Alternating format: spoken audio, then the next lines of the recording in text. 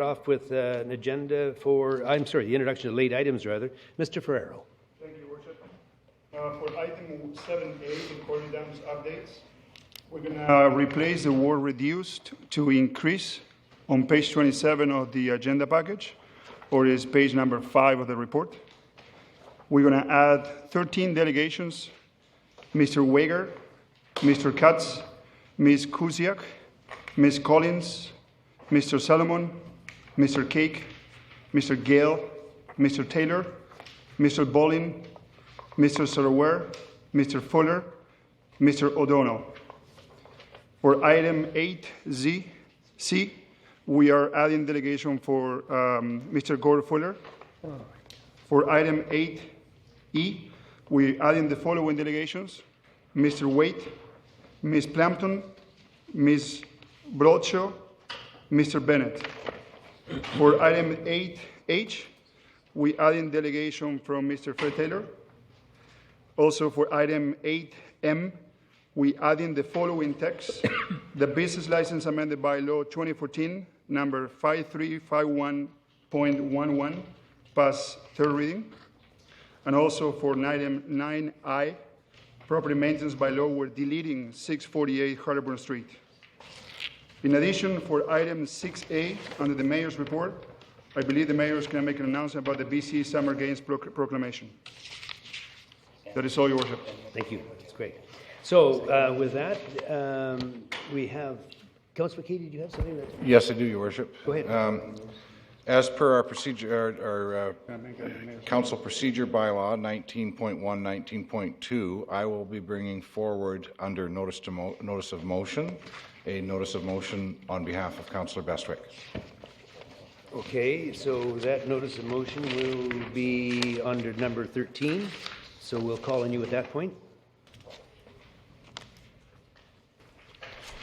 We got it, Your Worship, and I believe Councillor Kipp has another item as well. Okay, Councillor Kipp. Yes, thank you, Your Worship. Regarding item 9I, there's a gentleman here from Victoria regarding to 1994 Victoria Road. He has a young child with him, is here in town, and he would like to know if he could be moved to the front. And I understand we might have to move the whole bylaw forward, and it would come in after number 7, so the person could proceed back to Victoria. Do you have that entered? Yeah, so that's correct. So what we're doing is we're moving item 9I under 7B. 7B, Your Worship. So the motion. And you so moved? Second.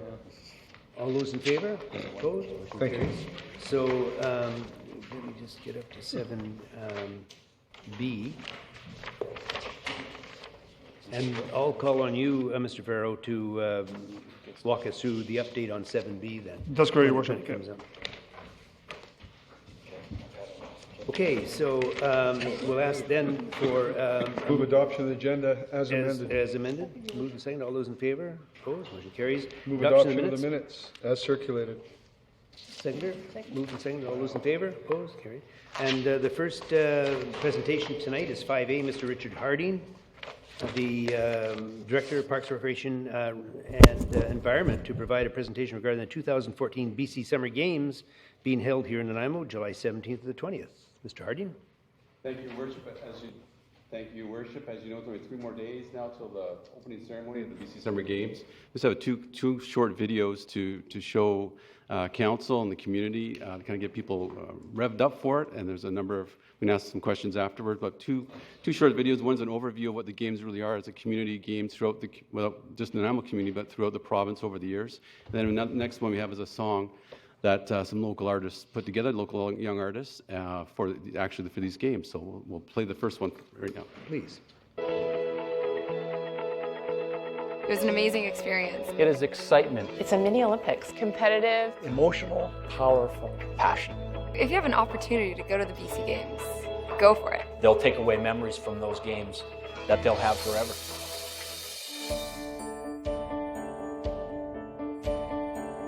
I've attended over 60 BC Games. It brings together literally thousands of people. They're from all over the province. Vernon, Kamloops, Kimberley, Nanaimo, Cranbrook, Victoria. Some of them have traveled for 12 hours on buses.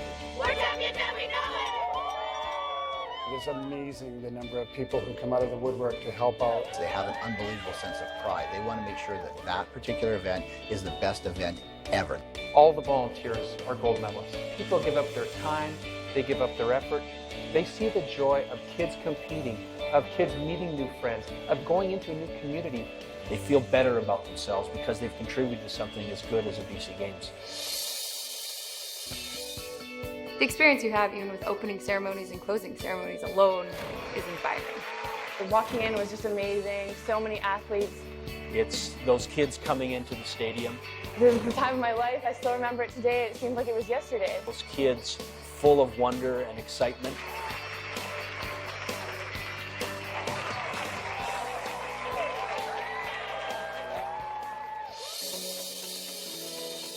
This is the first step, but it is the most important one. It has now grown into bringing the elite athletes across our province and letting them compete against the best that our province has to offer. BC Games is really the first multi-sport event young athletes will go to. When you go to the BC Games, it doesn't matter if it's the winter or the summer, you see so many things. You see courage, you see determination. When I went to the Summer Games, I was thinking, okay, this is what I love to do. The event itself creates a great training environment for our coaches and our officials. They get great skill development leading up to that event. I've coached from provincial, national level, and being at the BC Games is just, it's like no other. It is competition at the highest level. It's a great prelude to what the Olympics are going to be like, Canada Games are going to be like. The principle of the BC Games translates directly to the Olympic Games. It's pretty special presenting the medals to the young athletes, to see the pride and the accomplishment in their eyes. It was amazing going up there, knowing I had the gold. The sparkle in their eye and the perspiration on their forehead, and now that medal around their neck. It was very exciting to see the athletes receive the medals at the end of the Games. They can go from us to a Canada Games, to a Western Canada Games, and then ultimately on to national teams, and who knows where that takes them. All the times I had at the Summer Games were worth it. I didn't want to go home. They've seen in the BC Games what sport can do for them. The BC Summer Games taught me how to interact with all different kinds of athletes. It can make them a better person. It can make them healthier, obviously. That's what the BC Games is about. Yes, it's great to see kids win medals. It actually let me grow as a person. But the fact that you're actually molding a young adult into being somebody for the future, you can't put a price on that. Winning a medal at the BC Games, for me, did translate into winning a medal at the Olympic Games. And even though it's not gold, it does certainly feel like a gold medal to me.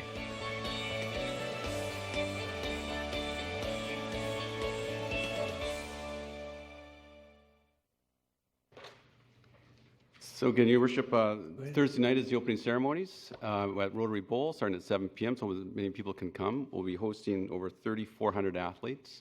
Right now, the City of Nanaimo in an area of over 3,300 volunteers making this happen, contributing a couple of years of planning and preparation for the event. So these games will be hosting 22 sports at 28 venues throughout the City of Nanaimo, and we have 7 sports in 2 of our partnering communities, Duncan and Parksville. So a number of games. This next little short video is of some young people who wrote a song. This is the songs for the games. And they've also got some plans for it, actually, of spontaneously putting the song in at different events, of flash mobs, both at the opening ceremonies and throughout the games. So watch there's some other websites on here that actually can teach you the dance moves. But this is a song from some local artists, local young people who put this together, and I thought I would share it with you also. Sounds great.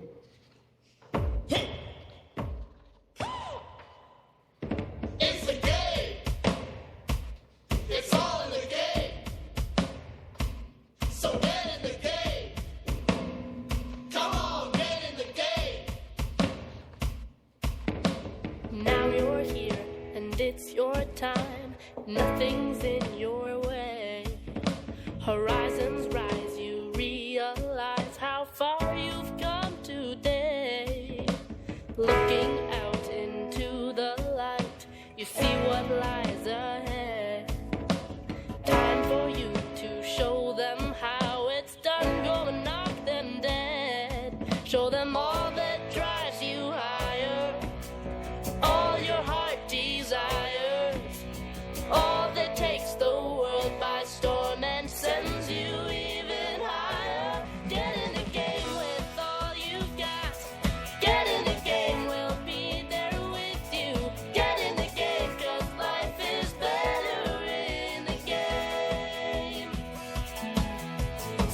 many hopes, so many dreams. You've got to want so much. But you are here, you're on your way, so close you can almost touch. So take a breath, hear the cheer of the crowd crying out your name. Seize the chance to go the distance, no longer a waiting game. Show us all that drives you higher, all your heart desires, all that takes the world by storm and sends you even higher. Get in the game with all you've got. Get in the game, we'll be there with you. Get in the game, 'cause life is better in the game. Get in the game with all your might. Get in the game and we will follow. Get in the game, 'cause life is better in the game. Nothing left to realize, only things to see surprise. Fight for all you earned today, show them that you're here to stay. No fear, no regret, live without a doubt. To let your mind and body all go free. Take us there and we will see that takes you higher, all that makes you stronger, all that gets you to this place and keeps you going longer. Everything you've got is now, stand up and show us how. Take a chance, advance, seize the day. Get in the game with all you've got. Get in the game, we'll be there with you. Get in the game, 'cause life is better in the game. Get in the game with all your might. Get in the game and we will follow. Get in the game, 'cause life is better in the game.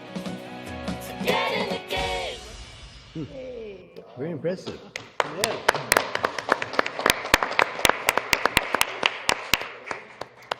So, Richard, I think, Mr. Harding, I should say, you can probably provide a little bit of an update on information. I think we can get people at home and here in the audience can go online, City of Nanaimo website, and I believe a lot of the games, if not all of the venues, will be there.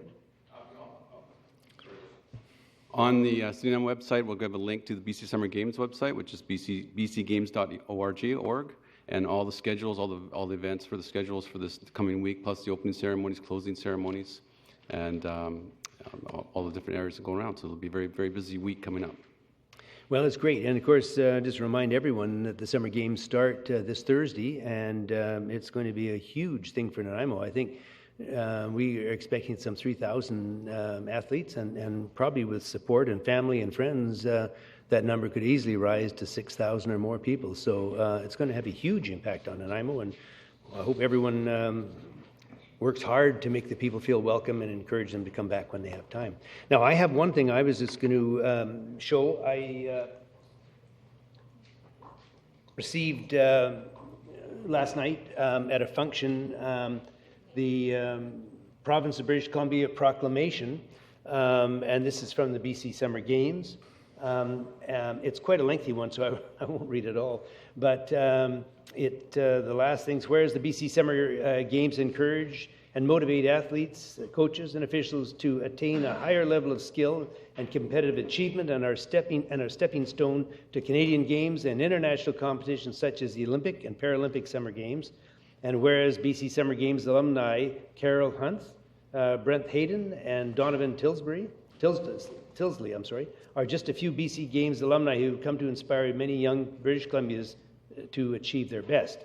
Now know ye that we do by these presents proclaim and declare that July the 14th to July the 20th, 2014 shall be known as BC Summer Games Week in the city of Nanaimo. It's signed by the Attorney General and Minister of Justice for BC, Susan Antoine, and also the Lieutenant Governor for the Province of British Columbia. So this will be proudly put up in the city.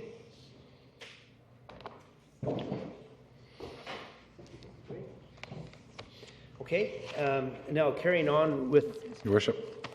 Sorry, Mr. McKay. Go ahead. Councillor Thank you. McKay. Thank you, Mr. Chair. I just wanted to mention that there are at least 3 members of council, I'm not sure who else, but there are 3 members of council that are volunteering for the games. Councillor Patsy, Councillor Johnstone, and myself. I do my first shift Wednesday night out at the airport. Now, Councillor Pache is going to be driving VIPs around, and the only thing they would let me do is drive luggage around. So I want to know what's going on with that. Well, I think there's a message there somewhere that Thank good you. to hear, and thank you for pointing that out, because I see that Councillor Johnstone, did you have something you were going to mention? Just quickly, Your Worship. And then we have Councillor Kipp, and then we have Councillor Oh, McKay yeah. again. So Councillor Kipp has been, understanding, he's been out this weekend moving beds around. Oh, yes, he's already 3,200 mattresses. 3,200 mattresses? yes. Oh. This is the third time, of course, we've hosted the BC Games, 1985, and I see Brian Sanini out there, and his father, the late great Dr. Jim Sanini, was the chair of the Games then, and brings back some very fond memories for me. And I'm sure that most of you in the audience have already volunteered, but I also know that if you went down to Dufferin School tomorrow, you could sign up as a volunteer if you still wanted to. We're still short of volunteers in the area of security and in accreditation of our athletes. If you'd like to volunteer, we could certainly use you. It's an amazing opportunity to meet new friends that become your lifetime friends. So get in the games. Thank you very much. Okay, and just continuing on, still under the Mayor's report, I just wanted to announce that we have got the news release that we wanted to share, and that is that dealing with the cost involved with the event that was recently cancelled, the city paid $14,000 to the Nanaimo Daily News to settle all costs related to the cancellation of the LeaderCast event. In addition, the city's legal fees associated with the cancellation at this point has totaled $6,135. And those are all the costs that we're aware of to this point. Moving into administration, item 7A, Colliery Dams update, and this is to be introduced by Mr. Toby Seward, Director of Social and Protective Services. Mr. Seward, you're on. Your Worship, I will provide an overview of the council report in front of you, as it's quite extensive. Run through a number of points here. No direction is sought from council tonight on remediation of the dams. There's a thought that we would be asking council for that, and that's not in the report. What the report recommends is release of the committee minutes from the technical committee, a schedule for a public information meeting, and to return to council with a report, staff return to council with a report that would tentatively scheduled for early September for the next steps. 3 items remain from the first review of the Colliery dams. Both dams are seismically deficient. Both dams have undersized spillways. And the provincial dam safety regulators have advised the dams must be upgraded. 2 factors have driven Golder's analysis, and Golder is the engineering consultant, which I'll talk about later. And Golder has recommended and carried out drilling of the dam, that the lower dam, that has confirmed that the dam is in much better condition than previously thought. Secondly, Golder has proposed and is using new Canadian Dam Association guidelines that came in place in October of 2013 that allow for an increased consideration of a risk assessment approach. Neither of those things were done in the previous review. Golder is a national and international company that was selected because of their extensive experience in dam evaluation and because they recommended this risk assessment approach that the committee members felt had a lot of application for the Colliery dams. Golder has confirmed the lower dam spillway capacity must be addressed and that no remediation work is required relating to the earthquake risk, provided the spillway capacity is addressed. The middle dam spillway also needs further evaluation, but is not as undersized as much as the lower dam spillway, and therefore the initial focus will be increasing the lower dam spillway. The technical committee, which was established by council in October of 2013, has been in place for 8 months and has representatives from the Nanaimo First Nations, the Colliery Dam Park Preservation Society, and the city, and Golder is the prime consultant, and Catherine Gordon is the facilitator. We've met for the last 8 months and evaluated Golder's information in detail. On March 4th, Golder provided the technical committee with 4 options to remediate the dams in place. The technical committee asked the Golder or directed Golder to consider two of those options, overtopping and spillway increase, which I'll talk about later. And we asked them to do a detailed evaluation of both of those options and report back to the committee. This included determination of advantages and disadvantages of both options and costs, which I'll again raise later on, and that's in your council report tonight. In May, the dam safety section advised that they were prepared to lower the classification of the middle dam from the previous extreme rating, which is the highest, to high, which is the third highest, and lower the rating for the lower dam from extreme to very high, which is the second highest. This was a major step. We thought that from Golder's assessment that Golder could provide the information that dam safety was satisfied they could be lowered. They haven't been lowered as of today because dam safety section is still waiting for a receipt of all 5 of Golder's reports so they can confirm the information that Golder has provided verbally is consistent with what's in the reports, and certainly it will be. In May, the technical committee met with the executive committee, which is outlined in the report attached from Kathleen Gordon, which involves the executive committee is Ted Swavey and Chris Good from the Nanaimo First Nations, and a presentation was made to them regarding the options. The city and the First Nations outlined the reasons why they supported the spillway labyrinth option. Again, I'll talk about that later. And the Collier Dam Park Preservation Society outlined why they supported the overtopping option. In June of this last month, a company came forward named Geostabilization International to make a presentation to the technical committee regarding an alternate overtopping solution. They are a design-build firm who carries out bank stabilization. They provided a preliminary presentation to the technical committee, but the first time we weren't all able to attend. So they attended a second time on June 27th and made a presentation. With Golder in attendance, our engineering consultant, because GSI asked for them to be there to listen to their presentation. At that time, they weren't able to provide us with any detailed design or cost, but they provided some concepts of what they proposed. So the next thing is the options. As I mentioned previously, there's 2 options that the committee has looked at in depth, and there's the alternate option I just mentioned and the status quo. So the increase in the spillway size option, or the spillway labyrinth option, is basically to take the existing spillway and deepen it from 1 to 2 meters to 5 meters. In other words, increase the depth approximately 3.3 times the depth it is now. This would involve digging out the existing spillway and reconstructing it with concrete to a depth 3.3 times the depth that it currently is.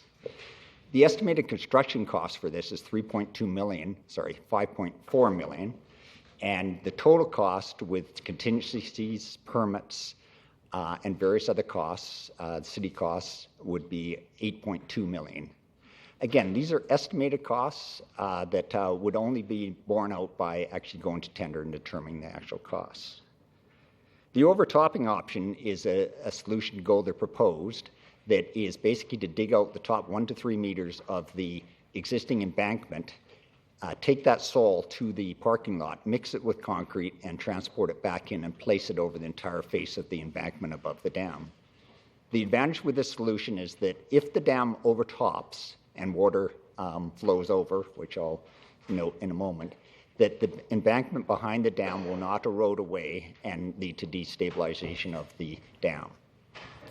This option was estimated by Golder at $3.2 million for construction costs, but $7.2 million for overall cost because it has quite high contingency in it and because of the uncertainty of construction.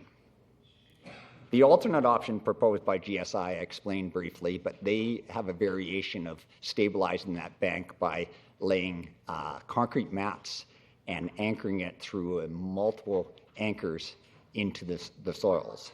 This is a solution we haven't seen before, but certainly GSI has talked about it could be used in this method. They have not given us an estimate for that. I received one later today, but I haven't had a chance to look at it in detail.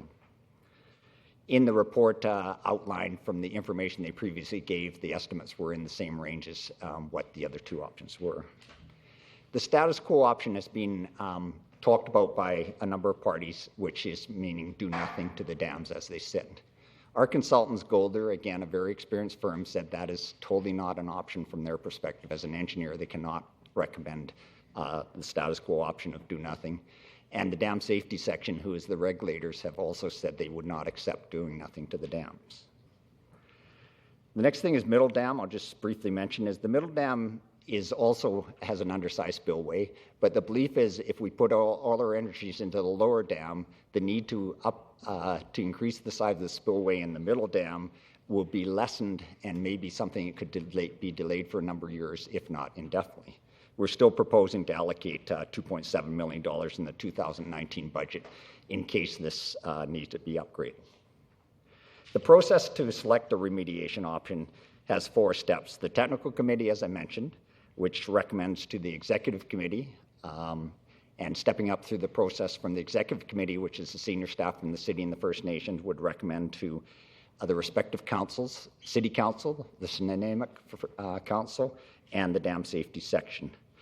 From there, the final step would be council yourselves determining which cost route to go to fund the selected option by the 3 groups, to name yourselves and the Dam Safety Section.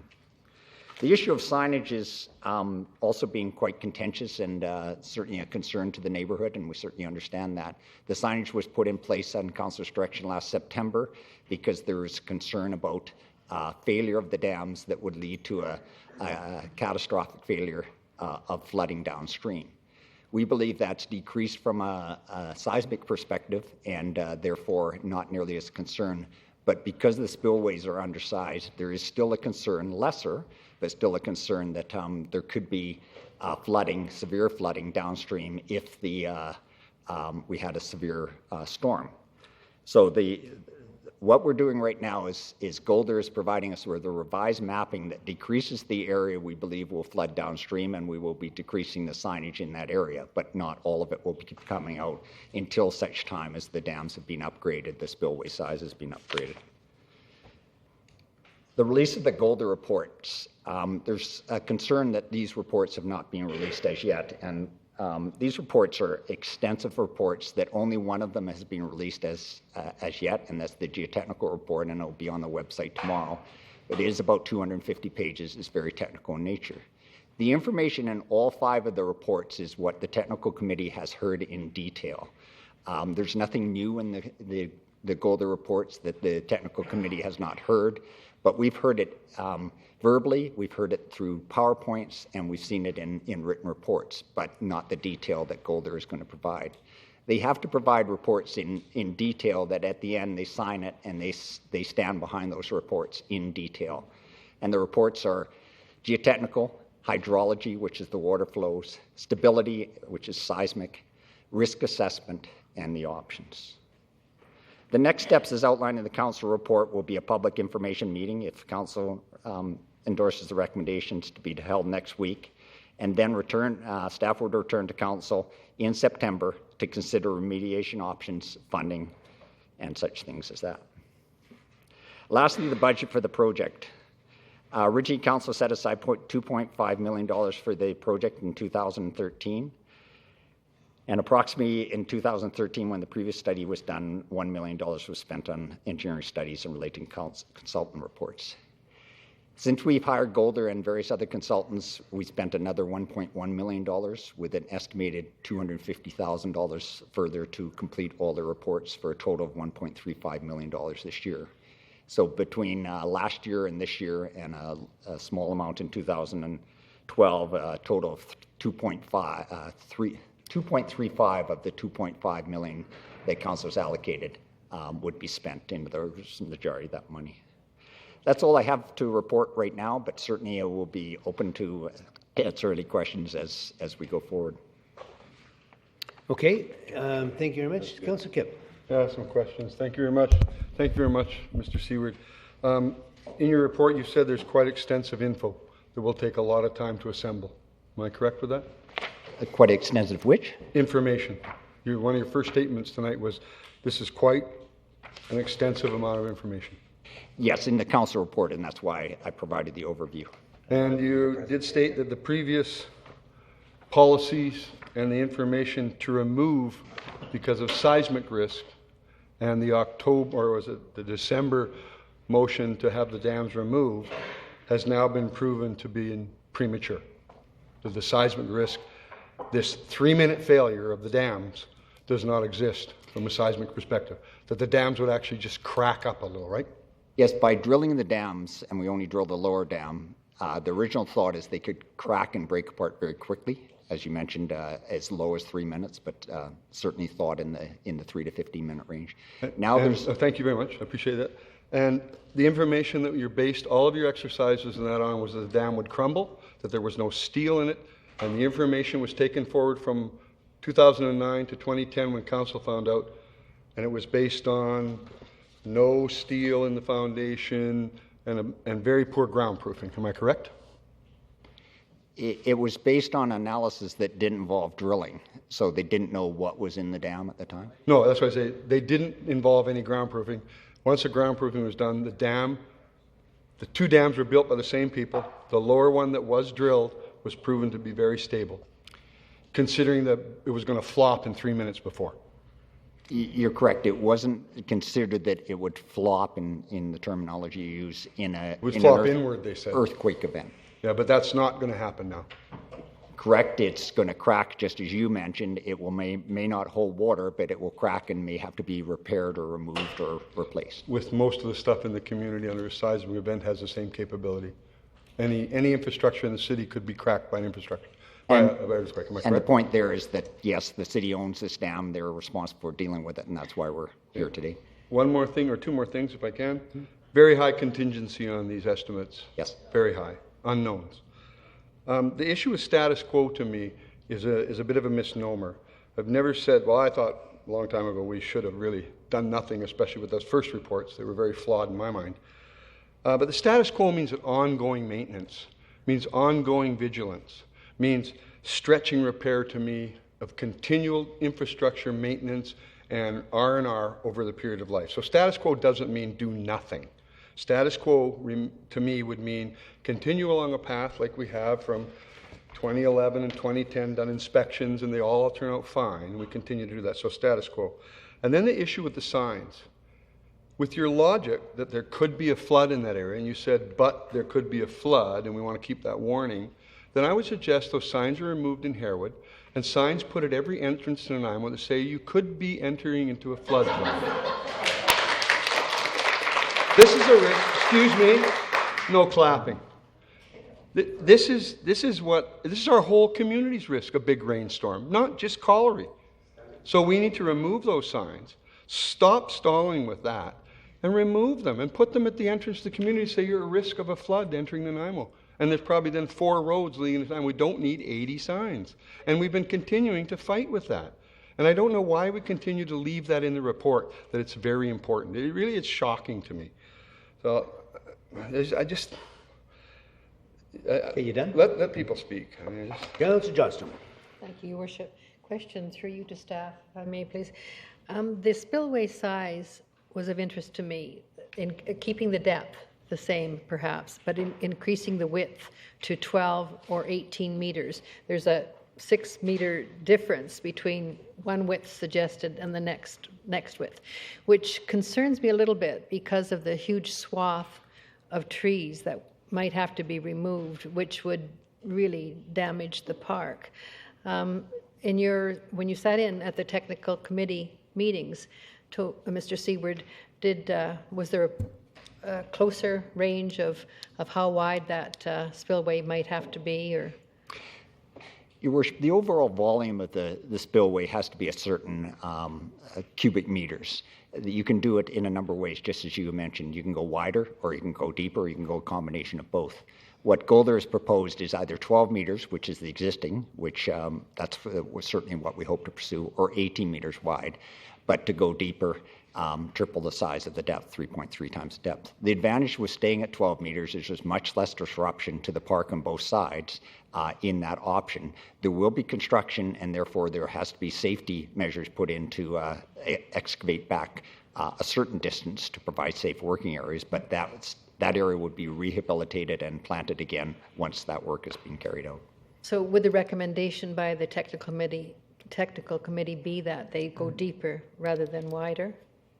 Or it's still to be decided? Well, no, in the option presented by Golder is to go 12 meters wide and 5 meters deep. Good, They okay. believe that will be the volume, subject to the final design, the volume that would be needed for the spillway to adequately deal with the severe storm situation.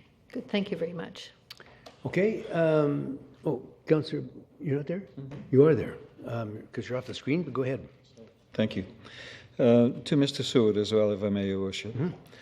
You know, Mr. Seward, I know that something has to be done, whether it's the spillway, whether it's overtopping, but I'm much more concerned about the journey we have taken and how we're getting there.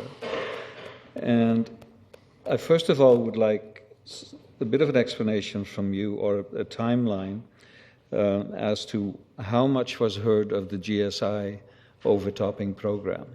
I've been led to believe that that particular outfit had only 1 week to prepare a report, and when they came and made the report, an incomplete report because of lack of time or lack of attendance, that report was critiqued by Golder, among other things, as being insufficient. So what I'm trying to figure out, Mr. Seward, is if there is not a way where we, by spending relatively little more time, can get that input in a sufficient and adequate way, because people do tell me that they feel that that has not been the case. Could you comment on that? Of course. The original proposal from GSI came forward June 11th. We weren't aware of this, and it was raised by one of the committee members that they wished to have this proposal heard. So we heard it initially on June 11th. Then there was a request to go away and that they would develop their options much more. So 2 weeks later, we heard from them again, and they provided a more detailed overview, but they did not provide any specifics of the Colliery Dam project. They showed how this installation was used in other places throughout North America. So they had certainly a follow-up 2 weeks opportunity to present. Since that time, they have not provided us with further information, other than I did get an email later this afternoon expressing a dollar figure that they believe they could do the work for, and I had a discussion with their principal this afternoon. So yes, we could, depending on Council's direction, go further into that, but the one thing we said to in this process, and GSI was the one who proposed it, if we were to go down this road, that we would go for a request for proposals for this type of option, develop a spec and documents of how this type of overtopping solution would be developed, and GSI and anybody else who could do this type of work could provide a bid on it. In other words, instead of sole sourcing to companies such as GSI, we would go for a bid process, and there may be other companies could successfully bid on it. Again, this was GSI's proposal that they would like to bid on this, but they wanted to show us potentially what could be done. The challenge with that is that it's potentially $100,000 to $200,000 to develop the standards, which are much more than just a RFP, request for proposals, and then everybody could bid on that, and we're going to spend more money. Our council would have to authorize spending more money to undertake that study to see if one of those options were viable and was the best option. Okay. Follow up, Your Worship, if I may. I do get the money part, of course, and that's serious business. But in your estimation, do we have time to add this to the process? It's a very good point, is that if we wanted to undertake construction starting June of next year, we need to have a decision made by approximately October of this year at the latest of which option council wishes us to pursue, so we can go through the permitting process, the design process, tendering, and then physical construction. So between now and October, we'd have to have that completed, and it would be a very tight time frame to do that. The second thing with the GSI type proposal is it's an unproven technology in BC, and we'd have to provide a detailed analysis of it to dam safety, the regulators, to see if they would accept that system. Their initial thought is they've never seen it before used in dam embankments, and therefore it would take a lot of scrutiny to see if it was a solution that would be viable. Okay. And then finally, Your Worship, and to yourself more than anyone else, you know the long and arduous and very difficult process that we've gone through with the Colliery dams for just about 2 years now. And from where I sit, I need to make absolutely sure that in the public's mind, there is no reason whatsoever to doubt that these suggestions that we have in the staff report are not the ones that we should. Let me rephrase that.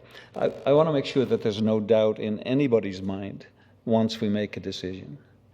And I feel somehow, from having talked to not only people at the Colliery Dam Preservation Society, but others, that unless every opportunity that comes to us and every possibility is explored, then we leave ourselves open, like we did in the very beginning, to a whole bunch of issues that I would rather see avoided if we can help it at all. So I have some doubts at this point.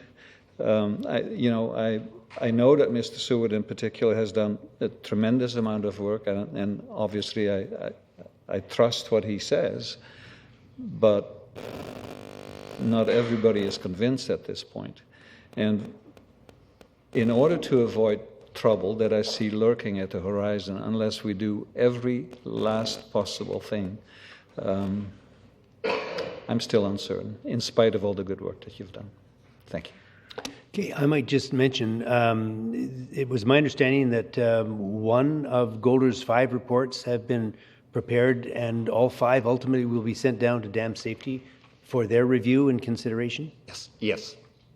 And, can you just, because it's my understanding that ultimately the dams may belong to the City of Nanaimo, but the actual care and control and direction to how to remediate the work will be done by them, by the Dam Safety Branch.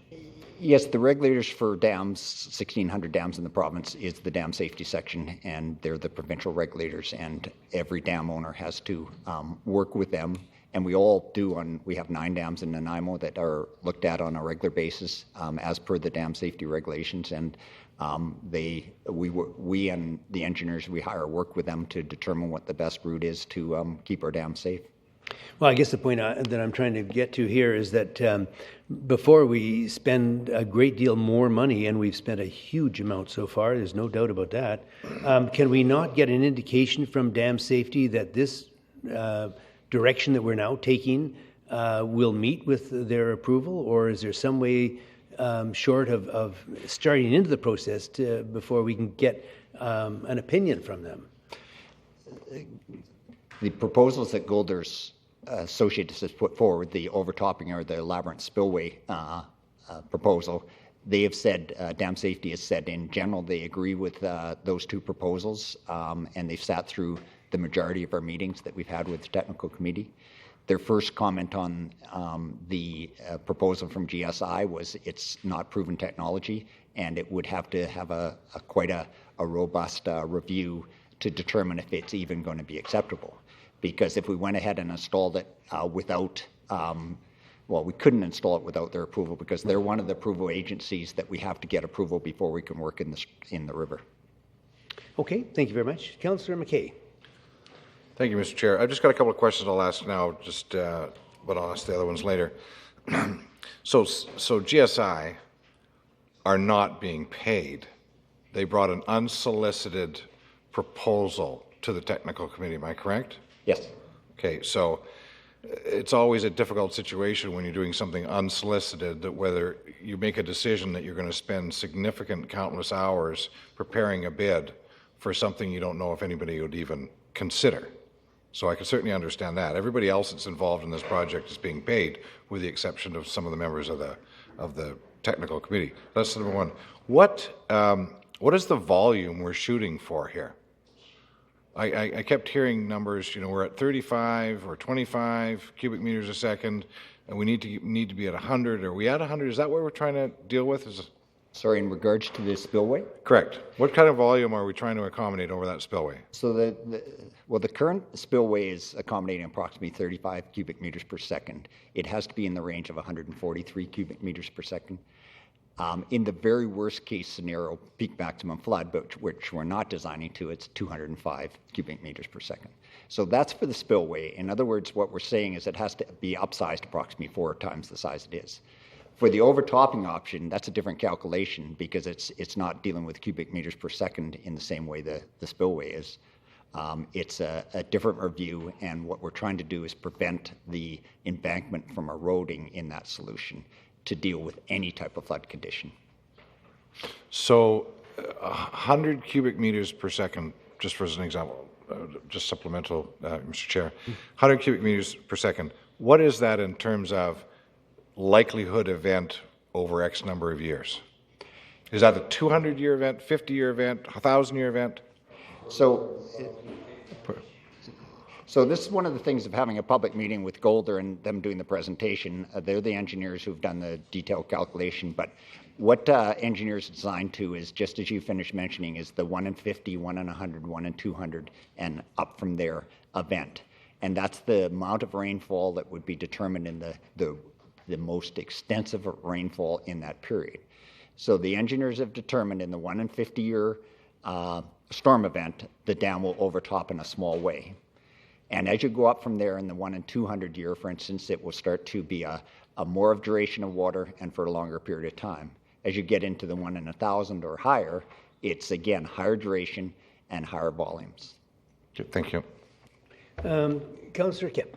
Just on a point that Councillor McKay made, I believe that the Colliery Dam Preservation Society brought forward the report about the erosion. So I'm not certain if it was if the person just shot it or if the Colliery Dam Preservation Society brought the information forward. That's my understanding. It wasn't just shotgunned out. Yeah, I can just confirm that. I understand, and they can certainly clarify that. As they spoke to this company approximately a year ago about the possibility, and initially this company said they didn't think they could provide this service. Since that time, since we've gone through the overtopping option that Golder's provided, the Colliery Dam Park Preservation Society representatives asked if GSI could make a presentation. Yeah, I think GSI changed their view when they realized that the dams wouldn't completely fail in 3 minutes. So then they said their system could work. They didn't believe it would work on a complete seismic failure. But because that was it was the Noah flood and the big earthquake that were getting it. And I think that company said, without the earthquake risk, we can do this. That's what I read. So what they said to us is that we are bank stabilization specialists. We're not dam engineers. And there is, as I mentioned, the 5 different issues with the dams that Golder's providing a report on. And they're not about to do that work. They don't specialize in that work, but they do bank stabilization. Okay, we have a number of delegations. Everyone's allowed 5 minutes, and we'll start in with the first delegation, Mr. Tim McGrath. Oh, okay. So we'll move into the next delegation, Mr. Terry Lee Wager, I'm sorry. Thank you. Okay, I've been paying attention to this issue for about 14 months or so put a lot of time into talking about it with people and doing some reading. So I think I have a fairly good idea of what's going on with it. My understanding is that the first decision to remove the dam was made with inadequate information, to put it mildly. And now here we are almost 2 years later, and we still don't seem to have the adequate information that we need. We've discovered that the dams will not fail if there's an earthquake, which was the original big scary thing that would happen. Now it's the overtopping thing. Toby Seward just said that in a 1 in 50 year flood, the dams will overtop and fail. Well, the dams have been there for 100 years. That's twice 50 years, and they have never overtopped, even once. The press release says that it is believed that the dams overtopped in the 1950s, but there's no record of that. What happened in the 1950s was the second dam, before it had that earthen embankment, bulged in a big storm event, and they were worried it might fail, so they blew a hole in the top to drain it. That was not overtopping. That was preventive action. And then since then, they've strengthened the dam. So bottom line, those dams have never overtopped in the last 100 years. So this 1 in 50-year event thing that they're talking about is suspect in my mind, because it should have happened twice already, but it has happened not at all. So essentially, it just boils down to some guesswork. Again, here it is 2 years later, and we're thinking they might fail. In that press release, it says, if the dam's overtopped, it likely will cause it to fail. What's this likely mean? Is that a technical term? Is that what engineers say? We think this dam will likely fail, or do they prove it? They prove it will fail. It is my understanding that there has been no accurate assessment done of what would happen if the dam's overtopped. And I'll remind you that if the water come up to 1 inch over the top of the dam, that would be overtopping. Are you trying to tell me that if 1 inch of water went over the top of that dam, it would cause the dam to fail? I put it to you that common sense says, no, it would not. It would take a lot of water. And the fact of the matter is, even though everybody's talking about overtopping, no actual research has been done into the overtopping. It's all been done into the earthquake thing. We know that the dams are pretty safe in an earthquake. We do not know what would happen if they overtopped. Nobody's done that type of risk assessment yet. We've got until October. I suspect we could probably drag it out for another year if we had to. Even past this October to next October. There's no panic. The dams have been there for 100 years. Let's take our time. Let's not spend millions and millions and millions and millions of dollars if we don't have to. And, as somebody in our society found out, in 1992, Golder did a report on the dams. I mean, the dams have been there for a long time, and people have been concerned about overtopping before and earthquakes and all that stuff. Hey, it's nothing new. In 1992, it was determined that, yes, the dams might overtop someday, but what we should do is have some sandbags on hand. That's what people do when there's a flood. They put up sandbags. The city was told to get ready. There was a guy that, I don't know if he's still that public dam tender, it was what it was called in 1992. His job is to keep an eye on the dams if there's a storm. If the water got up to a certain height, he was supposed to start putting sandbags up there if it got close to the top. And I'll remind you that according to the actual records, the water has never gotten anywhere near the top of those dams. It's gotten about halfway up. Halfway. That's the highest recorded level. It's got halfway to the top of the dams. Like when I say halfway, I mean halfway up that spillway. It's never gotten to the top of the spillway. It's never gotten close to the top of the spillway. It's gotten halfway to the top of the spillway. Nobody's ever come racing up there with sandbags before. So that's my main concern with that press release. It seems like a bunch of, inaccurate information, to put it politely. And I'll quote from what it says here in that report from the city. It says, in the event of a high reservoir level, i.e. at or above the top of the upstream concrete wall, the dam tender should contact city utilities, the manager, begin sandbagging from public works yards, plenty of sandbags there. The high outflow may cause stress to the footbridge, so sandbag that to keep it in place. Take readings every 30 minutes, maintain contact with the city manager. Why can't we do that? Thank you. Thank you.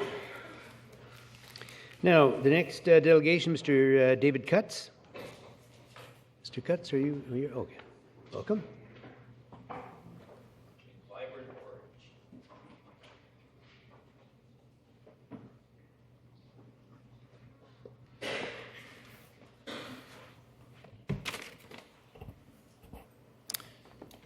Good evening. My name is Dave Cutts, and I am president of DDAG, a rather unwieldy acronym for the Dams Direct Action Group. Thank you for the opportunity to speak. This is the first time I've appeared in front of council in my 30-odd years in this town, and I'm not planning to come back too soon, I hope. First of all, I wish to express my genuine sympathy for the travails the Council has undergone for quite some time. Yours is not an easy job, to say the least. I honestly think you should all get a raise. Secondly, I wish to make a special acknowledgement of one of your number, Mr. Jim Kipp. This is the man who inveigled me into environmental politics way back in the 80s, something to do with a proposed smelter at Duke Point. Thank you, Jim, I guess. Thirdly, a very brief reminder of what my organization is all about. DDAG was organized by a small number of the veterans of Clayoquot, arrestees from 1993. We were approached by a group of very concerned Herwoodians. The veterans had previously participated in a number of high-profile actions. A couple of examples. We helped occupy Cathedral Grove for 2 full years, 24/7, which stopped a 200-car parking lot from being built in the old growth. And, of course, Mount Benson, which should be called Mount Wakasiah. For those who dislike our tactics, please remember that if it was not for VOC, Mount Benson would have been clear-cut by a very, very greedy couple from Cowichan Bay who were attempting to extort $1.5 million or a high-altitude executive subdivision from the RDN. In 24 hours, our members persuaded the logging company to remove itself from the mountain, thus persuading the landowners to see reason. Check the microfiche. It's all in the newspapers. Of course, we all know it's a lovely park instead of an avalanche slope. Heck, VOC hadn't been so popular since Clayoquot. Even the realtors who sell Mountain View condos appreciated what we did. We've also had some involvement in the Lindley Valley and Oliver Woods issues. You know, VOC has now been involved 3 times in Colliery Dam Park. Number 1, we helped pressure the provincial government to move the designated parkway alignment from the bottom of Lower Lake to the top of the park. A horrendous plan. Number 2, we worked with the city to minimize tree damage in the installation of the water pipe, which I could be wrong, but my information is it is now redundant. $1.4 million of piping, redundant. I hope I'm wrong. And number 3, last summer as DDAG, we came to the brink of occupying the park when it appeared that removal of the dams was about to proceed. An attempt by the city to get a premature injunction against us, remember that one, folks? Failed, although it did cost the taxpayers quite a sum of money. Now, we all know that the dams are safe. We had planned on spending our fairly large war chest on park improvements. Personally, I vote for us helping pay to put a wooden bridge over that rather ugly pipeline. But it now appears that there are 2 new options under consideration, both of which we honestly believe are short-sighted, degrading to the park's ecosystem, and they would prohibit access to the lower lake in the hottest part of next year. Oh yes, and they would be very expensive. You know, our Corps members really, really want to spend our time, money, and energy on more global issues. Pipelines, tankers, pollution, the list goes on and on. But because of the new options, DDAG has been reactivated. So, and I say this with great respect to Council, to demonstrate our ongoing commitment to preserving the park as we know and truly love it, a tree platform has been installed in one of the big threatened trees mentioned by Diana, with more to come if unfortunately necessary. Now, this is just one of the 4 interventions in which our people are trained and ready to implement, exactly like last summer. Now, don't worry, the platform is totally inaccessible to any but trained technical climbers. Our grandchildren are quite safe. I will email each of you a colorful photo of it, suitable for framing, just in case the media doesn't print the attachment that I sent them. Now, we do come with suggestions. DDEG respectfully suggests that the Council not fall into the trap again of jumping to premature conclusions. We suggest that more comprehensive research happen, transparent to the public. If Council then concludes that some remediation absolutely has to be done, other less intrusive options must be utilized. And as we have a very important civic election upcoming this fall, I believe it's absolutely essential that any decision to proceed be held over until after the November election. Do not stick the new council with a fait accompli. To conclude, let me say that no one in my group looks forward to more confrontation and upheaval. We most sincerely want this matter to be resolved inexpensively and expeditiously.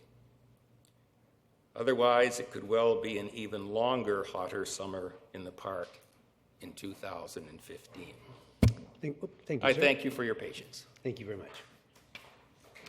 Now, the next delegation is Trish Kuziak, if I'm pronouncing that correctly.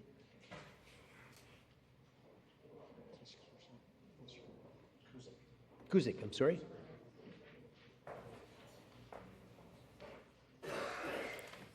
Trish Cusick, 761 Bowman Avenue. I'm reading Miss Ross's letter that you all received. She requested that be read Okay, at bend the tonight's microphone meeting. towards you a bit, would you? Yeah, that's great. It's just a little hard to hear. Okay, so this is Miss Ross's letter. Okay. Good evening to each of you. I am here once again to talk with you about our colliery dams. Why, you may be asking? It is because I do not like what I'm hearing. And I do not like the fact that this committee was structured between the city, the Colliery Dam Preservation Society, and the SNAMO is at risk of failing to meet its objectives. We want you to know several things. Although a comprehensive analysis has determined that the dams are in good condition and pose little risk to the community, the city is unwilling to step away from their entrenched position. They have refused to retract the emergency message and remove now inappropriate signage. Initially, the signage was placed in the community because of a supposed threat if there was an earthquake. There is an extremely low probability of a dramatic rupture in an earthquake that would put public safety at risk. Are we really to assume that now we should be concerned that a hypothetical flood event could wash away the dams? Or is this just fear-mongering? These signs affect the value of homes and land in the vicinity. Please have them removed. Colliery Dam Park Preservation Society opted out temporarily for the following reasons. The lack of transparency in the entire committee and back to the public has been a huge concern and has not been addressed. Members of this committee have expertise and knowledge of the park, but are now being told that their opinion will not have any weight. Although there is a mandate for this committee's existence, it is not being followed. Our committee members have also stated that there is no urgency for decision-making to be done around any form of remediation because the risk has been qualified and has been found to be minimal. It is my understanding that CDPPS has consistently asked for the following, and it too has not been forthcoming.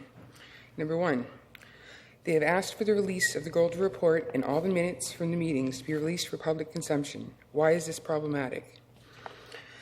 They have insisted that any and all options that are being considered, along with the costs associated with the options, be made public prior to any decision making, and not once again being made behind closed doors. Number three, CDPPS has also suggested that the committee as a whole reconvene within a month to complete the mandate and to address all of the above. We are telling you that this is just not good enough. This process needs to become transparent and open to the general public. Without this transparency, you will once again find yourselves embroiled in controversy with the general public. We will also say that the technical committee needs to ensure that the least intrusive and cost-effective options are being pursued, as is the mandate of the committee. No one wishes to waste more time and money to bring forward options that will not be acceptable to the general public.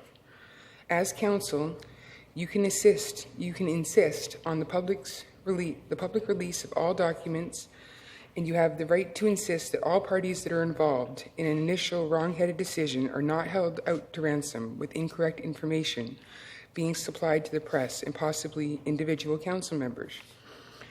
It is just not good enough. We need you to make this process open and honest, and not just a creation of saving face for a wrong decision in the first place. I would like to know what you are going to do about all of this. We all want answers, please. June Ross. Okay, thank you. Now, the next delegation is Ms. Geraldine Collins.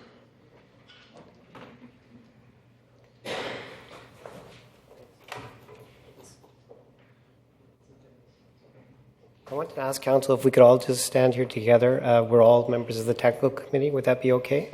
Yeah, you're not speaking at one time. You want 5 minutes for each then? Yes. Okay, sure. That's correct. That's fine. And Lauren Gale, who is our lead, and he's the engineer who's been involved with us, he couldn't make it tonight. He has a family occasion. Can I speak for him for his 5 minutes? Would that be all right? Then you're asking for 10 minutes for yourself? No, I'm asking to speak for Lauren Gale. Well, I'm asking for 5 minutes for myself. Yes, sir. And yeah, but it's kind of hard to give you another additional 5 minutes, though. I did phone Legislative Services. They said it would be okay. Did staff make a commitment like that? Your Worship, if you would like to allow it, we see no problem. I mean, it's on the agenda for 5 minutes. Okay. Just for clarity, Mr. Solomon, are you still with us? Just for clarity, I mean, are you going to present something totally different? Yes. For him? Yes. You're not just going to give your opinion twice? No, I'm presenting something totally different for Okay. Dr. Gale. Thank you.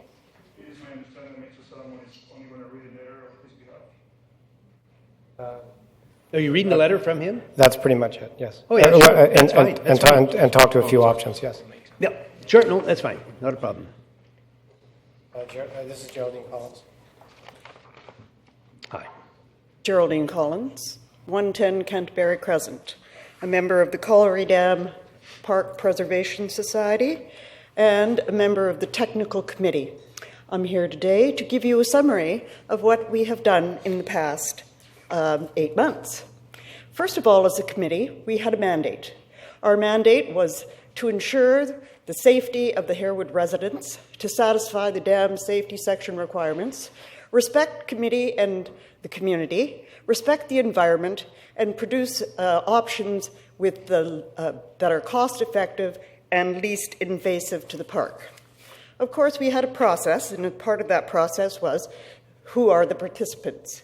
The City of Nanaimo, the Sinanabo First Nations, and the Colliery Dam Park Preservation Society representing the community. As a committee, we had to hire an engineering company to gather information, find rehab options, and conduct testing and budgeting. We learned that the information that we received was very highly technical information, and a lot of it, and the time frame was really rushed. We were supposed to finish in February, and here we were June and still not complete. The committee findings could only be in broad strokes and released through the facilitator, so the public knew nothing. Basically, there was no transparency for the public whatsoever. We had rehabilitation options before we knew what the conditions of the dams were. So we had options first and reality second. The options presented were a swale, enlarge the current spillway, a labyrinth spillway, and overtopping. We must choose two of these options. We have done any testing to know what the reality is. We protested to no avail. We chose overtopping as the only viable option.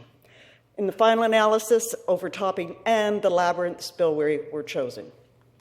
Testing. Now we get on to the testing. Now we have options. The concrete is in good condition. There is lots of rebar.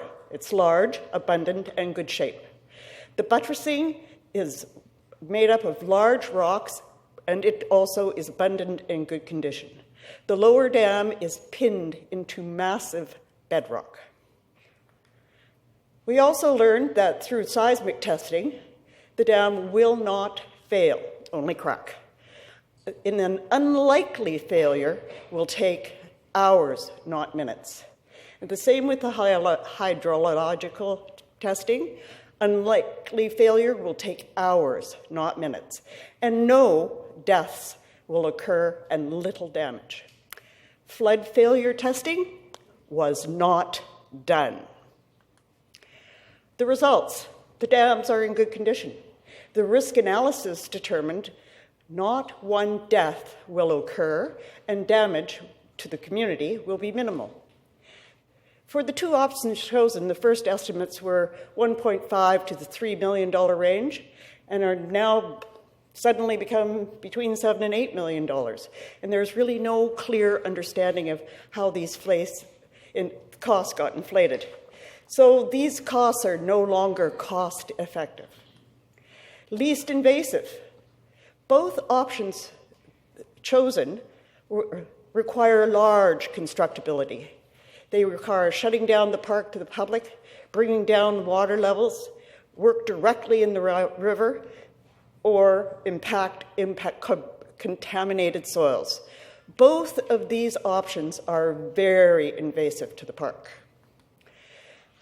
Communications attempts with us, the society, and the rest of the committee was very difficult. Our questions were unanswered. Our suggestions were ignored. The communications between other committee members were not shared with us. Certain communications to us were very misleading. Is the committee work complete? No. The reports have not yet been received. There are still lots of things that we want to know that are in those reports. There are options that have not yet been explored, and being we represent the public, they too are uninformed. They know nothing. There is still lots of work to do, and what I have just given you is the big picture. But we all know the devil is in the details, and we are about to hear some details. Thank you. Thank you.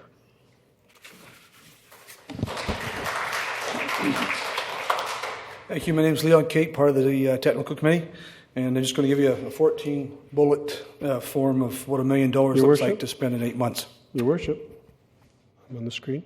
Oh, I'm sorry, Councillor Greaves. Sorry. Thank you. Sorry to interrupt you. Oh, okay. I just had a question to staff about Ms. Collins had said. Thank you, Your Worship. Sorry about that.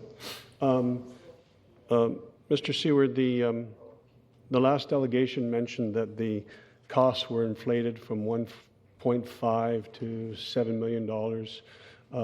Could you, or those, they're around there, or 3 to 3.5 to 7.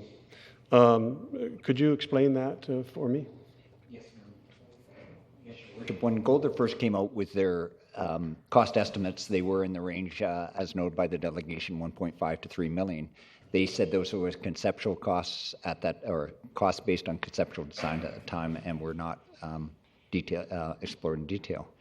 They then came back later when they had much more information available, and came back with options that were $3.2 to $5.4 million, as outlined to you by my earlier presentation. Golder did not estimate those additional costs, which are contingency, permit costs, and various other costs that are conditional on this project moving forward, and therefore that's how we got into the $7 or $8 million range. Again, estimates, but the pure construction costs are in the range of 3.2 to 5.4. I think all committee members were concerned when they heard those inflated costs, but that those were what the engineers' much more developed estimates were based on. Thank you. Sorry, Mr. Kate. Okay. Can I have clarification on that, please? Mr. Seward, you just said that that's what their pricing will be. Do you have a written thing for up to the 7 million now, or it's still they're estimating? Because I must say we heard before that we went, remember, from 7 million on the first round, it was going to be 30 million to fix them. That came down. Now we're saying we have an estimate. You said your last statement was, and I guess I could replay it on the video, but you said that do we have those estimates from them, or they're going to prepare it to take it to 7 million? And did they add the contingency, or did the staff add the contingency? No, we have those estimates. The committee members have seen all those estimates for the 3.2 and 5.4 million, and they've also seen the estimates for the contingency, permanent costs, and all the rest, all developed by Golder. And you're quite right, they are estimates. There is no design done as yet, and therefore we do not know the costs until we actually go to tender. Thank you. Okay. So we'll start Thank you. fresh here. Yeah. You didn't Well, lose I any can't time. see that, so I'm going to read off this. Sorry. So I'm not being rude. Okay. So this is what we know that we can now share with the taxpayers of the Nanaimo. Okay. Sorry. Before, no rebar. Now rebar. Before, poor concrete. Now very good concrete. Before, toppling with a small seismic event. Now no toppling, just possible cracking. Before, middle dam failure causing the lower to fail. Now middle dam has very little consequence. Before, each dam failing in 3 minutes and 20 seconds due to an earthquake. Now not a considered possibility. Before, each dam failing in 3 minutes and 20 seconds due to a flood. Now not considered a possibility. Before, 40% chance in 50 years of failure due to an earthquake. Now no potential failure. Before, a 30-foot wave washing away buildings and cars. Now no potential for a wave. Before, 150 lives lost to the earthquake. Now no lives lost. Before, 60 lives lost due to a flood event. Now no lives lost. Before, cost of damages and liability to the city, $40 million. Now about $2.5 million if we get a huge mythical storm and if both dams fail. Before, extreme dams, now reclassified in recognition of much reduced risk. Before, worst dams in British Columbia, now dams are in very good condition. Before, assumptions made without detailed knowledge based on the most conservative estimates. Now, most, but not all, engineering information available to make good decisions. We need to move on from portraying these dams as the worst hazard in Nanaimo and come up with a sensible solution according to the mandate of the TC, and that's why we're looking for some more time, and that's why we were looking for time to begin with. Thank you. Thank you, sir. And no, go ahead. Sorry, Your Worship. Go ahead, Councillor Greaves. Yes, I'm sorry. I was listening to Mr. Cake, and I saw on the screen that it said the dams are in very good condition. But in the report, it says that the dam safety branch people have reduced the lower dam from extreme to very high. So I'm not sure how the dams could be in very good condition if they're in very high rating. I don't understand. So what I'm saying is, are they in good condition? It says very good condition. Your Worship, certainly the engineer's analysis is for dams built in 1910. They're in good condition. And the choice of words of very good or such things is different people choose different words. The fact is, as you say, the lower dam has been lowered to the very high classification. It's still considered a dam that needs upgrading at that category, and the upgrading recommended is deal with the spillway capacity problem. The physical dams, yes, they are in better condition than we thought, but they're still dams built in 1910 to a standard that was available back then. So, I'm sorry, Your Worship. So how could we be using language that said in very good condition when they're in very high rating? Sorry, just for clarification, was that our statement? No, I'm just, there was the previous Mr. Cake made that statement. It was on the screen, and I'm assuming he got that from some report or something. Well, based on the fact that we had analysis done, we had core samplings done, so we had the ability to see that the spacing of the rebar, the sizing of the rebar, the concrete testing of itself was something that was never done before, so that gave more credibility to the statement I just made. So now we have analysis and results and professional, sonic testing A lot of information was gathered to be able to make a statement like that previous to those dams filing in 3 minutes and being gone. I think that statement is valid. So that's your statement, very good condition. No, it's the results from the engineering reports that we have. So we can elaborate on that because we spent a lot of money for those reports. Well, I'm trying to get clear here. Yeah. Again, the best situation is to we'll ask the engineers to talk about at the public meeting. Okay, that's They have used terminology about much better condition than previously thought. The whole thing is the context of which they're actually speaking about the condition of the dams. There's no question these dams built in 1910 are in good condition for dams that old. Okay, thank you. Sorry. Okay, no, that's fine. Councillor Kipp, did you have something? No. Councillor Johnston. Thank you, Your Worship. I guess I'm very confused too with your statements.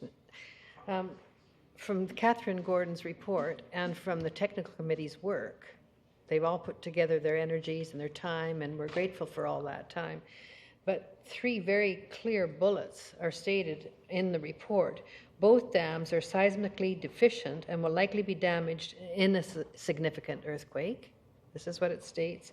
Both dams have undersized spillways that will result in the dams overtopping in a severe storm, and the provincial dam safety regulations have advised that the dams must be upgraded. Point of order, Your Worship. The next paragraph, factors which have driven Golder's review that were not factors in the previous review are the lower dam was drilled and is determined to be in better condition than first understood. The next part of your statement, and the Canadian Dam Association guidelines were amended on October 23rd to allow increased consideration for the risk assessment approach. So all of those 3 bullets you just took into consideration that they were both dam have now been proven wrong.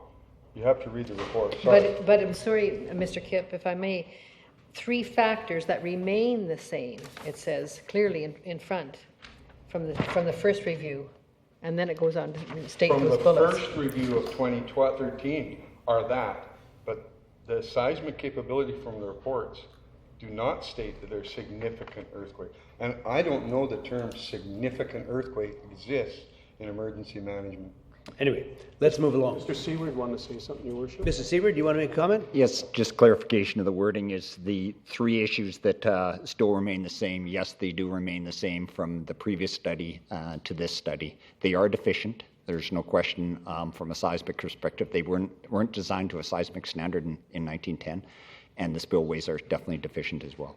And I'm assuming the Dam Safety Branch in Victoria hasn't said everything's fine, forget about it? The whole reason of the ratings, the classifications, is exactly that. It depends on the circumstance with the dam. The lower dam is very high. It's the second highest category. I think we're all happy to see it's not the extreme category anymore, but it's still very high. Good point. Okay, the next speaker, Mr. Solomon, you're going to do double duty here, are you? Well, actually, I was going to take about a minute and a half because Leon only took 3 minutes, 3.5 minutes. It's just, well, we've actually have spent over 8 months with this and about 2 years. So if you can give me 2 more minutes, it would be great. Oh, sure. Okay, thank you very much. This is the lower spillway, and I just want to put everything in a perspective. As you can see, we looked at this one previous time. January 11th of this year, it came to 0.4. That was the highest this year. 0.4 is 40 centimeters. That's definitely below the level of the marker. We know now, according to the to staff, that the highest that it's ever gone up to, that we have on record, and I don't know if you can see, it's 0.9. The dam crest wall is 1.8. So when Mr. Wager said that it came up to about half of what to the dam crest wall, he's quite correct. That's as far as we know that the water's ever risen, ever. The dams have been there for 100 years. The spillways existed for 100 years. When we talk about the new spillway, part of the issue and the problem that we have with that, and we never agreed to entertaining the thought of the new spillway, is that is 2 meters. They're looking at a 5-meter high spillway, 16 feet. And we saw that as a huge public hazard in the park and somewhat unnecessary considering the fact that most of the time of the year we have about 1 inch or 2 inches of water. Right now, if you go up to the spillway, right at this moment, and it will be probably for the next couple of months, half of it is actually dry. There is no water flowing through the spillway. So I just wanted to thank you for that part. Okay. So I just had I wanted to bring everybody up to date in terms of our involvement. There was some we don't need that one anymore. Thank you. It's because we had withdrawn temporarily, and I wanted to bring you up to date in terms of what the process was for us. CDPPS suspended our involvement. Oh, yeah, thank you. Suspended our involvement from the technical committee on June the 28th with the goal of reconvening at a later date. We were notified on June 29th of a proposed meeting of the technical and the executive committee. If you're able to put it up for me, that would be great.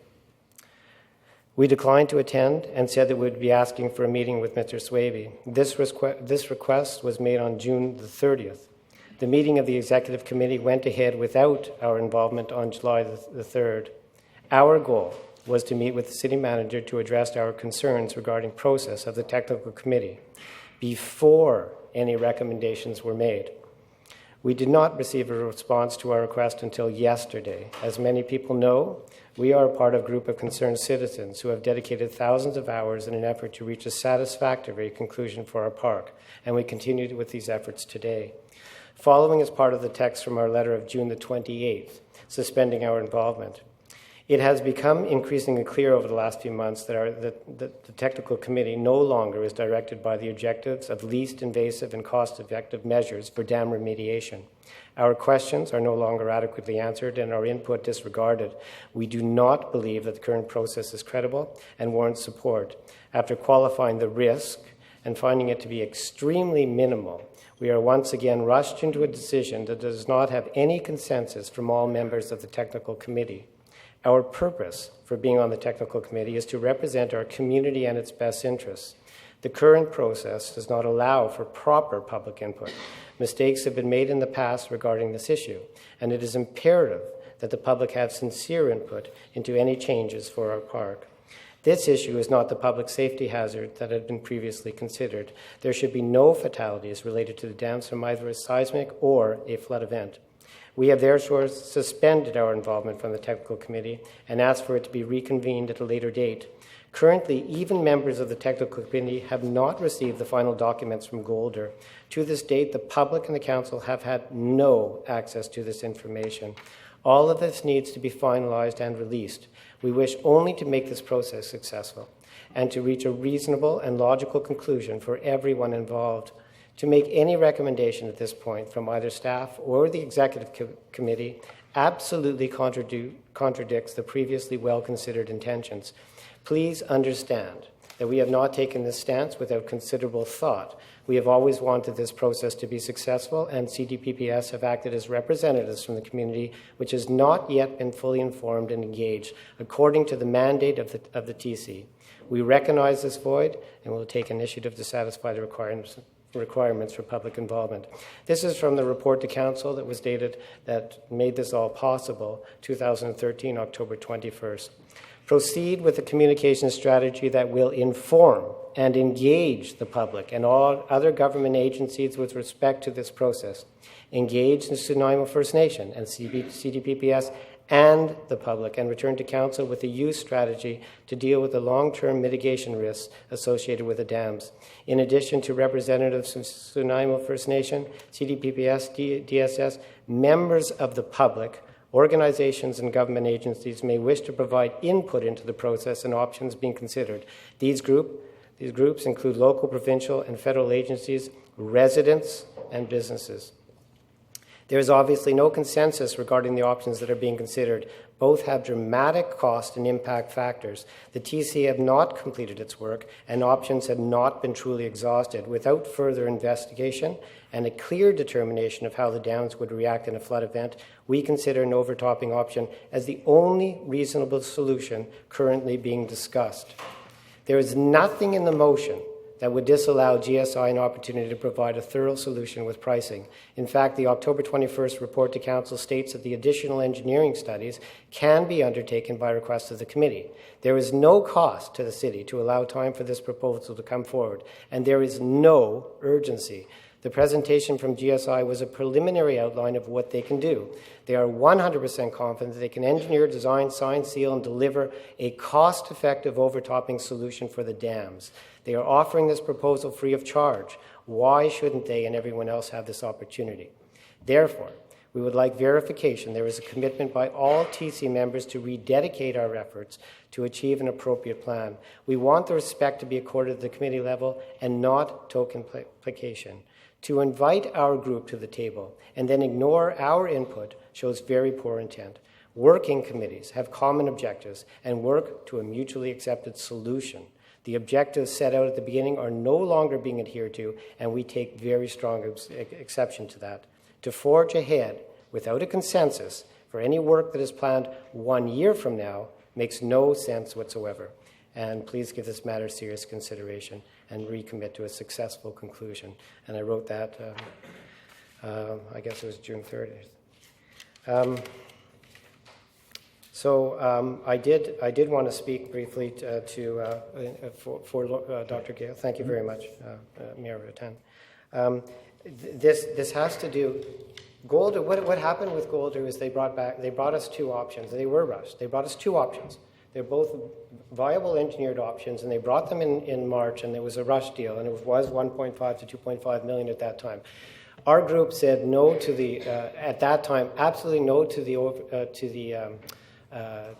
the spillway option, because it was the most intrusive option. It would have shut down the entire park for the whole course of the summer. It would have been dynamiting into the spillway and into massive bedrock, and we were very concerned about the ramifications of that. It would have been lowering the water level dramatically for the entire course of the summer. Basically, what I say is killing everything in the lakes for the summer. So it was a dramatic impact in the park, and much more than we could ever have envisioned.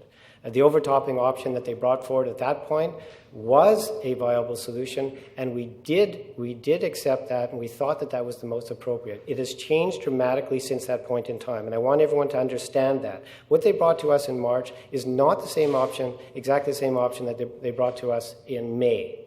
It was dramatically different in cost, 7.2 million. The first one involved a machine and mixing it on site and putting it down there. Now they're doing access roads, bringing it, carting it out. We're talking about 800 trips back and forth through the park and cutting off the entire park for the lower dam for the summer. So it is a different, and we wanted to see if there was another option, because overtopping was an acceptable solution.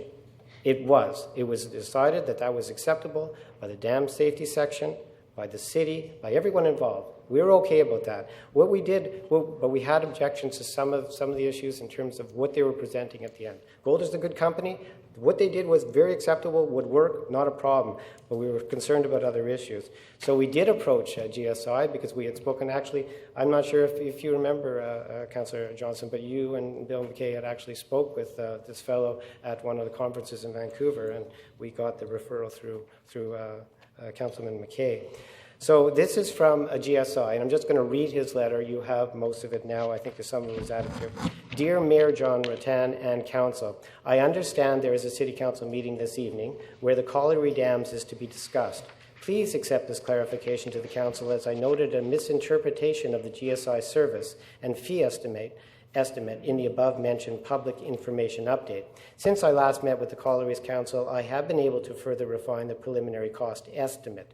Couple of key items. One, the erosion protection technique we are proposing, we understand was proposed by Golder, but was not pursued as it was deemed less economically favorable. Geostabilization International is an extremely well-developed and reputable engineering and construction firm, completing over 1,200 projects a year across North America, making use of the largest geohazard mitigation firm in North America, Colliery Dam's overtopping erosion protection proposal. Based off of all of that, we have been privy to our existing and our extensive experience. Our preliminary fee estimates indicate that we can complete all the necessary works to protect both the lower and the middle dams from the catastrophic overtopping failure for $3 million or less. Just by the way, Golder's option is only for the lower dam. It has nothing to do with the middle dam. In terms of their cost estimates. This fee would include all engineering and sign-off based off the Golder flood flow calculations and other engineering completed to date. Supply and installation of the mats, anchors, and landscape works required to complete the works. Total projection cost projection indicates a savings of 5.1 million savings as compared to the proposed spillway option for the lower dam only, and a 4.2 plus million saving as compared to the alternative overtopping option for the lower dam only. As mentioned before, GSI fee estimates are an all-inclusive cost for the project as a whole, and due to extraordinary efficiency found within our project delivery model, this 50% cost savings are our norm and not unexpected.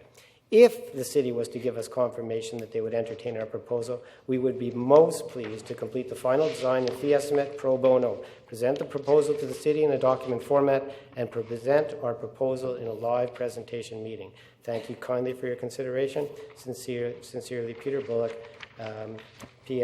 Principal Engineer for GSI. As we look to solving this issue, finally, and coming to an acceptable solution, we want these options to be considered.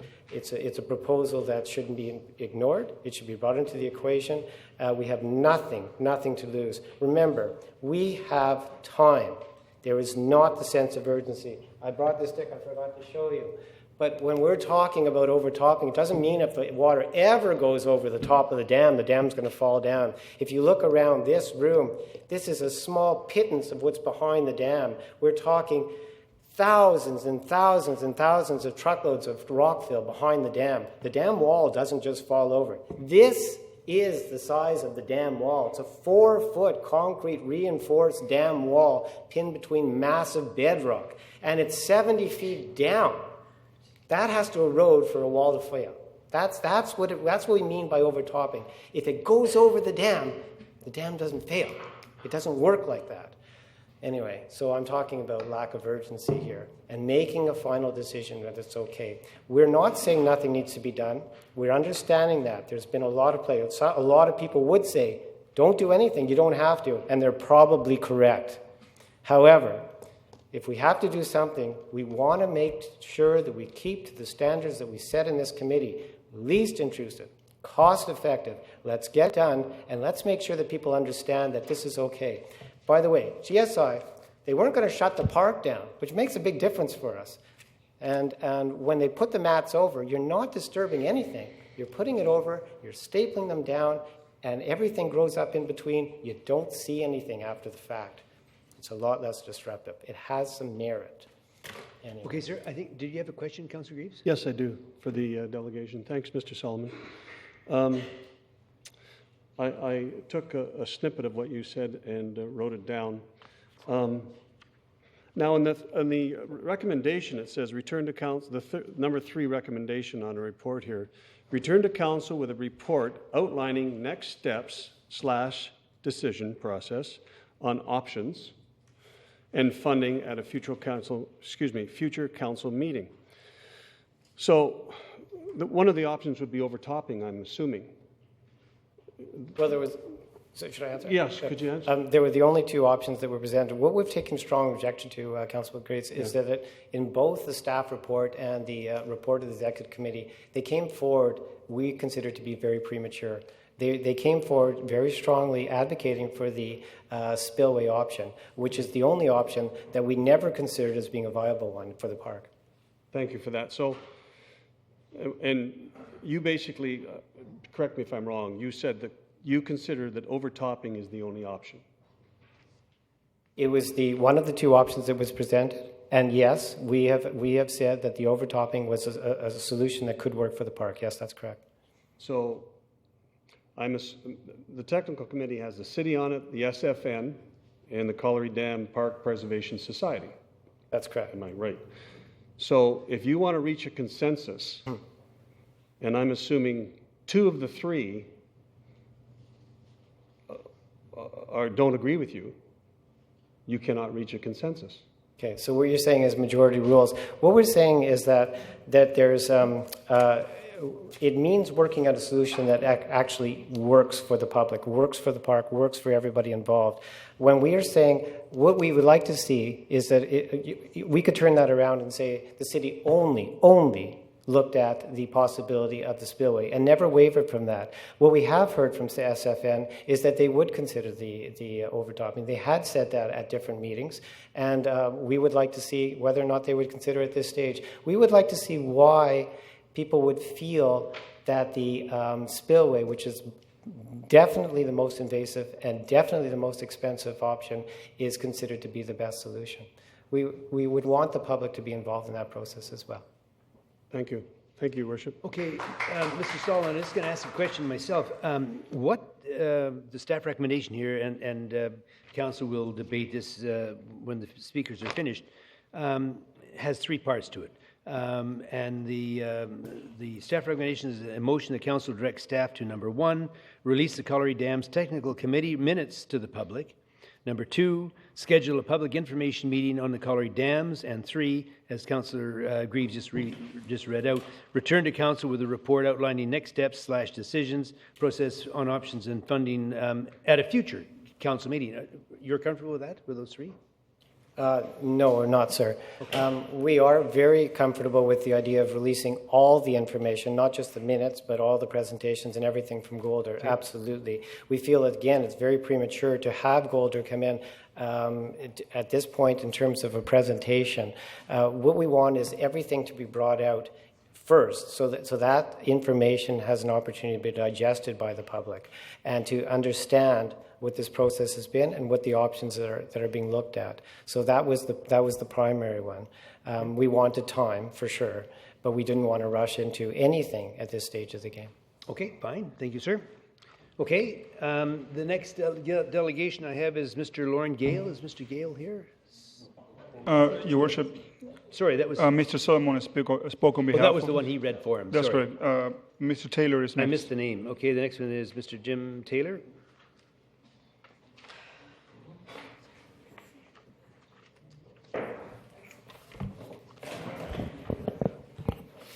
Good evening, Mayor and Council. So now we have Colliery Dams Act 2, the sequel. Now that we know that a seismic event is not going to unleash untold destruction on Harewood residents, and we no longer have to spend $30 million replacing dams, we're being told that we must mitigate against some hypothetical flood. So I have to wonder what is next. The possible outcome of a direct missile strike from an errant projectile fired during an exercise up in the Neuse could happen. There's no point being sarcastic about it, sir. We're busy here tonight. We've got other delegations. If you want to make a serious point, please make it. That is a serious point. Remember that the direction from the Dam Safety Branch in Victoria is that we do have to do something. Now, you can bring aerial attacks in and all that wonderful stuff. We have an obligation from the government to proceed with doing something, not nothing. That's the issue. Good. So it seems like only yesterday that we had headlines telling us that we had a 40% chance that the dams were going to fail in 50 years, and it was going to cost us $30 million to replace them. It seems like only yesterday that we were paying out thousands and thousands of dollars, including a preemptive court injunction in an effort to railroad the destruction of colliery dams, mitigating against this seismic event. We now know that that was not an issue. So here we are a year later, we're being told we're going to have to spend another $7 or $8 million to mitigate against the latest threat, which is a flood of biblical proportions, I presume. And that raises the same questions that the seismic event disaster raised last year. And that question is, why in all of Nanaimo are we only worried about what's going to happen immediately below these two little lakes in Harewood? What would happen to the rest of the city of Nanaimo? That seismic event last year that we were worried about wouldn't just affect the dams. What are we doing to mitigate against the rest of the impact on the rest of the city? Same thing with this flood. So the earthquake, that boogeyman has been caused, that was supposed to cause all manner of death and destruction last year, was not only going to impact the Harewood area, but it would cause destruction all across the city. Yet for some explained reasons, we weren't concerned with mitigating against that destruction. We're only going to deal with what was going to happen in the floodplain just underneath the colliery dams. The rest of the city, we're just going to ignore it. Now that the earthquake threat has been put to rest, it would seem that City Hall must have a couple of million, $7 to $8 million that we have to get rid of. It also seems it must have to be spent just in Colliery Dams Park, while the rest of Nanaimo is going to be left vulnerable to the destruction that's going to be caused by this massive flood. That flood would be a huge impact on the entire city. So, just like the earthquake threat, the hypothetical Noah's flood is not going to somehow impact only Colliery Dams Park and leave the rest of Nanaimo unscathed. What's going to happen to Westwood Lake or any of the other dams around town, not to mention what would be our overwhelmed storm sewer system and flooding which would occur all across the city. So even if a flood of these proportions could, perhaps, maybe, just possibly cause a dam failure, which, as I understand, hasn't actually been proven. I haven't seen anything that says that all of that, even if you remove the fill, the dam itself would actually fail and couldn't hold back the water. Excuse me. So how much of an impact would additional water have on the already flooded community? We have all this rain, it's going to flood the rest of the community, and then the dam is going to fail. What's that extra little bit of water going to do? So if City Hall has got a burning desire to set fire to another $7 or $8 million tax dollars, I would hope there are far more productive uses for our tax money than mitigating against this latest threat. The wasting of at least $2 million so far in this whole thing is questionable spending of tax dollars so far. If the starting point in this whole exercise was to come up with some scenario that would justify spending this kind of money, then I'm sure we can always come up with that scenario. As for the common sense or the logic that Nanaimo was only mitigating against the outcome of an imagined dam failure, just doesn't seem to make a lot of sense. What's going on? That City Hall seems to be bent on destroying the park regardless of how many tax dollars it would take, while ignoring the effects this imagined disaster would have on the rest of Nanaimo. It could be hoped that we have a different view on this whole issue, and Council will decide to just leave well enough alone and concentrate on finding a much better use for $7 or $8 million tax dollars, like perhaps fixing the trestle down at Wilcox property. We're going to need $7 or $8 million to do that. Another use, thanks for the trestle. Or perhaps we could consider putting some tsunami signs, escape signs, all along our waterfront so that we could guide people to safety, unless escaping from the flood down in Harewood is our only disaster that we need to have signage for. Thank you. Thank you, sir. The next delegation is to Ron Boland. Mr. Boland? Sure. Question through to staff regarding the last one. There was a kind of staff meeting back in PowerPoint presentations and they talked about all hazard risk. That was back in March of 2012 when developing the risk assessment and the planning. Talked about all hazard risk in the community and that Westwood Lake would require the same valuation after a flood as Colliery Dam. What has staff done in that regard? Your Worship, right now the it was focus... from the report, this report, it talks about it, the mitigation of the dams, and it says basically that you completed a seismic assessment in 2010, analyzed, determined the dam, there was no concrete, and then it also, overall post-seismic response was part of your strategy. What has been done on that? So we're talking about two different issues here, and Councillor Kipp is quite right. We have our emergency planner working on the 22 hazards, and we're in the process of actually reviewing those again. So that's a separate issue than the technical committee's work on the Colliery Dam. The staff that had a meeting, and the staff was planning prior to the technical. This is back in March of 2012, and staff was doing these exercises, and staff talked about all hazard risk in that. Yes. So what has been done with regard to that since? Well, as I mentioned, we have a staff person working directly on emergency planning and the 22 hazards and moving forward in that respect. If you're referring to Westwood Lake, yes, upgrading has been done on that, as you're aware. But the discussion currently is on the Colliery Dam circumstance, so I'm not sure of the connection between the two. Your Worship, Okay, we're trying I'll send forward the question. I'll send forward the PowerPoint the staff did, and it talks about all hazard risk, and I'm asking what staff, and I'll send that question. Well, Councillor Kipp, let me just mention, we're dealing with the Colliery Dam at this point, okay? And we've got delegations waiting. Can you not submit it to But staff at another time? the last person, Your Worship, on a point of order, talked about all hazard risk. I was questioning staff. Okay, what well, they've we're done talking on about hazard the risk. You Colliery might not Dam. have understood the question. Sorry. Possibly not. Possibly not. Mr. Bowler, go ahead, sir. Sorry to keep you waiting. Ron Boland, 3165 King Richard Drive, Mayor and Councilors. I really have nothing much to add. I think it's all been very well said this evening by others.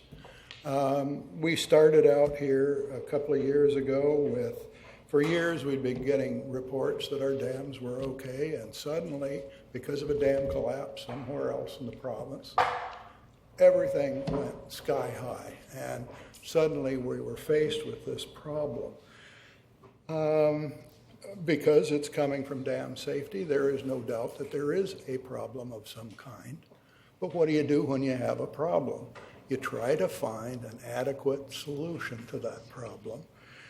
And what do you look for in adequacy? Well, is it going to handle the problem? I think we've heard several ways that this problem can be handled. And although we haven't perhaps investigated all of them to the level we need, we're well on our way. After we come to what adequate solutions may be found, then we come to the costs. And of course, we would like to have a minimum cost for an adequate solution. And all I can say about that further is that this cost has to include social and environmental costs. And these solutions have very differing social and environmental costs for the public and for the use of that park in terms of the way in which the environment will be handled and the way that these solutions operate. We're being premature if we rush into having a public meeting before we are entirely clear on all of these solutions. It would be a disservice to yourselves and to the public to hold that meeting until this final possibility that looks very good as far as minimizing costs and minimizing social and environmental costs in the park is met. So let's get on with that. We've got lots of time, as we know now. Let's get on with it. Once that system has been evaluated adequately, we have time to have a public meeting and get on with this process.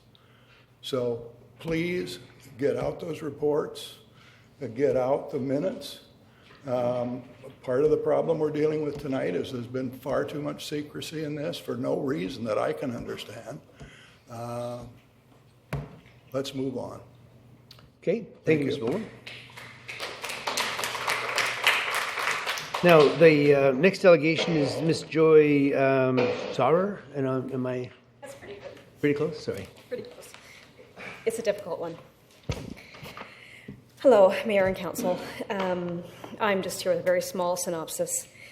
I'm here to ask that you please keep the public informed. They're desperate for knowledge. People know that I'm a member of the Colliery Dam Preservation Society. The only time I really wear my T-shirts are here. So I'm not out there advertising, but I guess get asked just from friends and family what's going on, what's happening. And I really don't have much to tell them. I'm not part of the technical committee. I'm part of the concerned public. And we feel really stonewalled. We feel that the information's not being put in the papers. It's not being put up on the city website.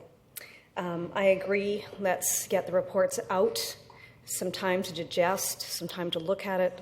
We trust that our experts will do a good job presenting that to us. But right now, the public feels very uninformed. We just ask that the time be taken so that we can digest it as people that do not have the technical training, dumb it down, if you will, in a series of public meetings so we can understand what's really going on, because it is really important. We don't have the education, we don't have the ability to hire independent people to give us information. We're trusting you to do that for us. And you've done a really good job up until now, putting brakes on things, looking for reason, and we really appreciate it and just want it to continue. We want a little bit more transparency as time goes on. I agree, not dumping too much at one time because it could be confusing for the public, but allow us the time to digest. We're all concerned about another hasty decision because the information isn't out. We don't want that to happen and to undo all the good work that's been done. The goal for everyone is to keep the cost of remediation down and do only what is necessary to minimize risk to public. That's really all I have to say. Thank you for the work you've done. Please, looking for more transparency. Oh, and one more thing. Now that the dams have proven to be not a high risk, please take the signs down. I live in that neighborhood. People drive through, they ask me about them. My family comes in from out of town. Gee, why do you live in a floodplain? It's not timely anymore. It's time they came down. Thank you. Thank you very much. Now, the next delegation is Mr. Gordon Fuller.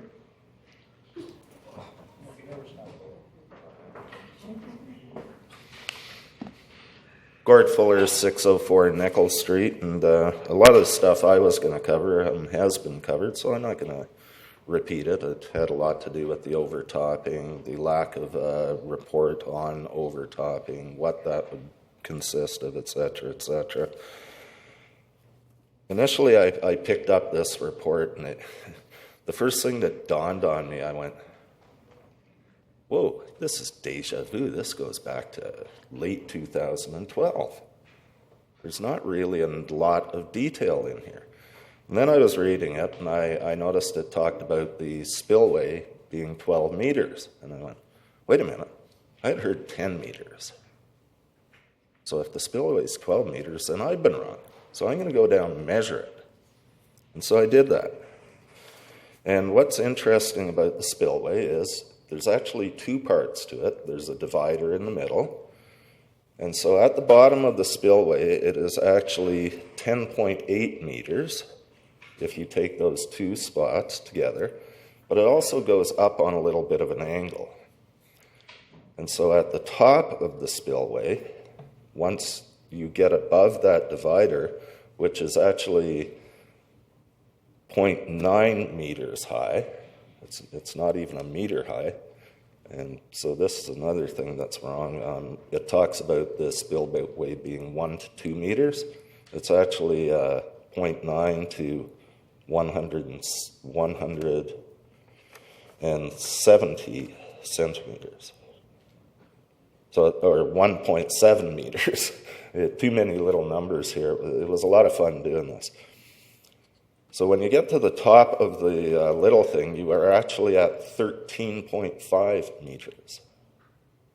So once you pass that divider, you've hit 13.5 meters.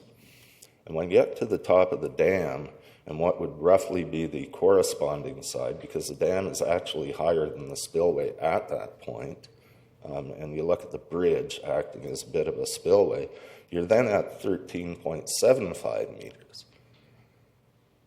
So to say the spillway is 12 meters is wrong. It's actually far bigger than that.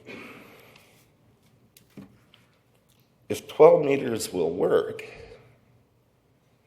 then I really have to wonder what the point of 18 meters is. I mean, to me, that's not least intrusive, cost-effective by any means.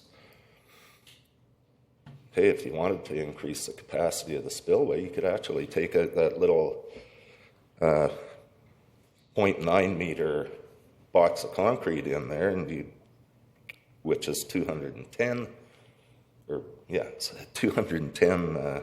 It's 2.1 meters across the top of it. You could actually increase the spillway just by taking that out. The likelihood of overtopping, I mean, it hasn't happened. We know that. And even if it did, I hazard to guess that the volume of water would actually overtop other areas around Colliery Dam, the lower dam, not just the dam itself. Because if you look beside the bridge, you could actually see where they could take out 3 feet of soil and have a diversionary channel in there and direct it right down to Harewood Creek if they so chose. You know, that being another option that really wasn't looked at. So CDPPS supports the overtopping, and they want this new version of the overtopping to be looked at in detail. And also, I think, a detailed report on what would exactly happen if that dam overtopped. What's in there? Rock, dirt, wood, water, erode rock. I think it'd take a lot more time than 40 days or 40 nights they're talking about. So more needs to be done. More reports need to be done. Yes, release all the information that is out so far. The risk analysis is by far the most important because it details that no deaths would result, whatever happens to those dams. So please, take more time. Sure, you've got, you want to have something happening in 2015. Nothing has happened in the last 110 years. The likelihood of it happening before 2015 is slim, extremely slim.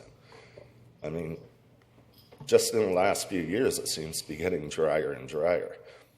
So will it get wetter next year? Who knows? There's no reason this could not go to 2016. Do the follow-up. This first round of follow-up has brought some very important information to light. Being diligent and doing some more follow-up could likely, and I'll use that term, could likely bring even more information and actually be cost-effective and work towards being least intrusive. Thank you. Okay, thank you. Councillor Graves, do you have something? Yes, actually for staff, thank you, Your Worship.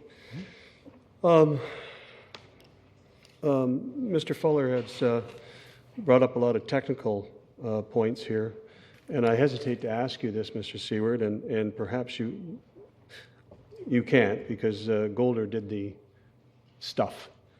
But he does mention the size of the spillway not being 12, it's 10.8, and then there's 13.5 and 13.75. So what is it? So the average is approximately 12, as Mr. Fuller mentioned. It's 9 in some places, it's 13 in others. What the engineers have pointed out is it narrows as it goes forward, and that's a problem in the design because they have what's called a hydraulic jump in that situation. And the depth, certainly it's 0.9 to 1.7 from Mr. Fuller's description. I think that he measured it today. Again, from an averaging perspective, it's 1 to 2 meters. So it's an average of 12, and that's what Golder says, and... Yes, and more important, or just as importantly, is that's what they are proposing for the new spillway, if indeed that option was considered. And something just came to mind, Your Worship. So Mr. Fuller also mentioned that you remove the middle, the bridge goes across, you know, and there's that middle concrete structure that's holding up the bridge, if I remember correctly. Yes. Just remove that. Yeah, that pier is not a major impediment to the water flow through there in that area. That's where it's wider. Okay, thank you. Thank you. Okay, the next speaker is Mr. Matthew O'Donnell.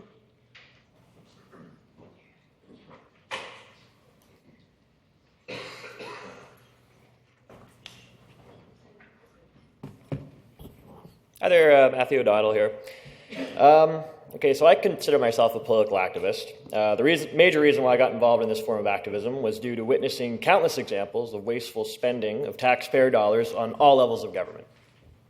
In the last 3 years that I have closely followed municipal politics here in Nanaimo, I have witnessed several examples of what could be considered wasteful spending by this council, arguably.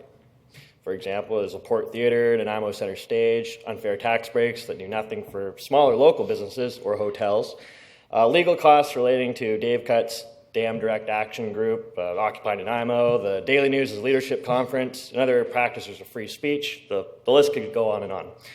But a lot of the time, I truly believe that council's heart is in the right place. Other times, maybe not so much.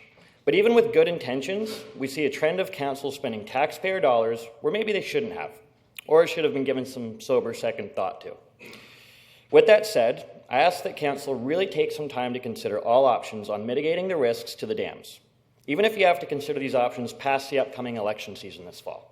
There is time, the sky is not falling, and we are good. We really are. It's nice out there. We have already wasted too much money on this issue thanks to panicked and fear-based thinking and thought processes, so let's slow down, take some additional time to figure out the safest and most cost-effective solution. And like I said, we have time. It's good. And let's please lose those tsunami warning signs in Harewood as well, because they look ridiculous, and we all in that neighborhood consider it a joke, until the topic of costs come up, and then we stop laughing, and we start thinking about who we're going to vote for in the fall. So just saying, happy Monday, and take care. Thank you. Okay, the correspondence we did have, it was read to us, so we move right into the staff recommendation. I have some motions I'd like to propose. Okay. To entertain me. So, Because of the background and the complexity of this issue and the reports require more due diligence, we've heard tonight the time to review and assemble the information involved needs to be done. We've had recommendations and reports and heard from the previous reports that they were somewhat flawed. We know the Dam Safety Branch has been in charge and has changed criteria of risk assessment, now using likelihood, which we talked about before, and the likelihood of a seismic event or a flood has now gone from 150 deaths to 0. Further to those reports, all the engineering information and publicly required FOI collected from date confirms a lot of this information. By way of notification tonight, the Colliery Dam Preservation Society has said they did not quit but requested a timeout. The community concerns of SFN, they were granted a timeout, and they were given it, and thankfully delayed the rush to destruction. Recently, our CEO requested time to review some of the CDPS alternatives, and such time was taken. Within tonight's reports, under schedule for next steps, the report extends dates to 2015, April, which gives time for a hot summer cooling off period. In my understanding that CPDS is requesting more time to achieve the mandate of the Technical Committee consensus-driven process working for the most cost-effective, least intrusive option for the dams.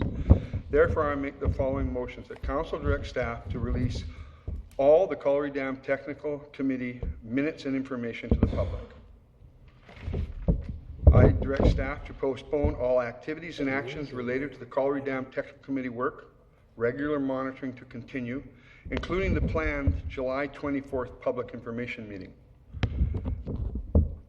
I have that Council directs staff to take a time out until September, when the Colliery Dam Technical Committee can reconvene to deal with the current concerns of process, consensus, and schedule. That then the Colliery Dam Technical Committee hold a public information meeting, possibly in October, with representatives of the committee presenting to the public, gathering information, and reporting to the Executive Committee with recommendations which will then be brought forward to the Council for direction. Those are my 5 parts to a motion. And Council has a copy of it in front of them, was mailed out to you. I require a seconder. I'll second that. Okay. Did you want to read the motion? Okay, but you've got a copy of it, obviously, as well. Yes, Worship. Okay, so I guess if there's any discussion on the motion? Councillor Pachi. Thank you, Worship. Thank you, Councillor Kipp, for that motion, one which I will be supporting. And as I said earlier, the important thing to me right now is not so much the result, although I hope for the best one, and I hope that there will be one that will have the consensus of everybody involved, including this city, including Chenemo, and certainly including the Colliery Dam Park Preservation Society. It's the journey of how we get there that is so important. I think I have heard a lot this evening that information is missing to the general public, that releasing the technical committee minutes is fine, but it will take a long time to digest for the average citizen. To then have a July 24th public hearing or public information session is too soon. And quite frankly, until we have more of an explanation whether the GSI proposal is a valid one or not, I really need to know that. I need to go through the motion whether we are dealing with a believable issue or not. I think it might be, but I'm not sure. So with that, I hope to make sure that if this should pass, that we have listened, that we give ourselves the time that we do have, I believe. I know what the city manager or Mr. Seward said earlier about the money. It's extremely important.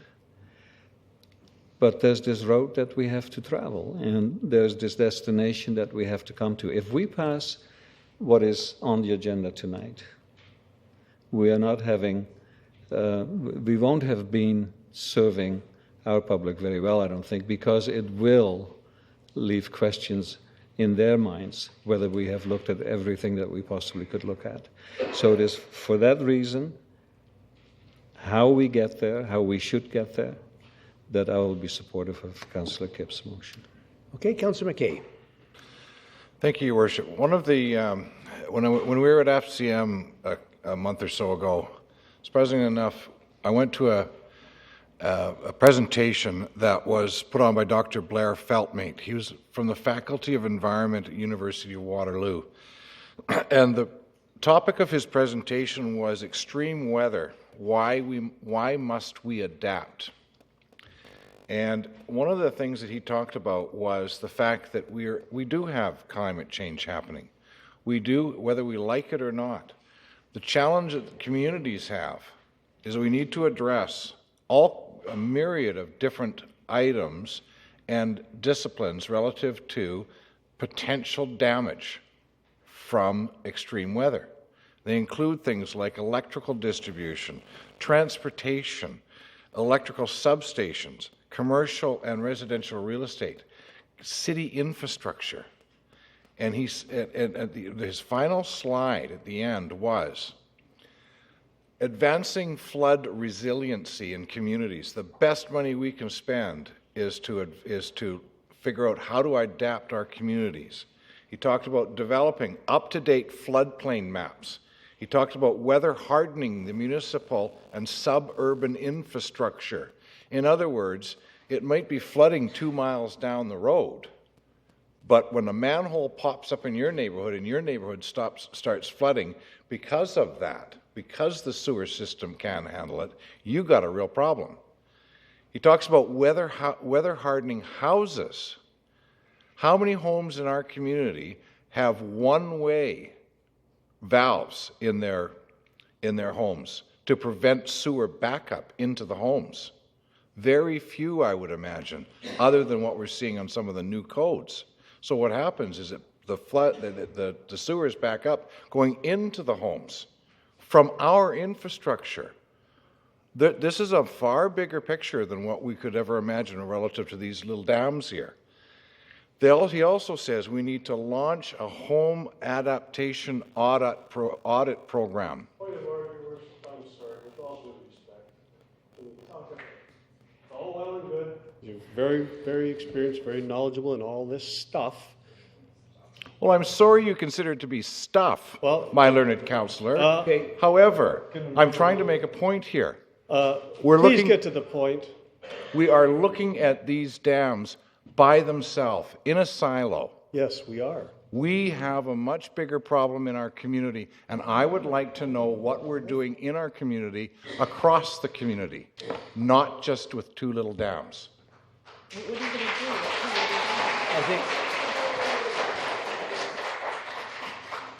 I think the issue, though, that we want to try to focus on, and your point's taken, is that we're dealing tonight specifically with the Colliery Dam issue, though. I absolutely understand that, Your Worship. Okay. So what I want to make sure that we do, you're while we're speaking looking in at, while we're favour of looking at or the against the Colliery motion? Dams, Mr. Chair, while we're looking at the Colliery Dams, let's not do it in isolation, because when we commit to the high level or the high standard that we're doing here, we have to consider that we have 8 other dams in our community and all of the other infrastructure. Okay.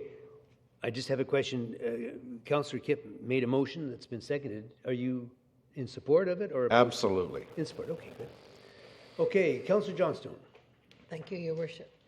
I have a few questions for staff, if I may, Your Worship, with regard to the overtopping option. That was this one put forward by Golder and not the GSI option. When this option was brought forward, were there representatives from fisheries and environmental specialists in the room? Throughout the process, some members of the provincial agencies have attended, but not consistently for all meetings. The goal is to involve them as we move forward with the recommended option, but they're not there to consider possible options. They want to see what the direction is of what council recommends, and then we'll engage them completely in that process. Thank you. And a follow-up, Your Worship, if I may. The GSI option, as brought forward late today, and really not had time to digest it in any way. That option was briefly presented, but not in full to the technical committee, as I understand. Yes, it was presented on June 11th and then June 27th as well. The difficulty with it is, for it to move forward, it would have to have design specs developed for it that meet the provincial standards, and so that's quite a more extensive process. Certainly in my discussions with the proponent today, he said he'd bring forward a proposal, but he still recognizes it would go through an RFP process. So that would be a cost, a delay cost, and what you estimate to be about $200,000 over the course of the next few months? Yes. Thank you. Maybe to staff, have we been given any kind of a timeline or deadline, if you wish, from Dam Safety Branch before some type of a position can be established? I mean, I am not adverse to waiting on this thing. I'm just trying to find out whether we have the ability to wait on this from dam safety standpoint. I don't know. So Council's direction in September of 2013 was put the short-term mitigation in, the signage, the sirens, the warning systems, and on that basis, Dam Safety accepted it, that we're going through the 2013-14 season. Now, we've told them that we are not planning to do any construction until next summer, and asked them for consideration to keep the warning system in place while we'll do that. They have said to us at some point you need to get on with a solution because they believe from reading the Golders report and participating that this spillway has to be increased in capacity through one of the two options. So the answer is yes, they recognize we're not undertaking construction until next year, but if we attempt to extend it one more year thereafter into 2016, I think they're going to start raising some real concerns. And my discussions with them last week is they said, you need to get on with this or we're going to potentially get in a position where we place an order. And I guess the follow-up is that if they did place an order, I mean, what type of what would you realistically think that order might say? Well, it's speculative, but one of two things. Either you need to complete this work by this deadline date, or that they would pursue action to compel us to do that. I guess where I was going, I mean, do we know what type of a solution the Dam Safety Branch, would find acceptable? Yes, they very much stated as a solution that is consistent with what Golder has proposed, either the spillway increase or the overtopping option. They believe the overtopping option Golder proposed is satisfactory because it's extremely robust, but they have raised concerns about the GSI proposal because it's not nearly as robust. Okay. So, Councillor Kipp, did you have something? Yes, Your Worship. With regard to the Dam Safety Branch, I find it illogical that they would in fact take over the dams in British Columbia. Currently, they don't ever declare a state of emergency for forest fires and that because they don't want to own the risk. So if we are in charge of this time schedule as a council. It is our time schedule. We have been keeping the Dam Safety Branch informed. I'm a little disappointed that the Dam Safety Branch, remember Mr. Scott Morgan wrote a letter saying in the paper 1,800 homes impacted, 150 deaths? Well, that's off the table now. Will he retract that letter? I've asked him to. I'm hoping to get a response from him. I find it very problematic that a provincial agency went along with some insufficient evidence and groundwork. This is forming some really big concerns for me regarding the process and what our government agency is doing. I have freedom of information, and you know that. None of you have asked to see it. You're welcome to see it anytime you can. In my letters, it talks between staff and the city of expediting these processes, constantly expediting the process to meet these needs. The Dam Safety Branch is trying to look good right now, too, because they said this was the worst dam in the world just based on paper. So, Your Worship, we need to take some time with this. We need to give the public the time and to continue to hear that if you think the dam safety branch would come in and take over our dam and give us an order when every other person in the province that owns a dam would say, well, I'm not going to do anything, then they'll take it over. They're not that getting sucked into that. And I'm concerned that we think the dam safety branch will come in and start ordering us. They'll take forever to do that, so we have a few years anyhow. We need to do this right. Councillor McCabe. This has been a thorn in my side as the former emergency manager, to hear this language, to hear these risks, and to be marginalized by it for so long. That's why I'm upset about this and a bit passionate. It really has been, as how many people spoke tonight saying it's been a flawed system, like Councillor Patrick says. I don't question the answer. That's not my job. My job is how the process played out. And the first one, we would have removed them if Doug White hadn't sat here. We voted to get rid of them on bad information. So please, can we move these forward? We're on page 1 of a 10-page agenda. Councillor McCabe. Thank you, Your Worship. I just have to comment on a statement that was made a few minutes ago, and that was that the dam safety branch may possibly issue an order. I find that interesting because back in October of 2012, we were being told exactly the same thing. We have to do this right here, right now. Monday night, you've got to vote on this because they're going to issue an order. In addition to which, we were told over the last couple of years that we could be personally responsible and liable should anything happen over the course of the winter. I'm getting tired of it. I'm getting tired of being threatened continuously. This is our dam. Your Worship, Mr. Chair, these are our dams. It's our responsibility. We need to take the time to have all of the information, and we can't make these decisions based on scanty information. We've done that too often in this term. Okay. So, Councillor Greens. Thank you, Worship. Well, I can see this is going to go down in flames, but I'm still going to speak. I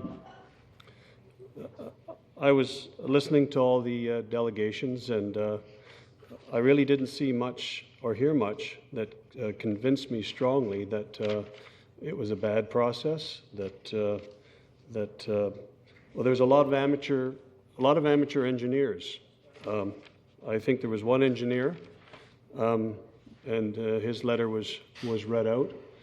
A lot of people got up there and just sort of spoke and mentioned how stupid we were and how much money we spend, and there's an election coming up and all that stuff. It's all very interesting stuff, but it had nothing to do with what we're doing here tonight. I'm not very happy with the dam safety branch as well, but that is what they do, and they tell us what to do. It's the same as the water treatment plant.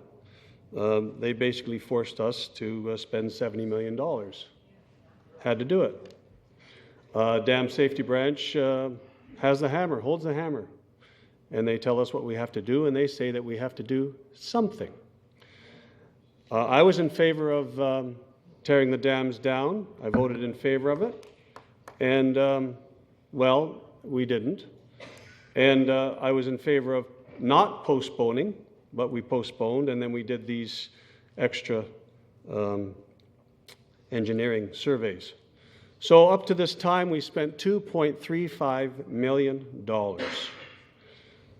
And for some reason, we want to spend more money to have well, I'm not going to say a suspect plan, but I'm going to have no evidence. Of course, you're going to say, well, take time and get more evidence.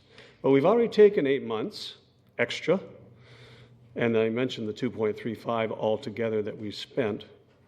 I have confidence in the process, and I'm quite surprised that the CDPS stopped going to the meeting, the very last meeting. It was quite a surprise. Consensus seems to be, the only consensus that they want is the GSI overtopping option. That's it. That's all they want. That's consensus to them. So, High River, Parksville, Toronto, Calgary, all had floods. Geez, nobody knew that was going to happen.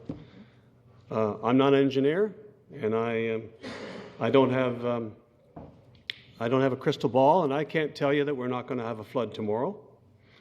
And I dare say that no one else in this audience can say the same thing, although chances are with the weather we're having, we're not going to have a flood. So I'm not in favor of this motion. This is a motion that came right out of the blue tonight at 7 o'clock, or a little before. Haven't even had a chance to look at it. I've read the staff reports. I've seen the staff recommendations. And number 3 recommendation, I don't understand. Return to council with a report outlining next steps / decision process on options and funding at a future council meeting. I don't see anything wrong with that. I'm not in favor of this motion that was just brought forward. I prefer the staff's recommendation. Thank you, Worship. Councillor Brennan. Thank you, Your Worship. I too can't support the motion. I go through the report from Catherine Gordon, the facilitator, who I have great respect for.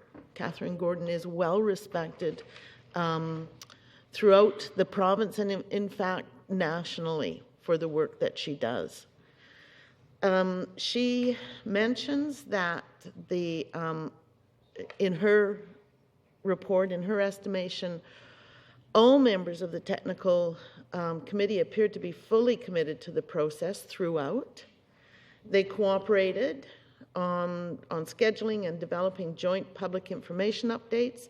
They diligently and consistently brought forward their points of view and the key issues they wished others to consider. Discussions between the committee members were robust and wide-ranging with regard to all aspects of the work before them. I have no reason to conclude that any member of the committee did not fully consider the other members' views in endeavoring to come to consensus and in coming to their final respective decisions. And she adds that unfortunately, despite those efforts, and she thinks that they were in good faith by everyone, that the committee did not come to consensus. But that 2 of the members of the committee were in agreement. The Snuneymuxw First Nations, who had very serious concerns about this whole endeavour, have come to regard the Golder proposition as the best option. They like the labyrinth method. On the overtopping, the GSI will have an opportunity to respond to a tender. They will have an opportunity to make their case. Like any other company or corporation that responds to a tender, they will have their opportunity to show their costs and prove that they have the best method. I must say I have some serious concerns that GSI was asked to come and make a presentation. Surely there are other businesses out there that are interested in this. Yet one business was selected out of all the others to come and make a presentation. That troubles me. It troubles me because I have concerns about the end product here when the final tender goes out. Are other businesses going to feel that they were treated fairly? Are they going to feel that if GSI does in fact respond to this, that they had an inside track somehow? I don't know, but I can say that it troubles me. And if I were in that position, I may be troubled by that. So I think that this report asks us only to release the minutes, to schedule a meeting, and to return to council with a report outlining next steps. I think that that's a reasonable response to the work of the committee for the last 8 months. I don't think it's reasonable to delay this. I don't think that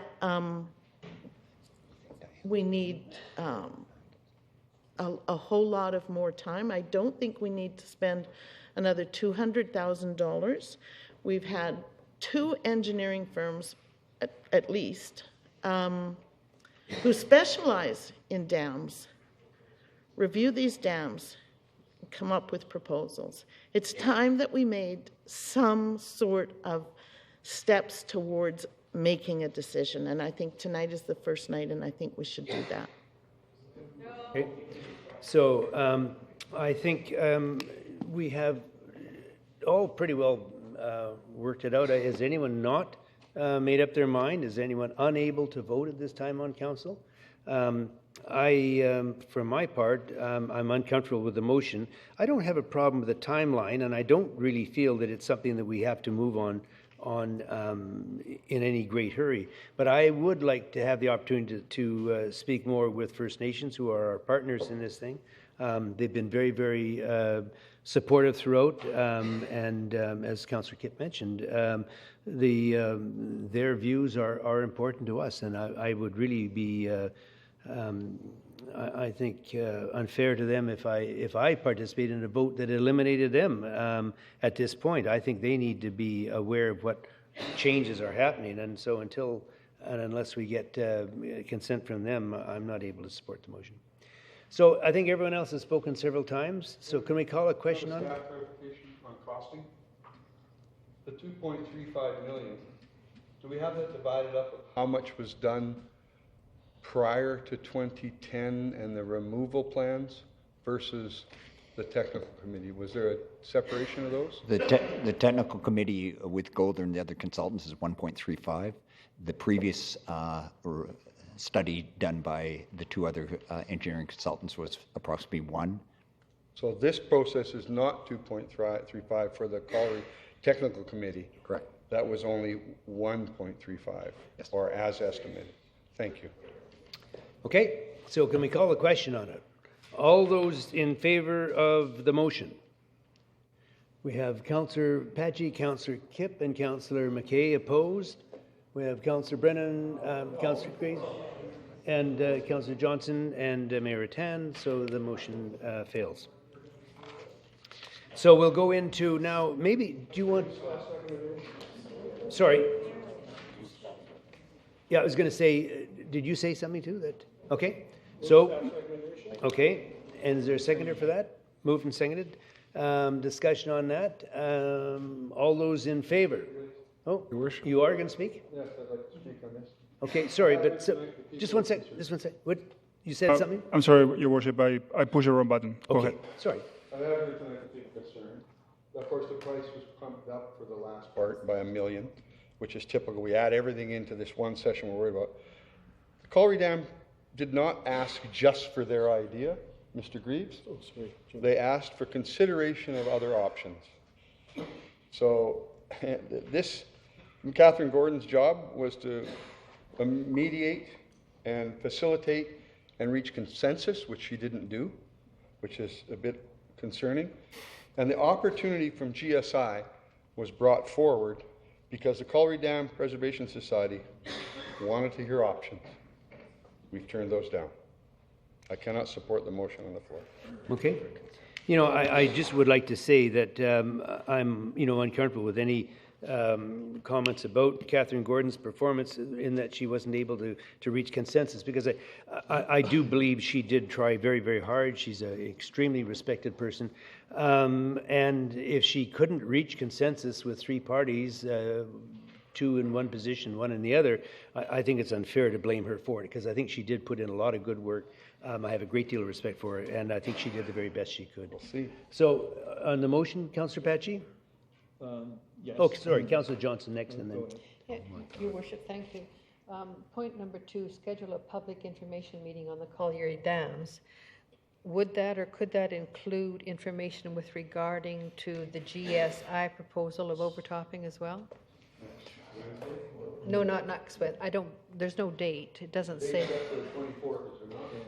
So on those 2 points is tentatively we had booked the 22nd, as we have to book meeting rooms in advance. On Council's direction, that could be different. Change. So secondly is the meeting scheduled is for Golder to report out on the options that they proposed and allow people to ask questions and understand the proposals. It's not for a new options unless council directs us otherwise. It's to understand the technical process and the technical evaluation so everybody can have a good opportunity, one, to listen to a presentation and to a Q&A session. Your Worship, follow up. I think that next week is perhaps a little too early. I don't believe there's. I think it could wait until September. I totally agree. Yeah. I don't think that we have to rush this to a meeting next week. We know we have to work within fisheries window at any rate. And I personally would like, if it's a public information meeting, for all options to be considered and looked at by the public in a transparent atmosphere. I'm not sure if that's possible. Mr. Swaby? Well, Your Worship, we'd certainly act on whatever council wishes to do. If that's your desire, we would certainly want to have more information about the proposal, and we would look for direction to spend some money to get them on a level playing field. Otherwise, you're just comparing apples to oranges. Well, okay. Well, I understood that they were prepared to make a presentation pro bono. Your Worship, I'll let Mr. Seward elaborate on that, but they don't have any design specs to work to, and there's certainly a whole bunch of information about hydrology that they wouldn't have, that they would have to build into their plan. So I'm not sure. I've never had any discussions with them in terms of what extent they're willing to do this pro bono, but Mr. Seward can elaborate. The challenge is their proposal is not one we would consider because it would be sole sourcing as a one-time review of an option. We would go to a request for proposals. So to go that route, we'd have to invest the money to develop design specs. They could certainly come and have boards up of their proposal, but it won't be a known proposal because we don't know if it's going to meet the standards of required. Thank you. I understand. Okay. Councillor McKay. Thank you, Mr. Chair. First of all, I was going to ask, can we vote on these recommendations seriatim, please? Yes, we can. Okay. So on the first one, I'm in favor of number 1. Well, do you want to do the vote right now then? No, I'm telling you, I'm speaking of the recommendation. Okay. Number 2, schedule a public information meeting on the Colliery Dams. What, to tell the public what we're going to do? That's what we've done all along. This is what we're going to do. We'll probably have a bunch of Bristol boards sitting on easels. Here's what this looks like. There won't be the participation we need, so I can't vote in favor of that one at this particular point in time. Number 3, there was a comment made a little bit ago that GSI would have the opportunity to bid on a tender. They won't have an opportunity to bid on a tender because what will be tendered is not what they do. There will be a tender created that will specify, based on Golder's recommendation, a design. That's not what GSI do. And yes, they have proprietary type of process. So they'll never get an opportunity to bid. Now, we talk about sole sourcing. We are spending $70 million on a water treatment plant, of which the filters that we use in that treatment plant are sole sourced. And that's a $10 million purchase. Those filters are worth $10 million. Councillor McKay, I think the reason they were sole sourced is because GE was the only place we could buy them from. No. Was there another option on that? Where's our? We chose to do that. Yeah.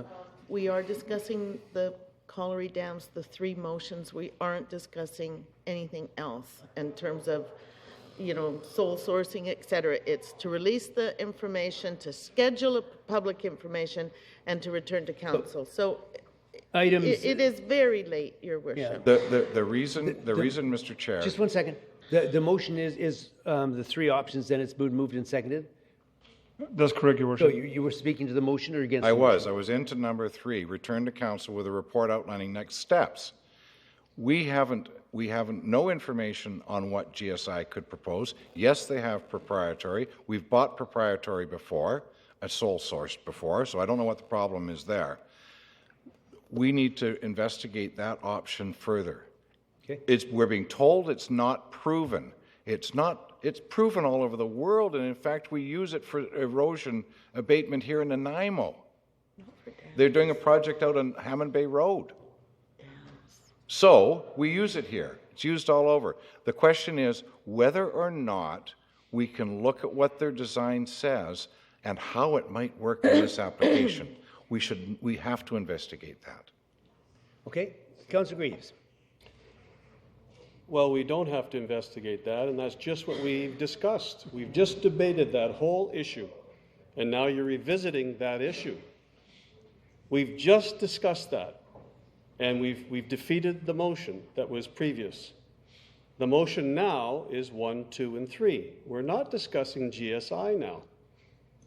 You've brought it back again. But we'll be doing seriatim for you. Councillor Brennan. Nope. Okay, nothing on that. So the motion on the floor is 1, 2, and 3. The request has been to have them seriatim. So we'll start with number 1, release of the Colliery Dam Technical Committee minutes to the public. All those in favor? Does that include the reports? Yes.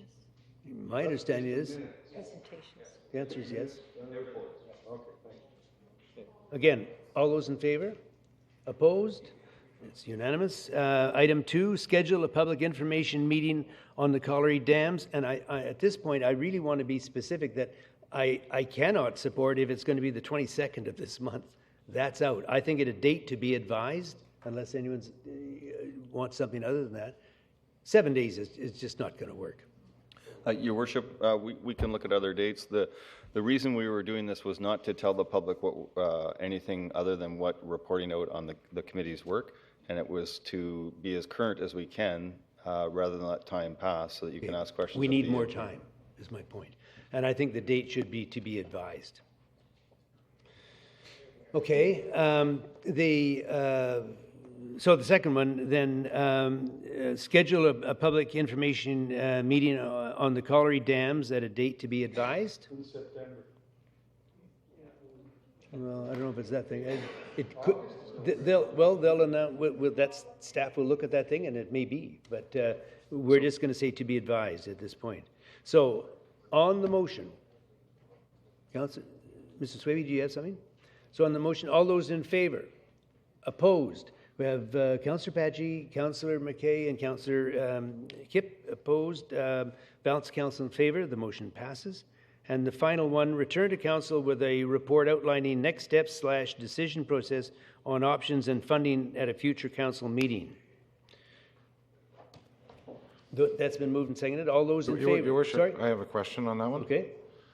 Return to council with a report outlining next steps, decisions, process on options and funding at a future council Well, I meeting. think logically, I'm assuming that would follow item 2. In other words, we would have a scheduled at some point the public information meeting, and following that, and the information gleaned at that thing, we would return to council with a report outlining that. Your Worship, I'm asking the question, return to council with a report, next steps, decision, process on options. Will GSI be one of the options that we will be reporting back on? Staff, did you have a... You're on. Your Worship, no, we wouldn't unless you directed us to. Okay. Okay, so on item 3, all those in favour? Opposed? We have Councillor Padgett opposed, Councillor McKay and Councillor Kipp opposed. So that balanced council in favour. The motion passes. And now, Mr. Farrow, do you want to introduce us to 7B then? There was a change. You were bringing forward something? Yeah, Your Worship, that's correct. So we're going to move item 9I, which is almost the last item on the agenda, 9I, to be discussed right now under 7B. Okay. 9I, property maintenance bylaw? That's correct. Okay. And so, sorry? So is everyone, Councillor Brennan, Councillor Greaves, are you aware where we are on this thing? We're doing this one, item I. So, property maintenance bylaw 1990, number 3704. And it's requested that council hear anyone wishing to speak with respect to property maintenance for the properties listed below. And there's one's been pulled, so there's 3 properties, 635 Terminal Avenue. Is anyone in attendance that'd like to speak to matters? Could you listen up, please? We're still doing the meeting here. Is there anyone wanting to speak to matters related to 635 Terminal Avenue in attendance? Anyone in attendance that'd like to speak to matters related to number 90/94 Victoria Road? You do? Okay, come forward.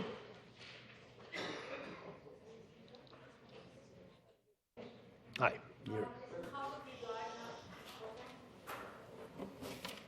I can't hear what's going on. Your Worship, there's a question of the order. Right now, we're on the order with the delegation at the podium. Yes, well, you're from Victoria, is it? And that's correct, Your Honor, And you yes. had a young I'm son or a whatever? full-time single So we parent agreed of to a- bring that forward for you. Yes, and I wanted to thank Council for unanimously agreeing to do that, and the City Clerk for helping me speak a little bit earlier. I apologize for jumping the line, but I quite appreciate it. Your Worship, if we can have the name, please, for the file. Oh yeah, it's Tony Grattel, last name Gratl, and I'm the owner of 9094 Victoria Road, which are 2 separate lots in the city of Nanaimo downtown. I purchased the property in 2009, shortly after the birth of my son. And at that point, it was a derelict property, and I took significant steps to upgrade it. At that point, junkies were actually living in the backyard, et cetera, et cetera, et cetera. And one of the things I did was I put up a fence along the front.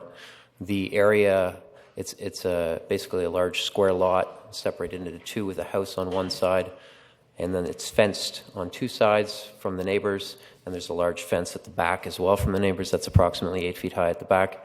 It was that way when I got there. And there's a right-of-way that extends to, the only way to access my property, 90 and 94, is via right-of-way at the back.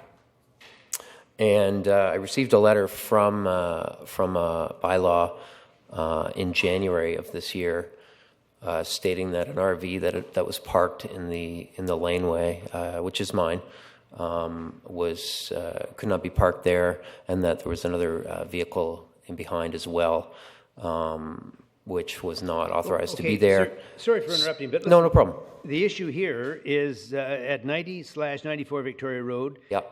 There's numerous derelict vehicles, discarded metal ducting, sinks, stainless steel tanks, and miscellaneous debris. Your Honor, Has that been moved? Well, first of all, if I could speak to the original complaint that I received from the city, it doesn't speak to those things. So it speaks to. Well, that's what we're speaking to now, sir. Though. Well, it's an extension of. You recognize the pictures behind us here. I do recognize the pictures behind. And doesn't that look like quite a bit of discarded debris? Well, the stuff on your right here, that's actually garbage to be taken out next week. The gate is for the back gate because I've had problems in the past with people coming in through the back laneway. So that's actually a gate that's to be placed up there. I was living at this property up until the middle of May. I got a new job in Victoria. I work as a brewer.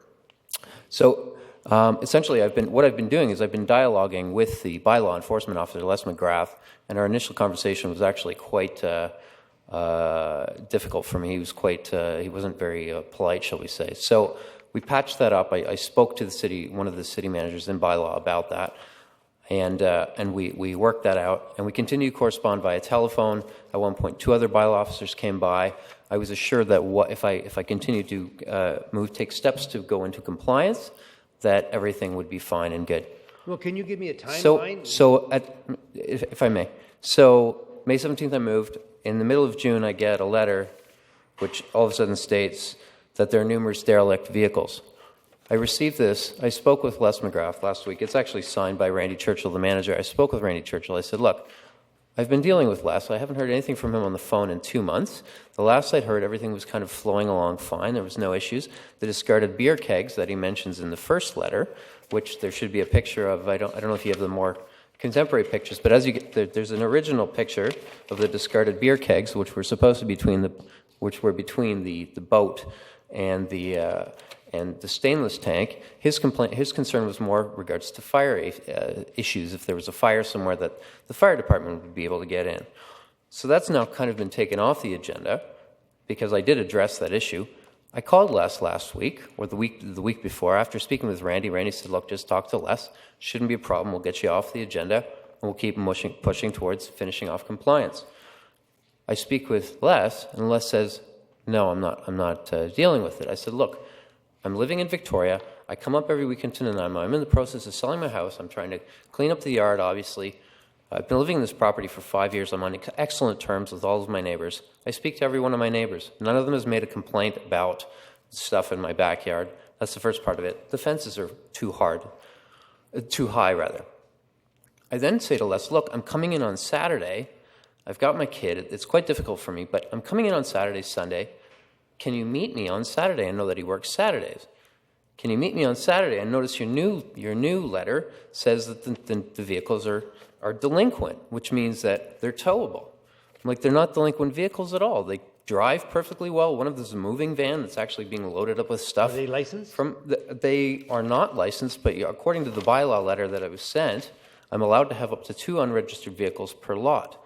So, in fairness to Les, at the beginning, the pictures that he took of them, there were a number of them. There were more vehicles than were allowed. One of them was actually my garden trailer that somebody had given me. I was like, you know sir, what? we Fair don't play. We don't have this much time. I understand. You know, if I may finish, I complied I don't know this. that I will let you finish. What are your plans, sir? Are you going to do anything to remove all this debris in here? Yeah, well, 95% of it has When? already been removed. My concern is that there's a mention of a stainless steel tank which sits on the back of the trailer. That trailer is registered. There's another stainless steel tank that sits on another trailer. I'm complying with the bylaws as far as registration goes. And for me to move this stuff at this point is entirely cost prohibitive because I haven't sold my house. I'm in the process of looking for a place in Victoria. I'm in compliance with what the bylaws state as far as the number of unregistered vehicles you're allowed. My concern is that the pictures. Have you got the pictures there? That there's more than just the one, isn't there? There's. Your Worship, we will continue to work with the delegation here to resolve this issue. We have a difference of opinion on the issue, but we'll contact him tomorrow and try and find a process to move forward. Right now, if you pass this motion, he has 14 days to resolve it. We will always work with delegations to go further if necessary, but the fact is this isn't a debate about if it needs to be cleaned up. It definitely needs to be cleaned up, and I'll certainly follow up with the delegation tomorrow. Okay. Your Honor, if I may, it's I've complied with what the letter that was sent to me. I've tried to convince the bylaw officer. I've invited him to my house to show him that I'm in compliance, and that was rejected. The reason why I've showed up tonight is because I have concerns that essentially that the process, how it's now transpired at the end of this, will now be enforced. And that 14 days from now, I'm going to be put under tremendous pressure to have everything moved out of there when it's actually in compliance. I don't want an unsightly property. I get that. I don't see that it's in compliance, though. Have you looked at these pictures that have been showing here? I mean, there's an awful lot of, what it says for your particular site here is numerous derelict vehicles, discarded metal ducting, sinks, stainless steel tanks, and miscellaneous. And it looks like an awful lot of stuff there. Does it to you? Well, if you notice these pictures, Your Honor, it has been cleared of the discarded stuff. That's what this picture here is. That's the picture I was sent in January. So all of a sudden, it's shifted as to what I'm supposed to comply with. The vehicles are not derelict. If they didn't, like I started the van last weekend, the truck runs perfectly. The truck's designed to pull the bigger trailer. I'm in the process of moving, but I don't understand why I'm being put under. How long has it been like that? Pardon me? How long has it been like this? For quite a while, and none of my neighbors have complained. You say quite a while. How long has it been like that? I would say a year. I never had any complaints. The initial complaint came only because the RV was in the right of way, blocking access, and I moved that, and the RV is now registered, and it's no longer there. So, Mr. Swaby, can you give me an update from staff standpoint? I mean, does the yard still look much like this, or the yards, there might be two of them involved? Your worship, staff believe that this is not in compliance to the standards that the neighborhood has set, and we recommend that council proceed with the motion. We'll work with the applicant tomorrow and on site to review why we think it's not in compliance. I work in Victoria. I'm not around during the week. I'm a full-time single parent.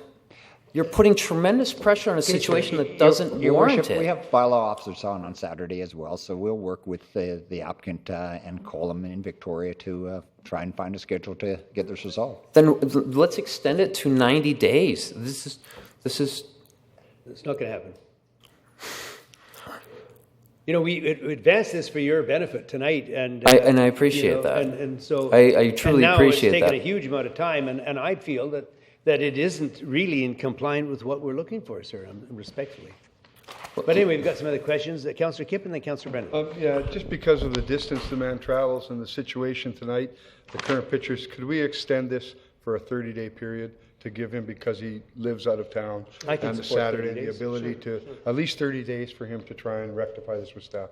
Okay, so what we'll do is have a motion made. We'll go through all three of these ones, but in your case, 30 days is what the council has agreed to.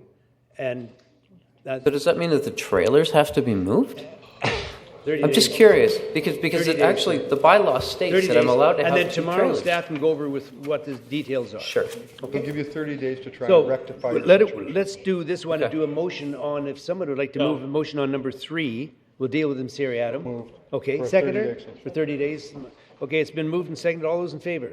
Opposed? Motion carries. 30 days, sir, and staff will talk to you tomorrow, the next day, and let you know this timeline. Could there be an amendment to the motion that the No, staff communicate no. with me That's it, via sir. telephone? All done. I'm They'll do not. that. I'm, They will. can they communicate with They will me? talk. Okay. Thank you very much. I appreciate your time. Okay.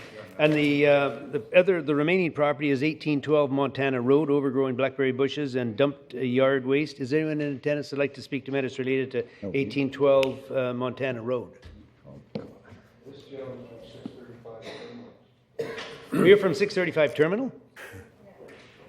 Okay. Yeah, so tonight is the, So let me read yours here. We've got at 635 Terminal Avenue, we have got discarded lumber, wire, buckets, hoses, miscellaneous tools, garbage cans full of debris, a radiator, a broken toilet, shelving, electrical ballasts, old toolboxes, an old basketball hoop, broken tables, and old shower stalls, plural, old carpet, fire pit, bicycle parts, tarps, household items, garbage, and miscellaneous debris, to name just a few. So, sir, what is your... here, we'll see the pictures now. So what are you suggesting, sir? Your worship? I've been cleaning this up. Do you want to speak, or? Your worship, for the file, could you just say the name? Yeah, we just need your name for it and your Terrence affiliation. Justin, 635 North Terminal. Could you get that? Okay, and you're the property owner? Yes. Okay. I don't know where this complaint actually originated from. I imagine it'll be confidential with you guys. That's great. Yeah, well, I don't think you do. You do have a complaint. This doesn't Because look like... how this all started from the beginning, it was really weird. It was really, really weird. But anyway, I've been cleaning up this property. I'm in very poor health this last couple of years, and it's quite a hardship to try and comply with your order. I am doing quite well in the cleanup as far as I'm concerned, and I was hoping I could get a time extension on this, seeing that I am doing my best. This stuff that you listed, most of it's gone already. So if we gave you an extension of time, we're certainly not able to go beyond 30 days. If we gave you 30 days... Well, 30 days would be sufficient, in my Okay, opinion. it has to be done within 30 days. Well, like I say, I wish I was in better health. You know, I'm a severe medical condition, and I really don't. But I guess I have don't to like ask you, how long has it disclosing been like that. this? But How I long- tried to explain that to Mr. but how long has it been Nixon, like the this now? bylaw officer, and he said you can't do anything. You have to come to the city council. He says that's all you can do. Now, I don't know if that's true or not, but in any case, 30 days would be more than ample for me, as far as I can say. Okay. 30 days. Councillor Kip, do you want to move? Make a 30? motion for 30 days, but I have a question to staff. Yep. What's the zoning on this property? Commercial. It's commercial.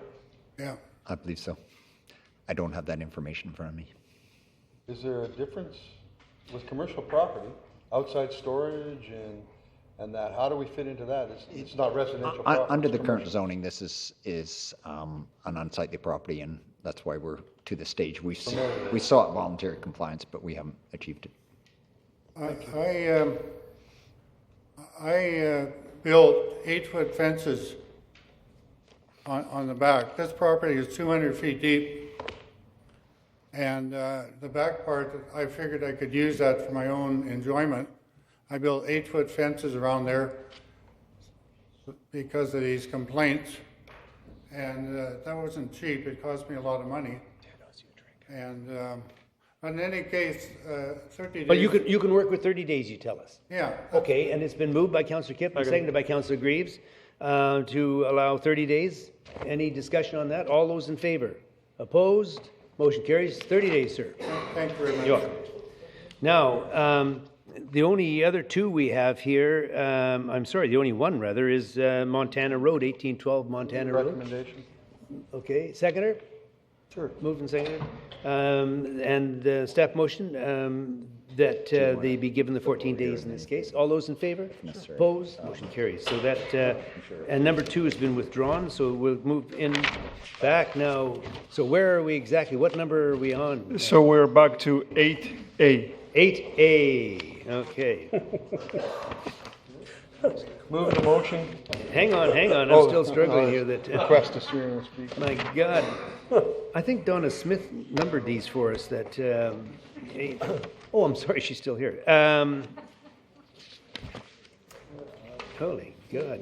Why don't we have the numbers at the top of each page, which would really make it easy? But anyway, You're on page 3, Your Worship. Or on page 3. when we have the numbers at the top on it would be really beneficial. So we're going to do the RA 333. Are we happy with that one? Yes, no? I'm sorry, Your Worship, say that again? Okay, and so we're going to development variance permit DVP 235 on Dickinson Road. Purpose to obtain council authorization to allow an existing real estate sign to remain on the property. And is there anyone in attendance that'd like to speak to matters related to DVP 235? Your Worship, I'm here to answer any questions you might have. It's the same application that was made 2 years ago. Okay. To extend for a further 2-year period. It's a sign on Dickinson Road. It has the consent of the developer, who's the owner of the sign, and also the underlying landowner, which is the Strata Council. And the nearby neighbors are all happy too? As far as I know. Okay.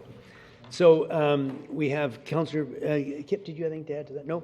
Councillor Patchy, did you have something? I have a question to Mr. Sanini. Yes. We have correspondence from one person who resides in that condo who's not happy with it. Now, Mr. Sanini, this sign has been here since 2009. That's correct. Correct? So it's now been here 5 years. You're asking for another 2. So it makes it 7 years. What would make us believe that you wouldn't come back in 2 years from now and have this sign in perpetuity? If we haven't sold the remaining 8 units, I suspect I will be back. It's the wish of the Strata Council that, and the owners in this project, notwithstanding the letter you've received, that the sign remain until all units are sold. If I asked you a hypothetical question and suggested to you that if we did this for everybody in town, we might as well throw the sign bylaw out, wouldn't we? Is that a question? Well, react to it, yes. Well, I believe this particular sign bylaw needs to be reviewed. It has a 2-year time limit, and certainly I have several projects where this is an issue. And it's only an issue with respect to the bylaw being not adhered to. The 2-year time limit has come and gone on numerous of these projects, and the signs have remained. And I personally don't think it's an issue. Okay, fair enough. Mr. Senini, just a quick question. There was 8 units, did I hear you say, that are remaining? Or did you give us the number? Well, yeah, in the material before you, there's 10 units, but we've since sold 2. Okay. There's 8 more to go. Yeah. Well, I don't think it's unreasonable, but if anyone would like to make that motion. So moved, Your Worship. Seconder? Moved and seconded. All those in favor? Opposed? Councillor Patchy opposed. Councillor Brennan opposed. Councillor Greaves opposed. Balance of council in favor. Motion passes. Thank you. Moving into development variance permit DBP 236 at 3650 Cottleview Drive, and to obtain council authorization to permit a lot frontage variance in order to facilitate the subdivision of 2 residential parcels and the creation of a 2.3 hectares of parkland in the Lindley Valley. And it's requested that council hear anyone wishing to speak with respect to this DBP 236. Madam. Good evening, Council. My name is Carol Featherston, and I'm the owner of the property directly across from the request for this variance. I'm opposed to this variance for a number of reasons. Probably the main reason is the fact it would create 2 very narrow lots. If I can give you some idea of perspective, 3 of these frontages would fit in my lot front. So I look at this and I'm thinking, what kind of houses could be built on this property? They would have to be very small if there's any kind of bylaws about sizes on lots, or very narrow and thin. They wouldn't fit in with the neighborhood at all, which of course would affect our own property values. I could see 1 property be developed there. I can't understand the 2. That's my first objection. My second objection is this. I want to commend Council for the idea that they're interested in buying parkland in the area. It is the headwaters of Cottle Creek. I think it should be preserved. However, this property, I understand, has been on the market for over 20 years, I've been told. The reason it's been on the market, it's very steep on either side and very boggy in the bottom. So developers don't really want it in the sense of, other than the top property across from mine. Also, there's no road access on either side. One of the properties I think you have an option towards, the other is not for sale. So you look at this property and you say, well, it should be parkland property, but how do people get into the parkland? There is actually no access, direct access. You build these properties here, and of course it traditionally blocks access. I've been to the land in behind the houses that it would build next to it. There is sort of a trail at the top in behind the properties, but that's the only place you can really walk that really isn't in the bog, right? So if you're going to buy this parkland, that 1 lot that goes way back, you're essentially blocking off what would be access into the park by having that deep lot there. It doesn't make a lot of sense to me. I can understand, as I say, a vacant lot and possibly 1 property being developed on it. The 2 narrow lots make absolutely no sense to me. And there's one last point I want to bring forward. You have said that you would pick up the so-called associated development cost charges. This includes a survey. You're talking about $40,000 for these cost charges. First of all, it's very deep property. To develop anything on it would have to take an awful lot of fill.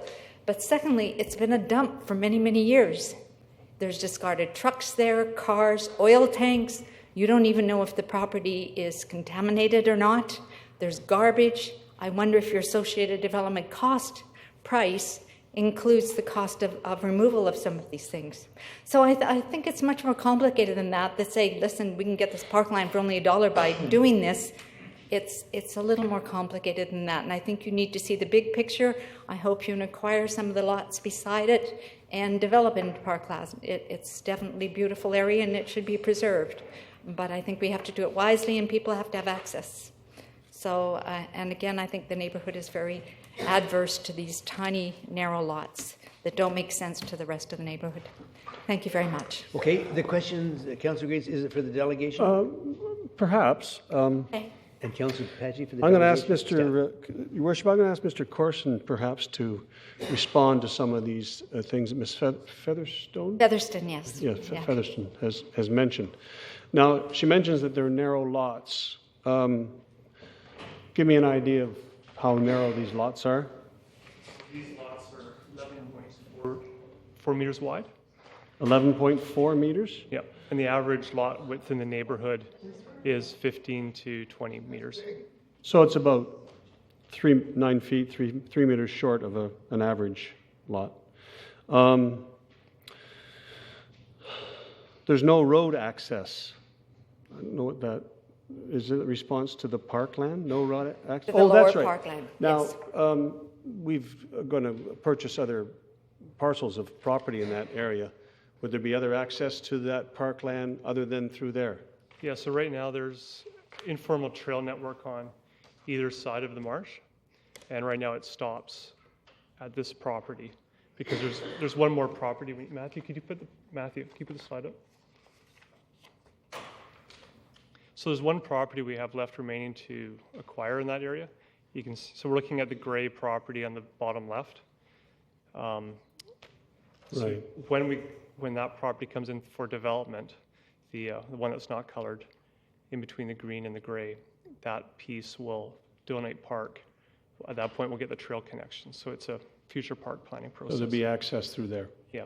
Okay. But with the deepened lot, it would make a difference, the trail access, would it not? It's nearly double the distance of the existing lots. Oh, I Almost. see what you're talking about. Can you go to the next? In the variation, do you next. see that? Okay. Yeah. Yeah, so on this property right now is zoned R10, which is steep slope. And in order to create lots on there, you can get 600 meters. So the B lot on there you can see is 600 square meters. A portion of the A lot has a slope that's greater than 30%. And in order to create a lot on there under the zoning, the lot size has to be 1,300 square meters. So what we're going to do is put a covenant on that back piece of A, where the A is. That'll be a no-build area. So the two houses will actually be up on Cottleview, side by side. The back piece is just to actually fit in with the zoning. Thank you, Mr. Corson. If you don't mind, Your Worship. She mentions there needs to be a lot of fill placed on that. Is it? I think all the neighbors over time have brought fill in and terraced their backyards. What's a lot of fill? I saw one comment was like 1,000 truckloads. I think there's probably maybe 10 or 20 here.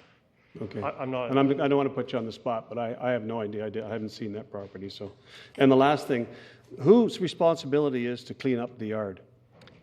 It won't be us. It'll be the current property owner. Okay. Okay. Thank you. That answers my question. Okay. Thank you, madam.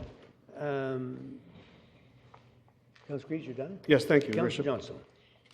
Yes, thank you, Your Worship. I was going to ask the same question. Whose responsibility is to clean that terrible, unsightly mess up behind there? That's a disgrace to our park system, and I had no idea people discarded that type of thing within our parks, within our rural areas. Well, it's not within a Well, park. it's- It's a rural area, Yeah. undeveloped area. Those two lots will be cleaned up when they're developed for housing. So they will be cleaned up. Yeah, there's no other waste on the land that's coming to the city as park. Okay, thank you. I'm just going to ask, Mr. Corson, the previous delegation mentioned that there was no access. Is that, how would you apply that to these two particular lots there? I believe they're referring to trail access from Trail access. Okay, fair Cottleview into the park network, which we would get at a later date through development. Okay. You're done, are you? Oh, yeah, thank you. Okay. No, sir, you're... Jerry Taylor. I own 3658 Cottleview Drive, right next door. Okay. You have my correspondence, and I hope you have all read through it. As I live right beside this property, many potential investors have come through my yard to take a look. I've talked to many of them to see what they think. They all said the same thing. It'll cost too much to develop. Why hasn't the developer done something with this property in the past 20 years, as it's been for sale off and on since then? With all the cleanup, the trees that have to be cut down, lot prep, and the trucking of the fill, required. I just don't get the $40,000 estimate. What if there are contaminants from the car in the old oil tank? What else is going to be hidden? Please take a closer look at this estimate, as it really seems low. If you look at the property, it's basically a gully, and it's going to take a lot of fill. And anyway, we're going to be the recipients of it because my front door faces the property. It's closer to you than from me. It seems to me the taxpayers are taking all the risk. The question I have is, why, after the estimators came up with approximately $40,000, would you not just offer the owners $40,000 for the back part of the property and then let them take all this risk and let them do all the work as a taxpayer? It just seems like we're taking the risk. Well, I think it's to do with title issues on the property itself. Mr. Corson, a comment on that? Well, the $40,000 is the cost to the city to do the survey work, the legal costs. And we have to, because we're creating two lots, we have to pay development cost charges as you do through development. That's what the $40,000 covers. The site cleanup cost is on the property owner, and the development costs are on the property owner. The city's not responsible for those costs. So the risk remains with the property owner to actually develop and sell those two lots, not with the city. Okay, thank you. Thank you. We are paying for it, yeah. Now, is there anyone else in attendance tonight that'd like to speak to matters related to that particular property, DVP 236?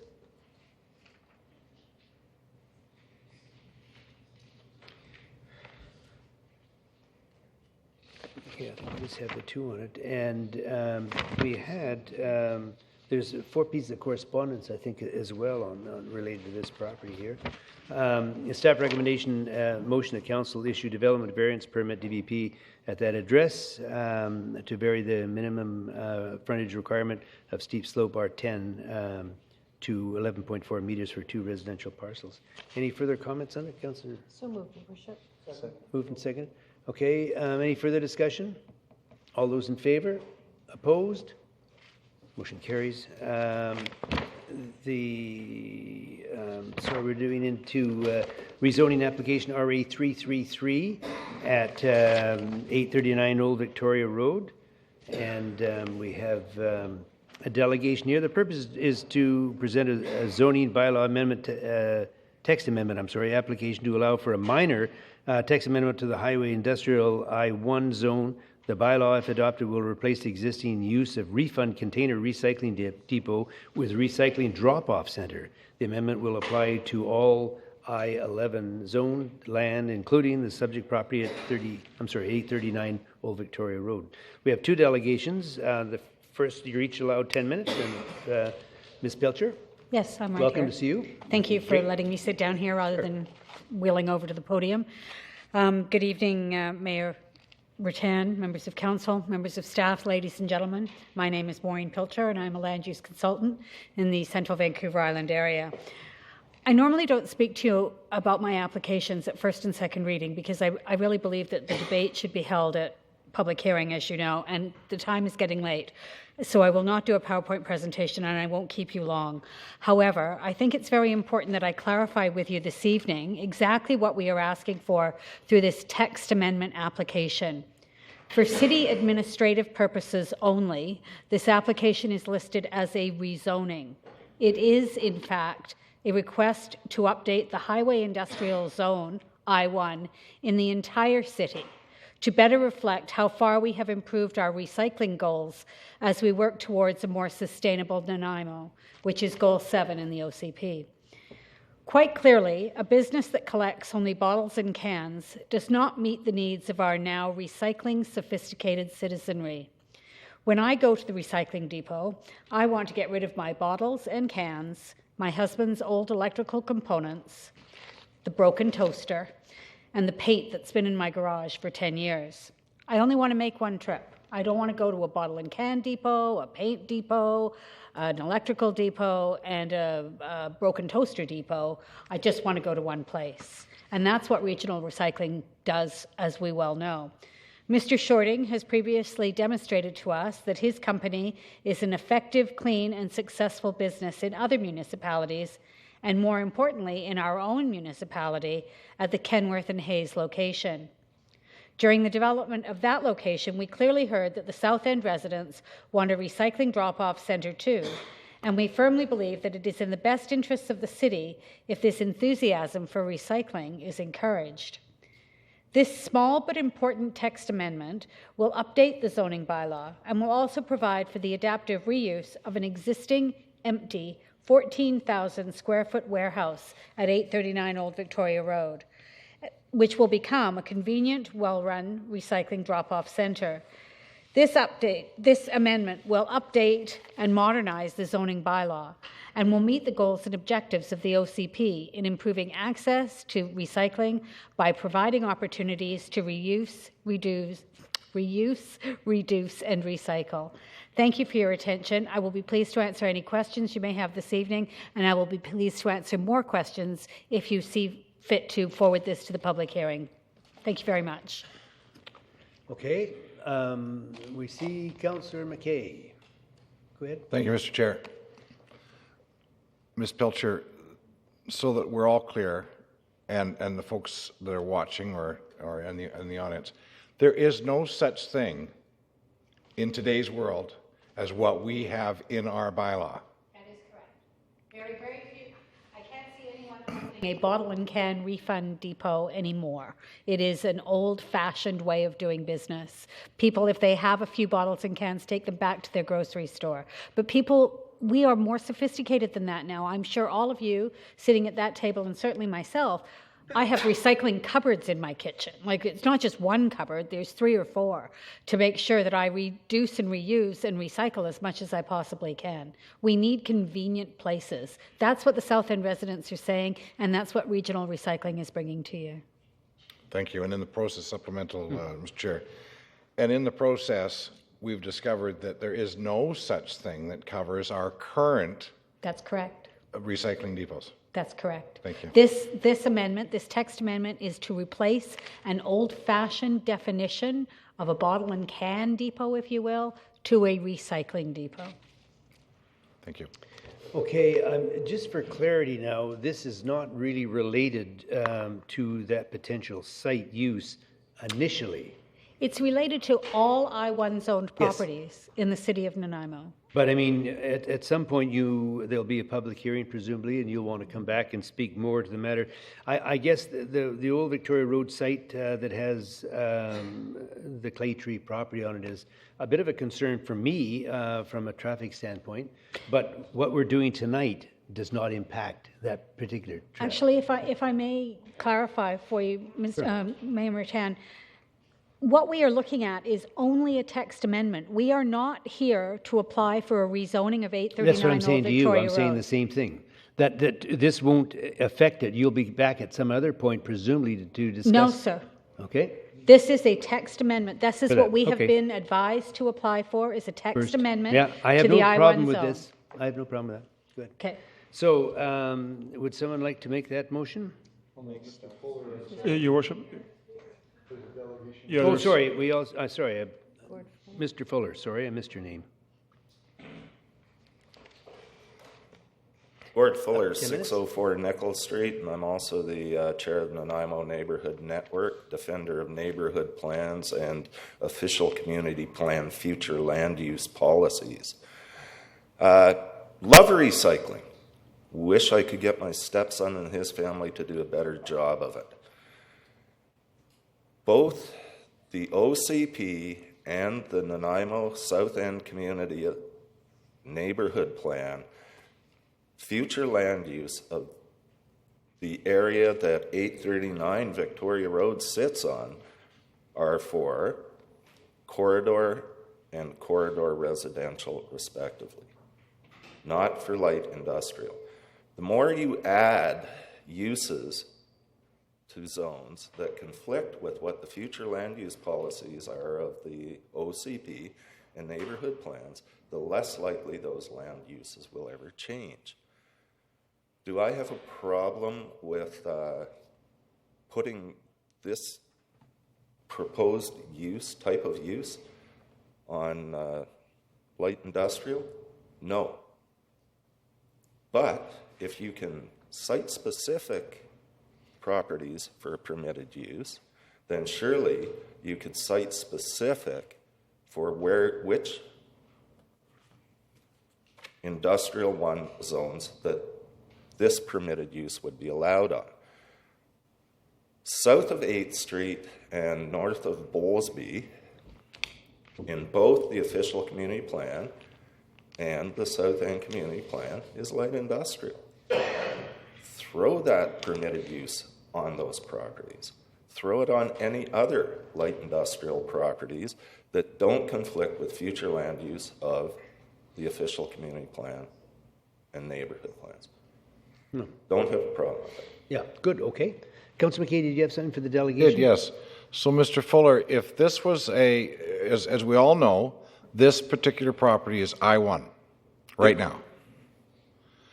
So, I-1, we can put in a bottle depot. Mm-hmm. That whole building could be a bottle depot. Sure.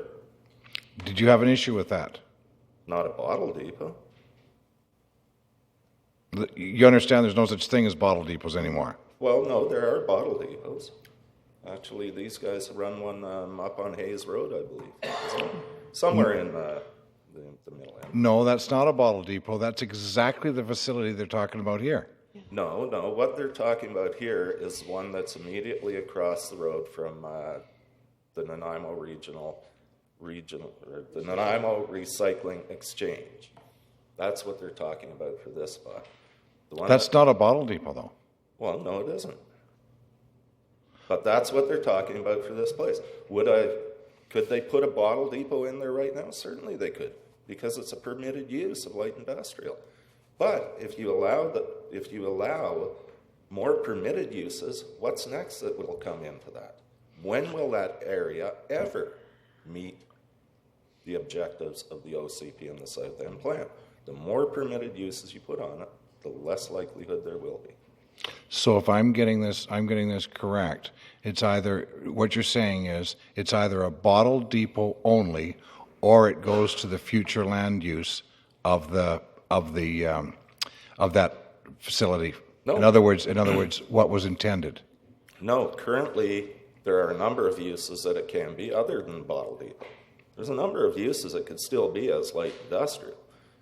And eventually the hope is that those uses will be pushed aside so that it becomes corridor or corridor residential. I mean, that's the whole point of future land use. I mean, why do we do these plans if we don't actually want to see those future land uses? Thank you. Okay, thank you, sir. Now, the motion before you is to receive for information the report. Anyone feel so inclined to? This one was staff recommendation. The council receive the information report pertaining to zoning amendment bylaw 2014 number 4500.067. Moved and seconded. Any discussion? All those in favor? Opposed? Now we move into the bylaw. The bylaw. Please. That zoning amendment bylaw 2014 number 4500.067 RA 333 to add recycling drop-off center to the I-1 zone, affecting all I-1 zoned lands past first reading. Seconded. All those in favor? Opposed? Motion carries. And that's zoning amendment bylaw 2014 number 4500.067 past second reading. Second. All those in favor? Opposed? Motion carries. Thank you.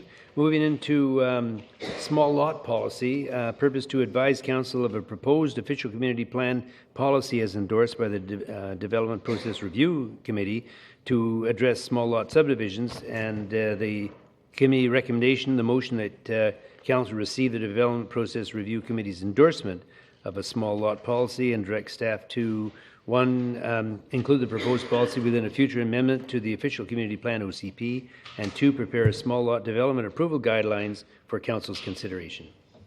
Anyone want to move that? Move the committee from Okay. recommendation unless the committee member Recommendation. You do it. Sorry. Whatever it says here. Okay. Sorry. Moved and Councillor seconded. Kipp is on it as All well. those in favor? Sorry, did you have a question? Oh, sorry, push the Z button, then I know you're going to do that. Go ahead. This is a question for staff. Yes. What happens to small lot proposals that are currently in the system? They're without the guidelines. What kind of what kind of guidelines are there if there are no guidelines at this point? Do we suspend those applications pending the development of policy or guidelines? Mr. Sweeter? Your Worship, I can start. That varies for different applications. Definitely the approving officer, there's subdivisions that are in stream. Some of them are PLAs that have an expiry date. You can't do anything for 1 year after new bylaws are adopted or policies anyway, but they would consider that as they renew their PLA applications.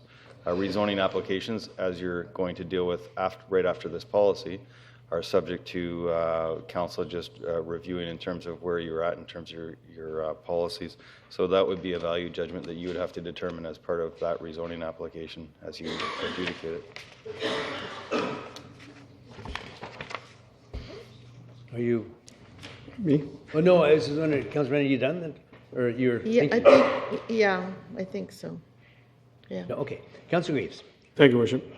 Well, this helps me out considerably. I was hoping that they would, the committee would have given us a sort of a percentage of small lots per large lots, which would help me out considerably. But I've gone through the 4 bullets, and I've checked off those bullets against the next rezoning applications and so on, and I see that some of the things do apply. So that helps me out a little bit.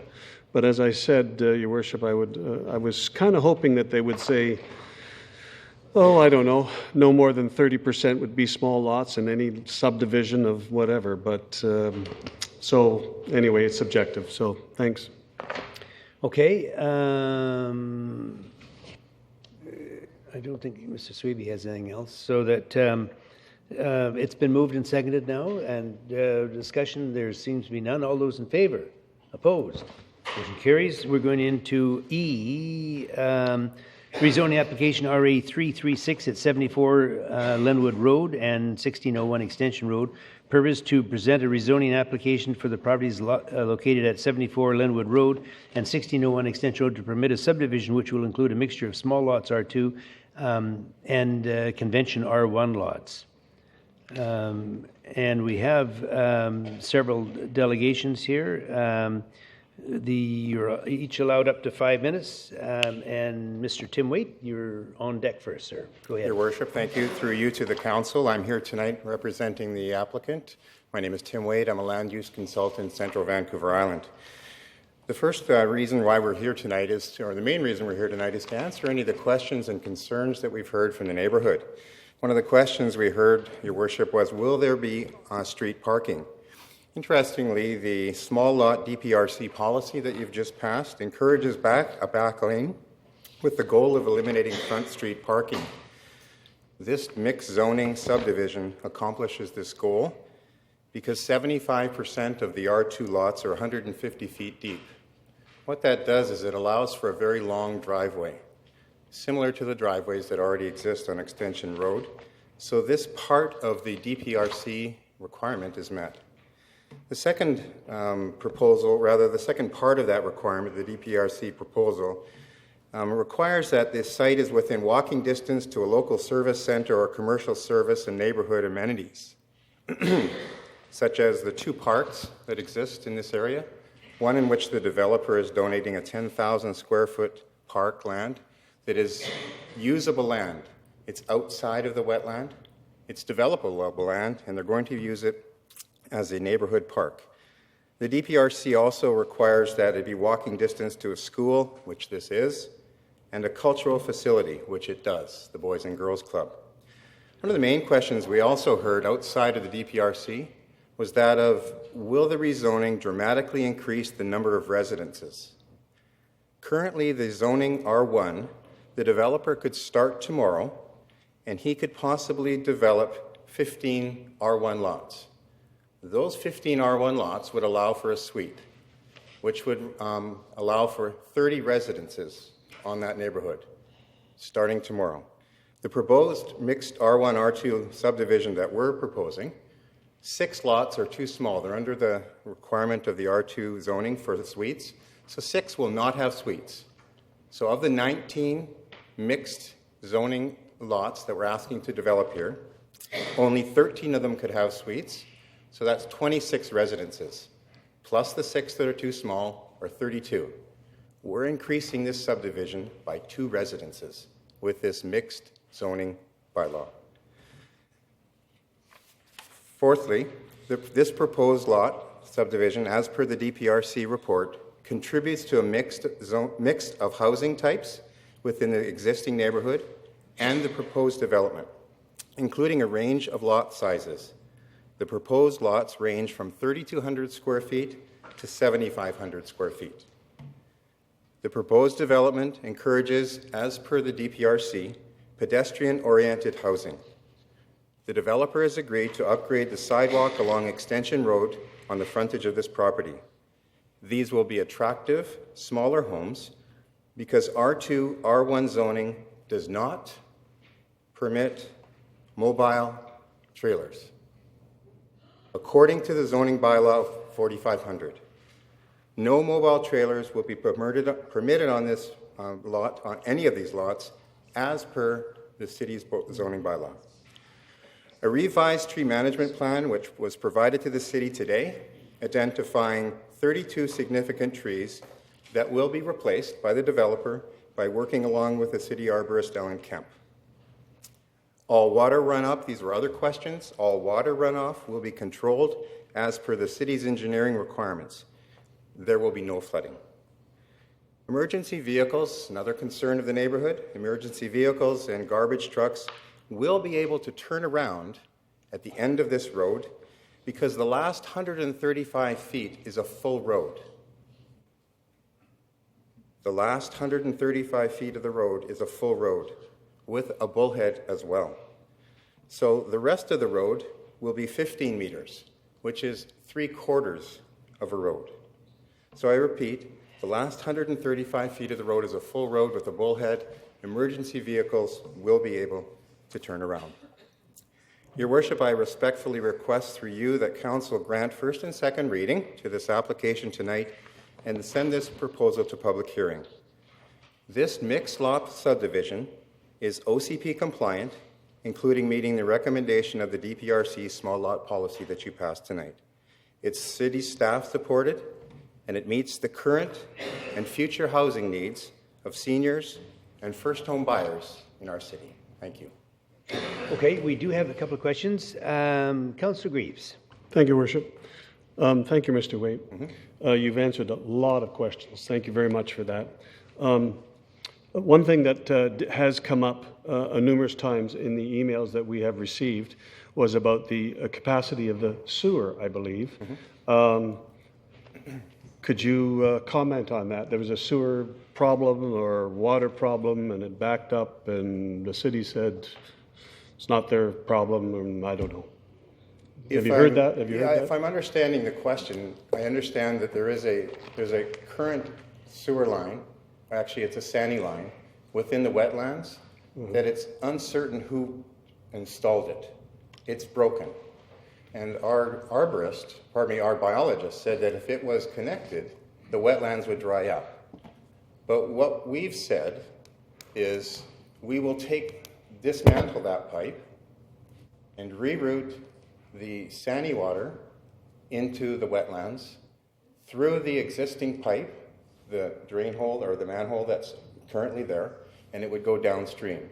And our understanding is that it meets the current size requirements for this subdivision. Follow up, Your Worship? And I'm not questioning what you have to say. Staff, is that true? Your Worship, it must be a storm line, not a SANI storm, line. sorry. Thank you. Okay. Yeah, I was wondering about the sewer line. Yeah. You know what I meant. Well, no, I didn't. Thank you very much. Welcome. Councillor Johnstone. Thank you, Your Worship. Through you to the delegation. Mr. Waite, is the proposed subdivision, is it on a transit route? Yes. a frequent transit? How often is this service? I don't know. But I know that right on the corner of Roberta, there is a bus stop there. Right on the corner of Roberta? Okay. Because it says within walking distance or accessible by transit. So. Yeah. I don't know exactly where it is, but I know that there must. Is it Lenwood? Thank you. Yeah. Thank you. Just around the corner. Thank you. Okay, Councillor Grace, do you have one? I'm something sorry, else? Please. I got all excited there and I forgot the next two questions I had. I have to disagree with you. The walk to the Boys and Girls Club, the Chase River Fire Department, that's a little bit of a walk. I say that's not a walk. I could use it. Okay, you could do it. And you say you're going to put sidewalks on extension? The city has required, part of our PLA, that we upgrade the existing asphalt sidewalk, which we have agreed in writing. So it's going to come down Lenwood and down extension? It already does, but it's being pushed up by a lot of the routes, so it's Right. in bad repair, so Okay. we're going to fix it. And how far down would that go, do you know? To the corner of There's 1601 1601 extension. Oh. And the next property beside us. Okay. Thanks. That's all I have, Your Worship. You know, Ms. Wade, I know you've gone to a great deal of work, and I think the thing has a huge amount of merit, but my own personal feeling is I'm just challenged by these R2, the really tiny little lots that are directly across the street from these large pieces of land. And I know in some cases the families have bought these years and years ago, and I just sort of feel personally that I just wish they could reduce, maybe eliminate in this particular instance the R2, and try to make the lots all larger. I know it would reduce the numbers, but I'm just really challenged by having people that have enjoyed a lifestyle with really large lots there all these years suddenly being confronted with tiny little properties in front of them, but that's just a personal Your observation. Worship, if I may? Sure. The advantage of this particular area is the length of the lots, like I tried to highlight as well.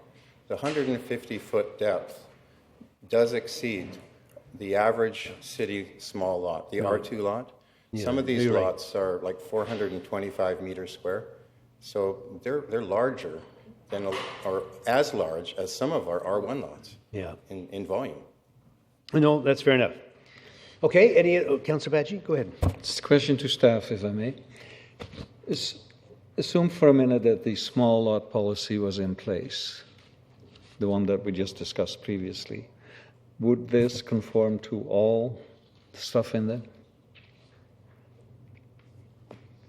Your Worship, under the current subdivision plan that I'm looking at, the one area that I don't see that it complies with is lane access, and maybe the applicant can clarify that. And certainly there was questions raised by Councillor Greaves tonight about the access to the Boys and Girls Club and whether that's reasonable or not. And I don't know of the frequency of the transit. That's another thing that you would have to evaluate. Transit usually starts to develop as you get at density. So whether the access is frequent now, probably it's not, but as things develop, the transit would become more frequent. So under the current policies, it doesn't look like it totally complies, but that would be something you would have to weigh yourself. Okay, thank you. Okay, any further questions of the delegation? Good, thank you, sir. Great, thank you, Worship. Now we have 3 more delegations. Miss Christine Plumpton.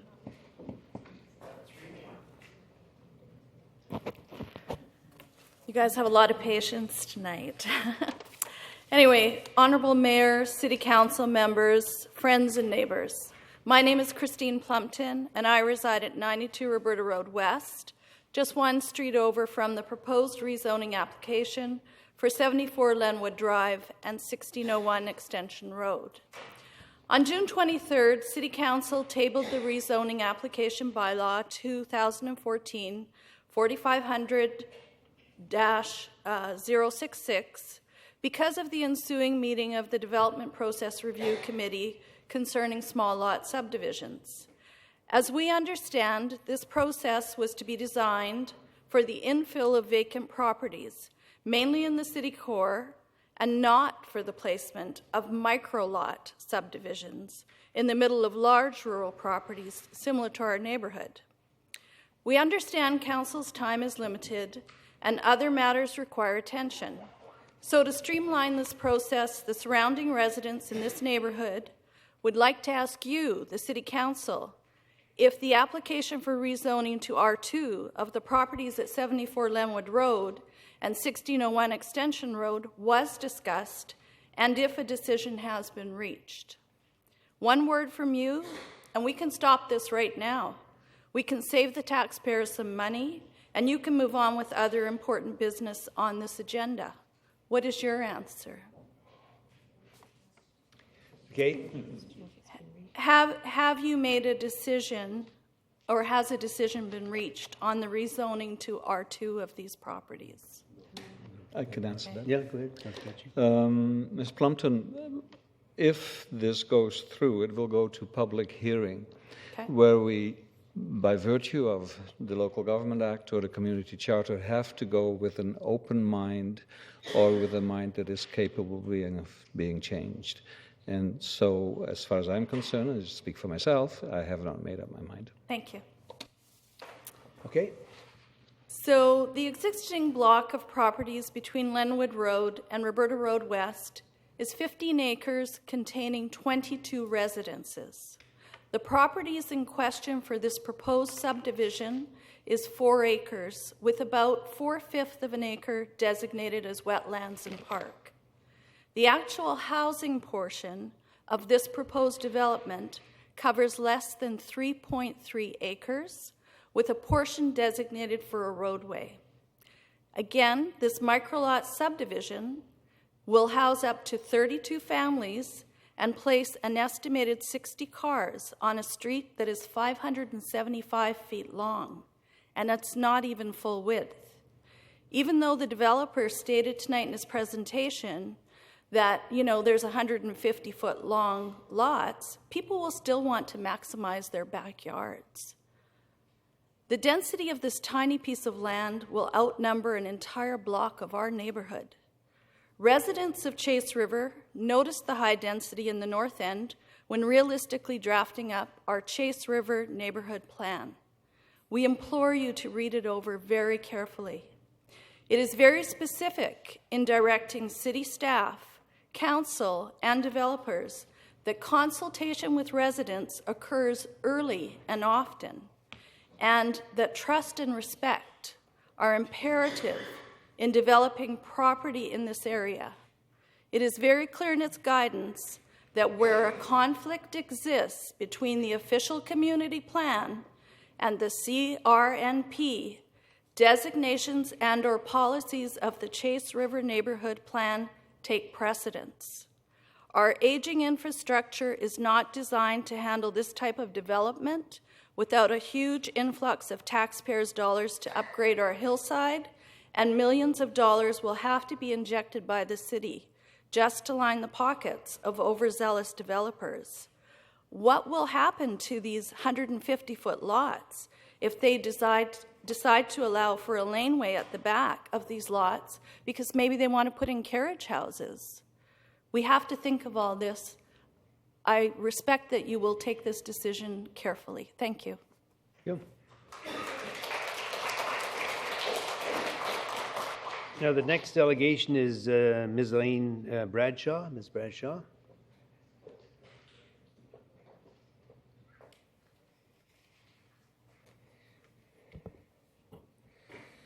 Hello, Mr. Mayor and City Council members.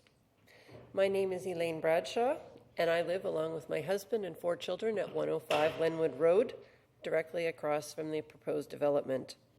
I spoke to you at the City Council meeting on June 23rd regarding traffic and safety issues. The rezoning application is a matter of great concern to me and to other residents of Upper Chase River. Less than 1 year ago, on September 17, 2013, Spencer Anderson of the Nanaimo Daily News wrote an article entitled "City to Decide Future for Use of Small Subdivision Zoning." And here's a quote from the article. Bestwick said members on his committee want more information on how the city envisions small lot development taking place, including the number and scope of developments within the city, and how the character of the developments blends with the surrounding neighborhoods and other types of housing.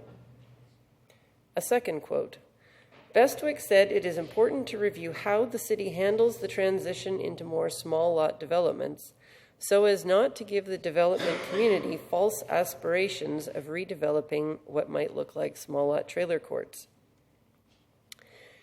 From this article, Councillor Bestwick sounds like he has wisdom and is cognizant of the potential problems of R2 zoning. He sounds like he cared about how these projects will affect the residents that live in the rural areas. So why are we being subjected to and invaded by a high-density micro-lot subdivision that would more than double the number of families on 1/5 of the city block's land? Does this sound like development that blends with the character of the surrounding neighborhood? Would you like this in your backyard when you bought your property for the green space, the rural atmosphere, and the wildlife? The residents of this area have yards that rival any city park. On January 3rd, 2013, Mr. Anderson wrote another article about the strain on the sewer system in the Chase River catchment area. This is a direct quote from the article. Population growth in Nanaimo's Chase River catchment area is expected to place a bigger burden on an aging sewage system, and the city is looking for an independent report on where the most strain will be felt. But a request for proposal from the city for a capacity study has yielded only 2 responses, one of which arrived late and won't be considered. One of the main objectives of the study will be to assess the performance of the system in the present, as well as for population projections. It also calls for a list of specific improvements to the area, including associated costs. Now that it is 1.5 years later, has this report been completed? And what are the associated costs? Country Hill Estates area is pretty much complete, and it has strained the system further. What do you think it will be like with up to 32 new families taking showers, doing laundry, and running dishwashers? When the water and sewer systems were installed 40, 50, or 60 years ago, what density were they designed to handle? 1 house per 5 acres, 2 acres, half an acre? Certainly not 1 family per 1/10 of an acre. If this type of planning continues up the hillside, don't you think it will put further strain on our sewer and water systems? Our residents do. Our residents in the area are very concerned. 2 years ago, we had a water main rupture in front of 70 Lenwood Road, causing significant damage to 5 properties. The city superintendent at the job site told Tom Bennett that the whole hillside piping was getting old and needed attention. By the way, none of the 5 owners received compensation from the city for the damages. What if it is a rupture in the sewer main that runs beside our house next? Your history in making amends does not inspire our confidence. Please take the time to look at the situation brewing in our neighborhood. We are very upset at this lack of respect and of the complete disregard for our homes and properties from this invasive project. Thank you. Okay, before you go, is it for the delegation? It is. Okay, go ahead. Councillor McKay. Thank you for your presentation. So you're aware that that particular lot that can be subdivided into 15 individual lots. I recognize that. So do you accept that? I understand that I have to accept it. Okay, because it's legal. Yes, I realize that. So are you also aware that we have a secondary suite policy in Nanaimo that allows R1 single residents to have suites? I do. I recognize that there can be 30 families living there. That's good. Thank you. Any other questions? Okay, no, I guess that's it. Thanks very much. And the next delegation is Mr. Tom Bennett. Good evening, honorable members. I really wish I didn't have this to read out because I'd rather answer some of your questions that you're asking about this. One of the first things I'd like to show you, though, this is the hillside. See all those black lots?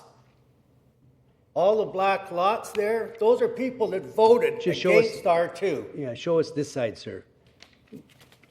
Yeah, what I'm saying, just, you're speaking to us, not to the crowd, okay? All right.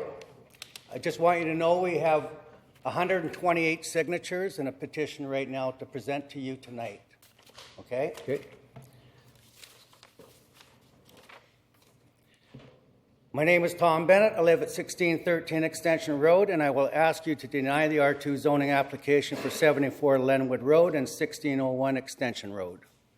Since my talk is only about 2 minutes, I would like to start by reading a letter from our neighbors, a letter of correspondence from my neighbor, 85-year-old Derek Pereira, and his wife, Dr. Lita Pereira, who reside on Lot 22 right next to me. Urgent attention to the mayor and councilors of the city of Nanaimo. This is to place on record our strong opposition to a small lot subdivision and zoning change application that is to be addressed at tonight's council meeting. Our neighborhood committee is scheduled to speak to you at this meeting to share the serious concerns of the surrounding property owners.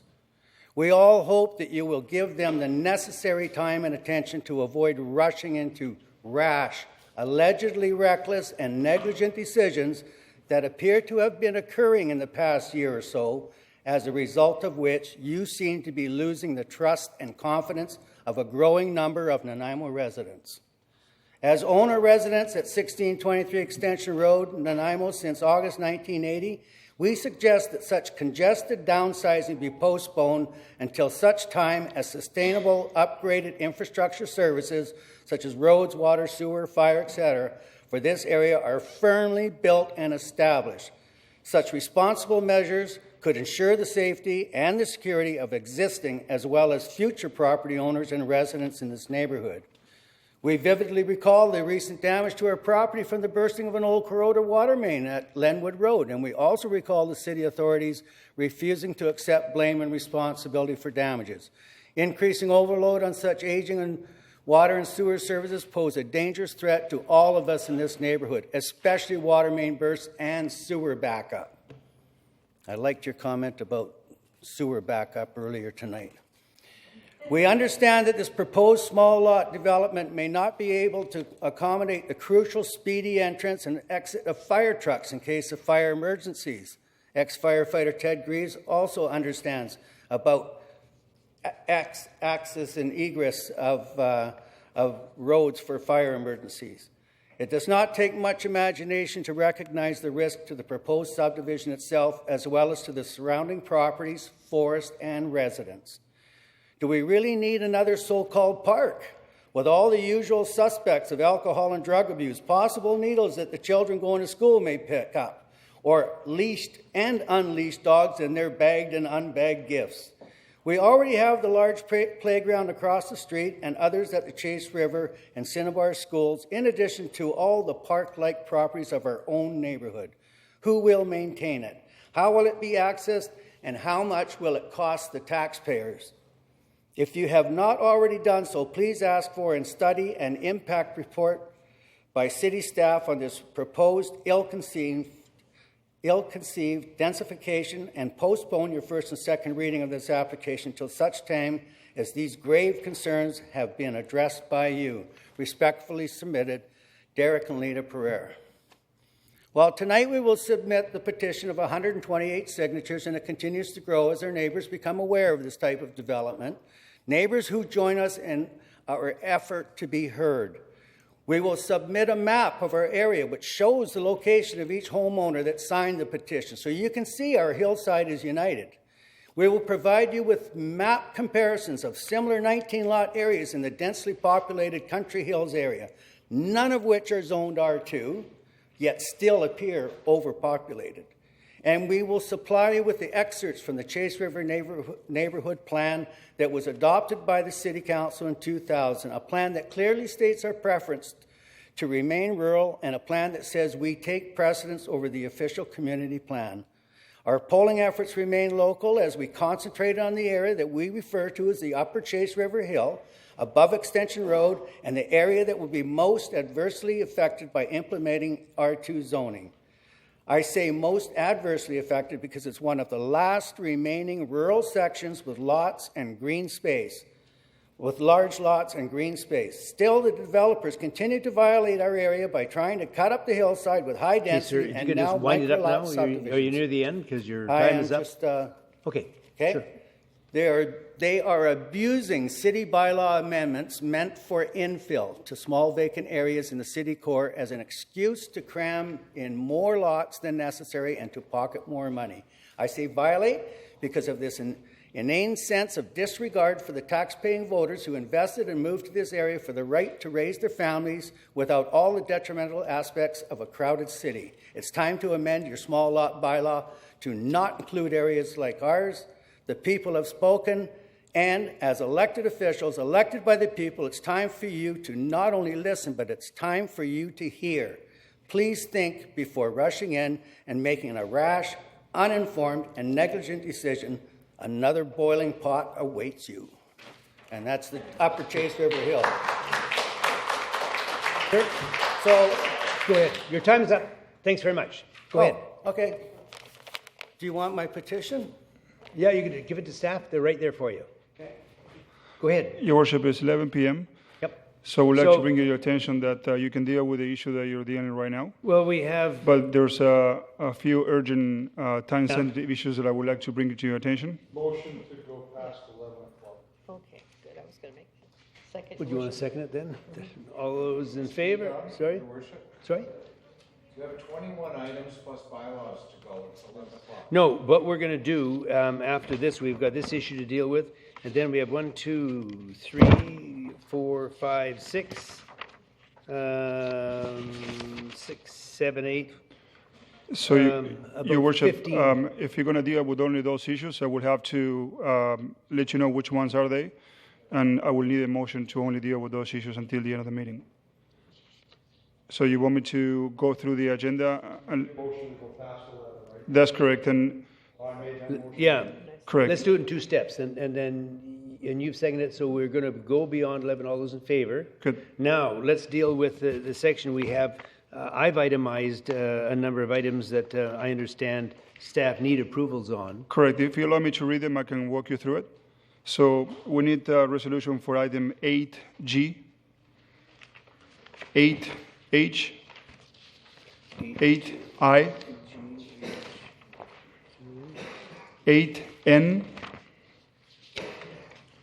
9A,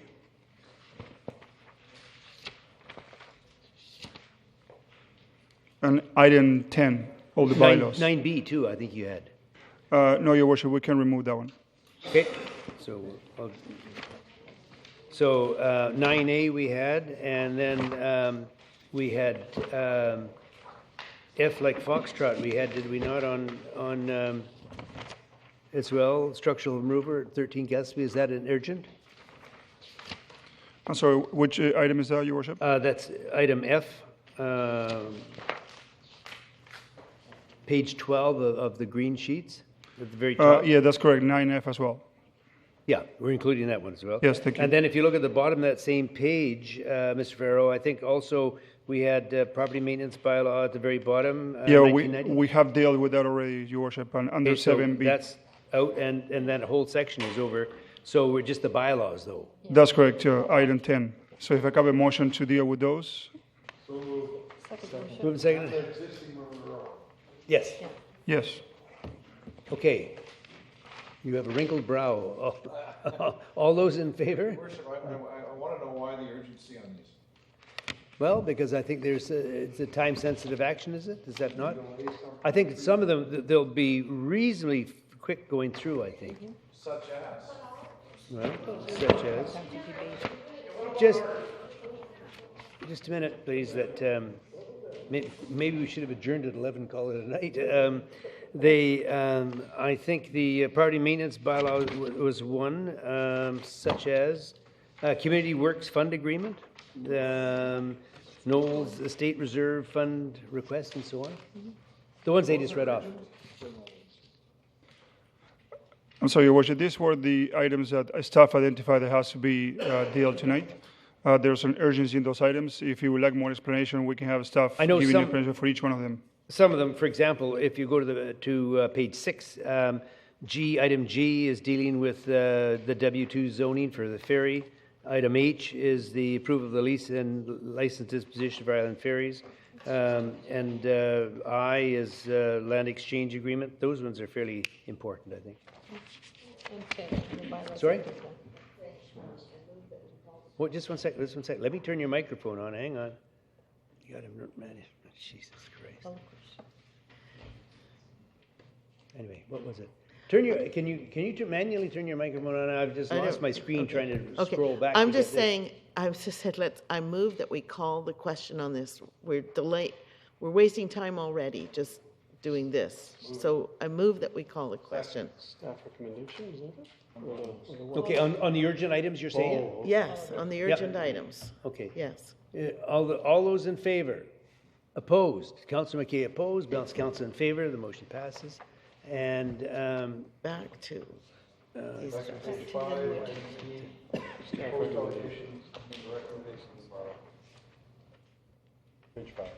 you want to come over for a second, the IT guy here, and well, it's I'm just trying to get back to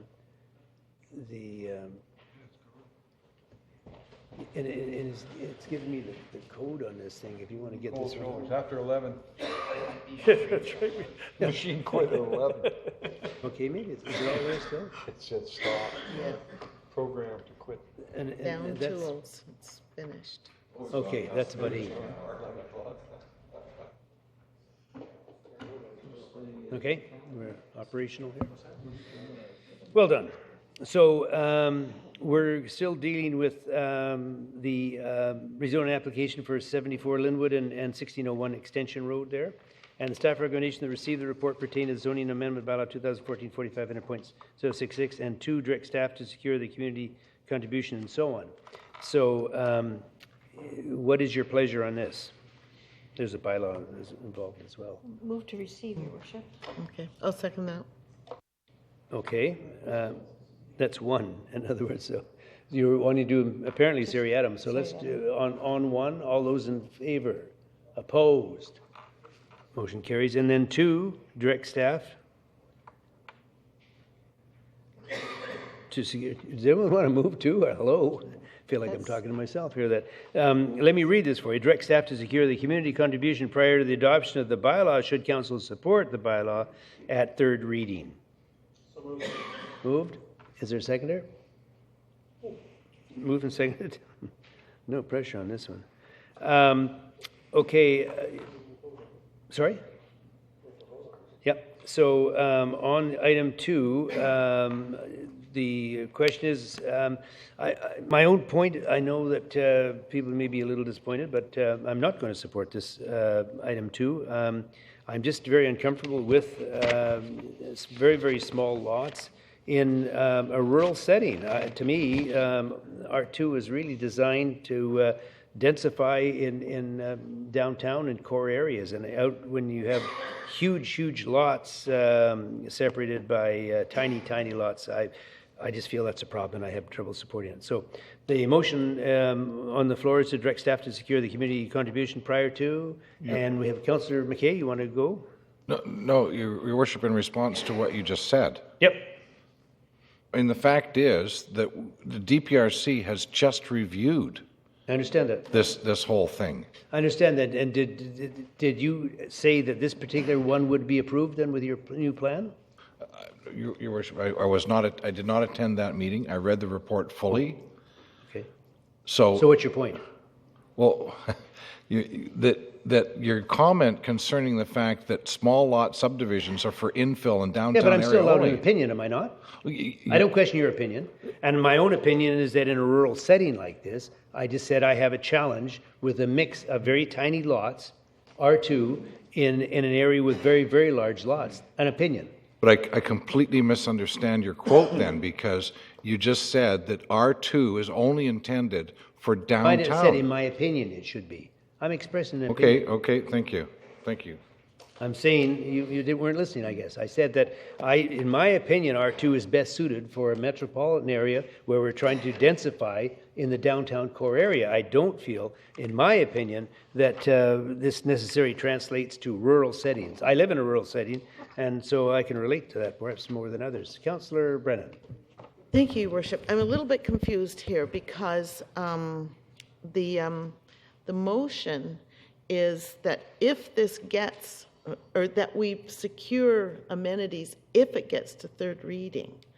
But we have no way of knowing if it's even going to pass first or second. This is unusual to do it this way. I know. So here's my concern. Here's my concern is that we don't know how we're all going to vote, right? So if we agreed that we didn't want to secure the amenity before third reading, and lo and behold, it passes second reading, goes to a public hearing, then we have just severed our ability to get an amenity. And we don't know how everybody's going to vote. I mean, it may be that... I agree, and that's a valid point. Yeah, so I'm just urging us to pass the amenity, that we secure an amenity, and then the next stage of this whole process would be we would look at first and second reading, and it may or may not pass. I don't disagree with that. But we leave it open to getting an amenity if it does. Okay. So, was 2 moved and seconded? Yes. So, all those in favor? Opposed? Motion passes. Now, the bylaw, motion that zoning amendment bylaw 2014 number 4500.066 to rezone a portion of the properties at 74 and 1601 Extension Road, single dwelling, small lot, in order to which will include a mixture of smaller, pass first reading. I'll move that to get on the floor. Okay. You want to second it to get on the floor? Okay, thank you. So if any of these questions are hard, just let me know.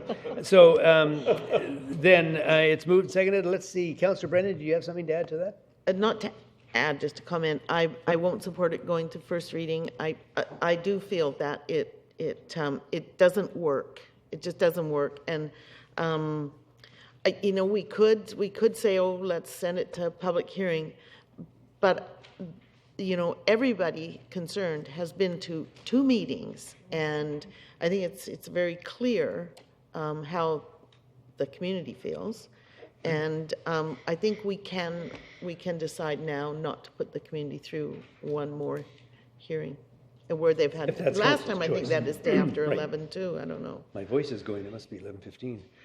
Okay, Councillor Patchy. Thank you, Worship. I would be supportive of having it go to first and second reading because I really do believe that a public hearing and not an open council meeting is the appropriate venue for us to deal with this, to get all the petitions, to talk about the things that they want to show us.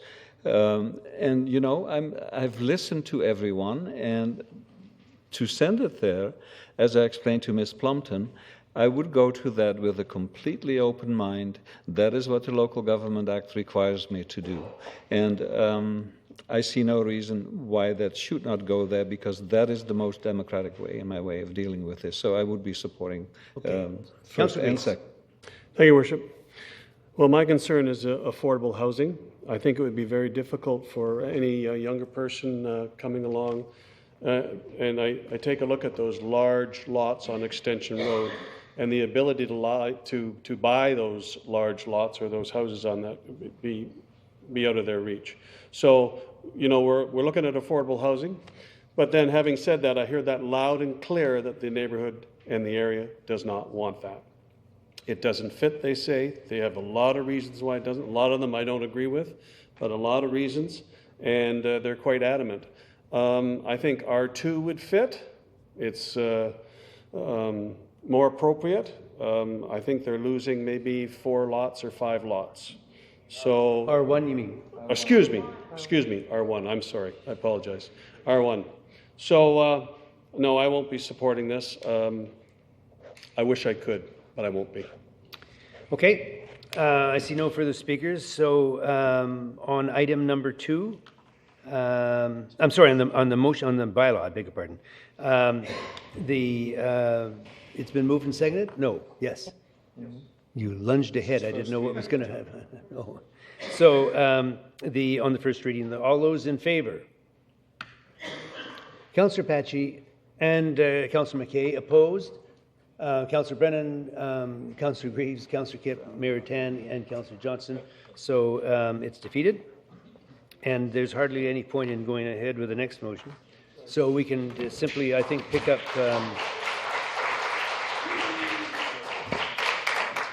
so let's get on...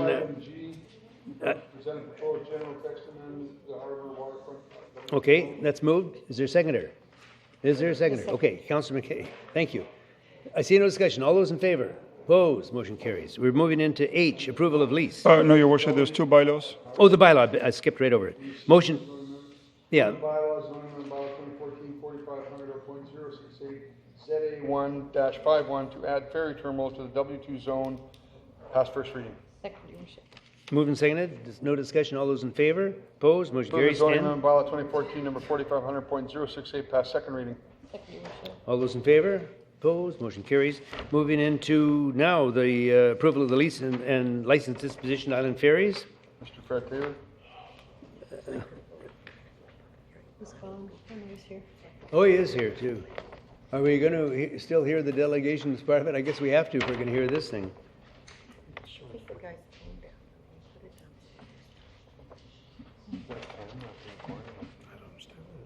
Mayor Rattan and council members. Council now has the cart before the horse.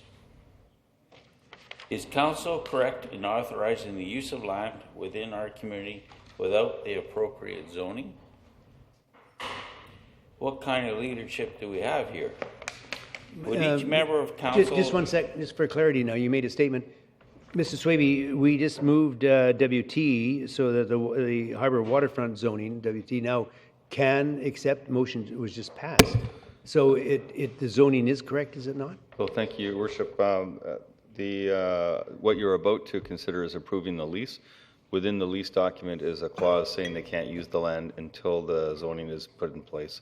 So that's the way. But wasn't the previous motion to change the zoning? Yes, but it has to go to public hearing and then come back. Okay, for that part. So there is a statement that it has to be zoned before it's authorized. Well, That's correct. I don't see that document, so sorry, I'll finish. Would each member of council enter a public hearing with an open mind for the zoning in question? The process in print that the public sees before the council tonight is very clear. Once again, the cart before the horse. The following public hearing, in my opinion, a farce. I believe the process in print could legally jeopardize your intentions. But nice to see the complete story in the agenda. Okay, valid. Thank you, sir. Thank you.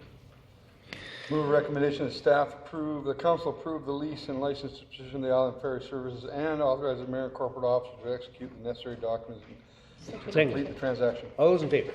Opposed? Motion carries. Try to catch you off quickly. Approve the land exchange agreement. Is that the next one? Yes, that one there. For 165 Westwood Lake, or Westwood Road? Yeah. Approve the disposition of portion of 155 Westwood Road in exchange for a portion of 2090 and 2092 Skaha Drive, and authorize the mayor and corporate officer to execute the necessary documents to complete the transaction. You going to second it? Okay, moved and seconded. All those in favor? Opposed? Motion carries. We're going to skip on now to item N, like November. It's Community Works Fund Agreement. Purpose to enter into an agreement with the Union of British Columbia Municipalities for receipt of funding under Community Works Fund, and the motion is there. The council authorize the mayor and corporate officer to sign the Community Works Fund Agreement. Moved and seconded. All those in favor? Opposed? Motion carries. We move down to 9A, Knowles Estate Reserve Fund request outside Mirror Football, and to be introduced by you. Yes, the Commission's recommendation is that Council approve $10,970.52 from the Knowles Estate Reserve Fund towards purchase by the Southside Minor Football Association of football equipment for the upcoming season. Second. Moved and seconded. All those in favor? Opposed? Motion carries. Moving over leaf now to, I think... 9F. 9F, structure removal, 13 Gillespie Street. It's requested that council hear anyone wishing to speak with respect to property at 13 Gillespie, purpose to obtain council authorization to enforce the provisions of the community charter, and the motions are 1, 2, and 3.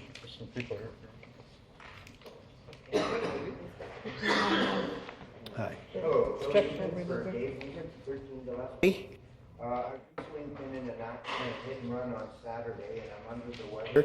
I'm looking to get an extension, if I can get at the next council meeting. I went in to get an appraisal from the assessment office, and they tell me I can't get the information until I get permission, power of attorney from my brother. And the reason I went in is to find out why the property was devalued from $83,000 to $1,000. And that's everything else I've done. I've gotten reports from the fire department. I've been in contact with city staff. The only problem I have, the only question I can't answer at the moment is why they devalued the building. And at the moment I'm under the weather. I picked up a nasty infection at the hospital. And I'm hoping I can get an extension till the next council meeting. Councillor Brennan. I'm not clear. You said you're here on behalf of your brother? Yes, right there. And you're the Yeah, brother? yeah. I'm the owner. You're the brother. Okay, Yeah. thank you. Okay, Thanks. I'm the owner. I wasn't sure. You said there, stood there so Oh, quietly. well, maybe Yeah. I do have a question then. What about, why do you have to get power of attorney? He's right there. Can't you just take him Well, with you? he's I not work- available. He's I work working. during the weekdays. Yeah. Pretty much all day. He's got two jobs, Superstore and Costco. Yeah. And so he's got high blood pressure from 157 over something. Okay, And so well, listen, what we need to do, item 1 here is due to fire damage, the building. Well, the located- fire damage is only the porch. It's very superficial, the fire. Yeah, damage. yeah, it's the It's porch. not as stated, and we Yeah, have and proof of that.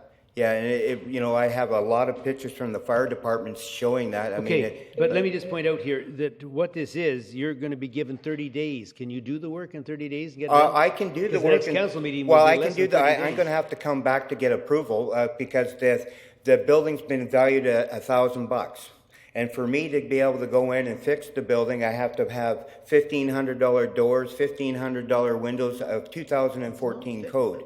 And the building is like, way past that. You may as well, put a bulldozer to it because you're not going to be able to afford to do it. If we can bring the value up to $82,000 minus the damage of the porch, we're in the 75% range Maybe where it's- we can get this fixed. Okay, to staff, I mean, who sets these values then? Your city bylaws. Your worship, Yeah, go ahead. Your worship, Yes. this is a matter of if the building cannot be repaired if it's more than 75% damaged. As it sits right now, staff believe it is. The delegation has said he's pursuing an appraiser to see if he can determine if it's going to be higher than that. We've talked to the delegation a number of times and expressed a concern that we don't think it could be brought up to that level, but he's pursued an appraiser and wants to go down this road as he described. Can you get an appraiser within 7 days? I don't believe so, no. I just got the hazardous goods things back, and it's all negative for asbestos. I mean, we've been doing our research, but... Okay, what kind of time do you need? 30 days minimum. I need to come back... Well, it won't be minimum. Well, I need to come back and, get your approval or get the appraisal up, right? So I can get a building permit to redo the porch. I can't get a building permit to rebuild the porch because of the $1,000 appraisal on the building. Long time. Any, Councillor Brennan, did you have Well, just one question. How long, when did the fire happen? December 4th, 2012. 2012. We have revealed... It was a year and a half ago, roughly, more than Yeah, that. yeah. No water damage inside. It was only the front porch, superficial. There was damage. problems with the tenants, and we, didn't want to get down that area. There was horrible problems with the tenants. We don't want to rent the building out again. We want to bring it up so it's sellable and get rid of it. We don't want to have anything to do with that end of the street anymore. Motion to give them 30-day extension. Second. Moved and seconded. All those in favor? Opposed? 30 days. You've got. Thank you very much. Okay. Thank you, sir. The next one, it's been crossed off. Are we just going straight into? We're going to bylaws. Your In the worship, bylaws item now? number 10. Okay. So we're into motion zoning amendment bylaw 2013 number 4500.052 to rezone property at 5661 Christina Crescent from single dwelling residential to townhouse be adopted. Moved and seconded. All those in favor? Opposed? Motion carried. Unless there's any opinion, I believe we can move all of these motions with one motion. No, Your Worship, unfortunately, because it's a Okay. bylaw, there needs to be individual. Okay. Zoning amendment bylaw 2014 number 4500.57 to rezone property of 4125 Dupont Road from Okay, single family that's dwelling. good. Is there a seconder to for that? R1. one? Seconded. All those in favor? Opposed? Motion carried. Move And- zoning amendment bylaw 2014 number 4500.064, that's RA 330, site specific rezoning to permit liquor store at Departure Bay Road. Be adopted. What was the third word you said? No. It's been moved and seconded. All those in favor? Opposed? Motion carries. We The move office in. appointment and delegation amendment bylaw 2014 number 7031.03 to delegate authority to the approving officer for determining the dedication of parkland or cash in lieu of parkland through the subdivision process be adopted. Moved and seconded. All those in favor? Opposed? Motion carries. Move the general election amendment bylaw 2014 number 7129.01 to provide the housekeeping amendments related to new legislation regarding elections be adopted. Second. All those in favor? Opposed? Motion carries. Bylaw notice enforcement amendment bylaw 2014 number 7159.01 to include the cities of Duncan and Parksville and the district of Tofino in the bylaw adjudication system registry established at 411 Dunsmuir Street be adopted. Moved and seconded. All those in favor? Opposed? Motion carries. And I think that concludes all the ones that were there. So with that, we will Other entertain- business. Other business. We have Councillor McKay. There's a notice of motion. I'm sorry, Your Worship, this is all that we have in the agenda. If you need to consider anything else, it has to be a motion to include I'd it. just like to, one thing, with the heat now, it's too late to tell everybody to stop throwing their cigarettes out. We need a cigarette ban, and it's extreme fire rating right now, and we need to get a message out to the public. Thank you. Motion to adjourn. Well, Councillor McKay, you. Motion to go home. Yeah. Oh, that's right. Your Worship, I'm sorry, I don't mean to be difficult, but if you want to consider the notice of motion, it has to be a motion to add Motion it to the agenda. to accept the notice of motion. And if you can have a vote on that. I'll second that. Okay. So, all those in favor? Opposed? Okay. My God, how many pages have you got there?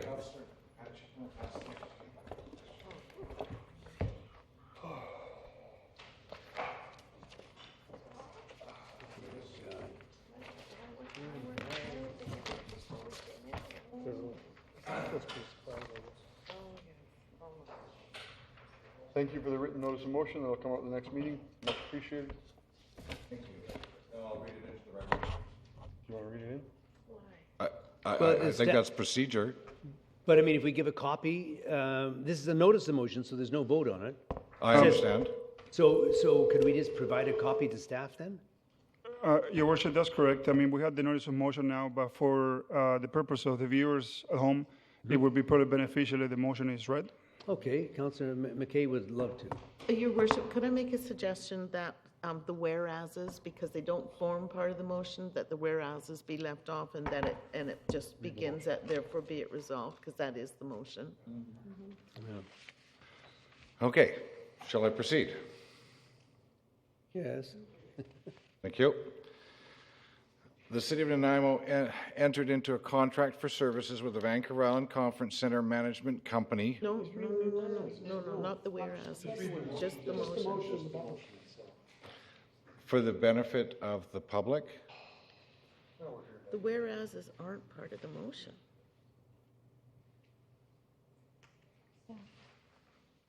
Can I get some guidance from Legislative Services, please? Your Worship, I know it's late, but I will recommend that you read the full motion as written. Thank you. Whereas the City of Nanaimo entered into a contract for services with the Vancouver Island Conference Center Management Company, known as the VICC operator, to operate the Vancouver Island Conference Center on behalf of the City of Nanaimo, and that neither city staff nor council have authority over the day-to-day operations of VICC by the VICC operator. Whereas the VICC operator entered into one or more contracts with the Nanaimo Daily News and Coast Capital Credit Union, event sponsors, brackets, for purposes of simulcasting the LeaderCast conference on May 9th, 2014, brackets, LeaderCast event. Whereas Councillor Pache advised city staff that he would be bringing forward a motion on May 5th, 2014 to cancel the LeaderCast event, brackets, LeaderCast motion. Whereas there are conflicting statements at council meetings on May 5th, 2014, June 16, 2014, and July 3rd, 2014 about communications regarding the LeaderCast event among city staff, the event sponsors, the VICC operator, and some members of council prior to May 5th, 2014 and afterwards. Whereas the city manager and manager of legislative services are responsible for providing advice to council regarding compliance with applicable federal and provincial laws, city bylaws, and city policies. And on May 5th, 2014, city staff added the LeaderCast motion as a late item under other business as 11A. And whereas the mayor has made public statements that council will report openly and transparently on the events leading up to the cancellation of the LeaderCast event, and that a similar vote will never happen again, therefore be it resolved that option number 1, subsection 1, council strike a task force to conduct an investigation of the events leading up to the cancellation of the LeaderCast event on or before May 5th, 2014, and report back to council before August 31st, 2014. 2, city staff be directed to cooperate fully with the investigation by providing all relevant records, and 3, city staff be directed to seek the cooperation of the VICC operator and event sponsors in order to make a full accounting of the facts and, where necessary, seek consents to waive confidentiality arrangements. Option 2, number 1, council appoint an independent investigator to conduct an investigation of the events leading up to the cancellation of the LeaderCast on or before May 5th, 2014, and report back to council before August 31st, 2014. 2, city staff be directed to cooperate fully with the investigation by providing all relevant records on a confidential basis and support to the independent investigator. 3, city staff be directed to seek the cooperation of the VICC operator and event sponsors in order to make a full accounting of the facts and, where necessary, seek consents to waive confidentiality arrangements. Number 4, the independent investigator must demonstrate that he or she has no prior business dealings with the City of Nanaimo, city staff, the VICC operator, council, or the event sponsors. And number 5, any requests made by the independent investigator to City of Nanaimo under the Freedom of Information and Protection of Privacy Act, brackets BC, and Freedom of Information and Protection of Privacy bylaw be given top priority. Recommended options for an independent investigator. There are 3 people that have been spoken to and have accepted, should we choose them. The Honourable Brian Peckford, former Premier of the Province of Newfoundland and Labrador. Mr. Mike Pattison, former council member, the City of Cranbrook from 1979 to 1999, the last 9 years as mayor. Or Mr. Jonathan Baker, legal counsel of Baker & Baker, and formerly alderman of the City of Vancouver, serving from 1986 to 1992.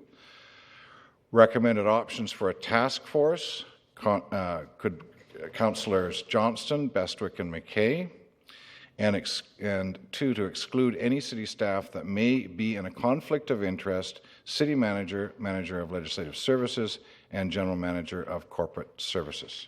Thank you for your indulgence. Second, we stand adjourned.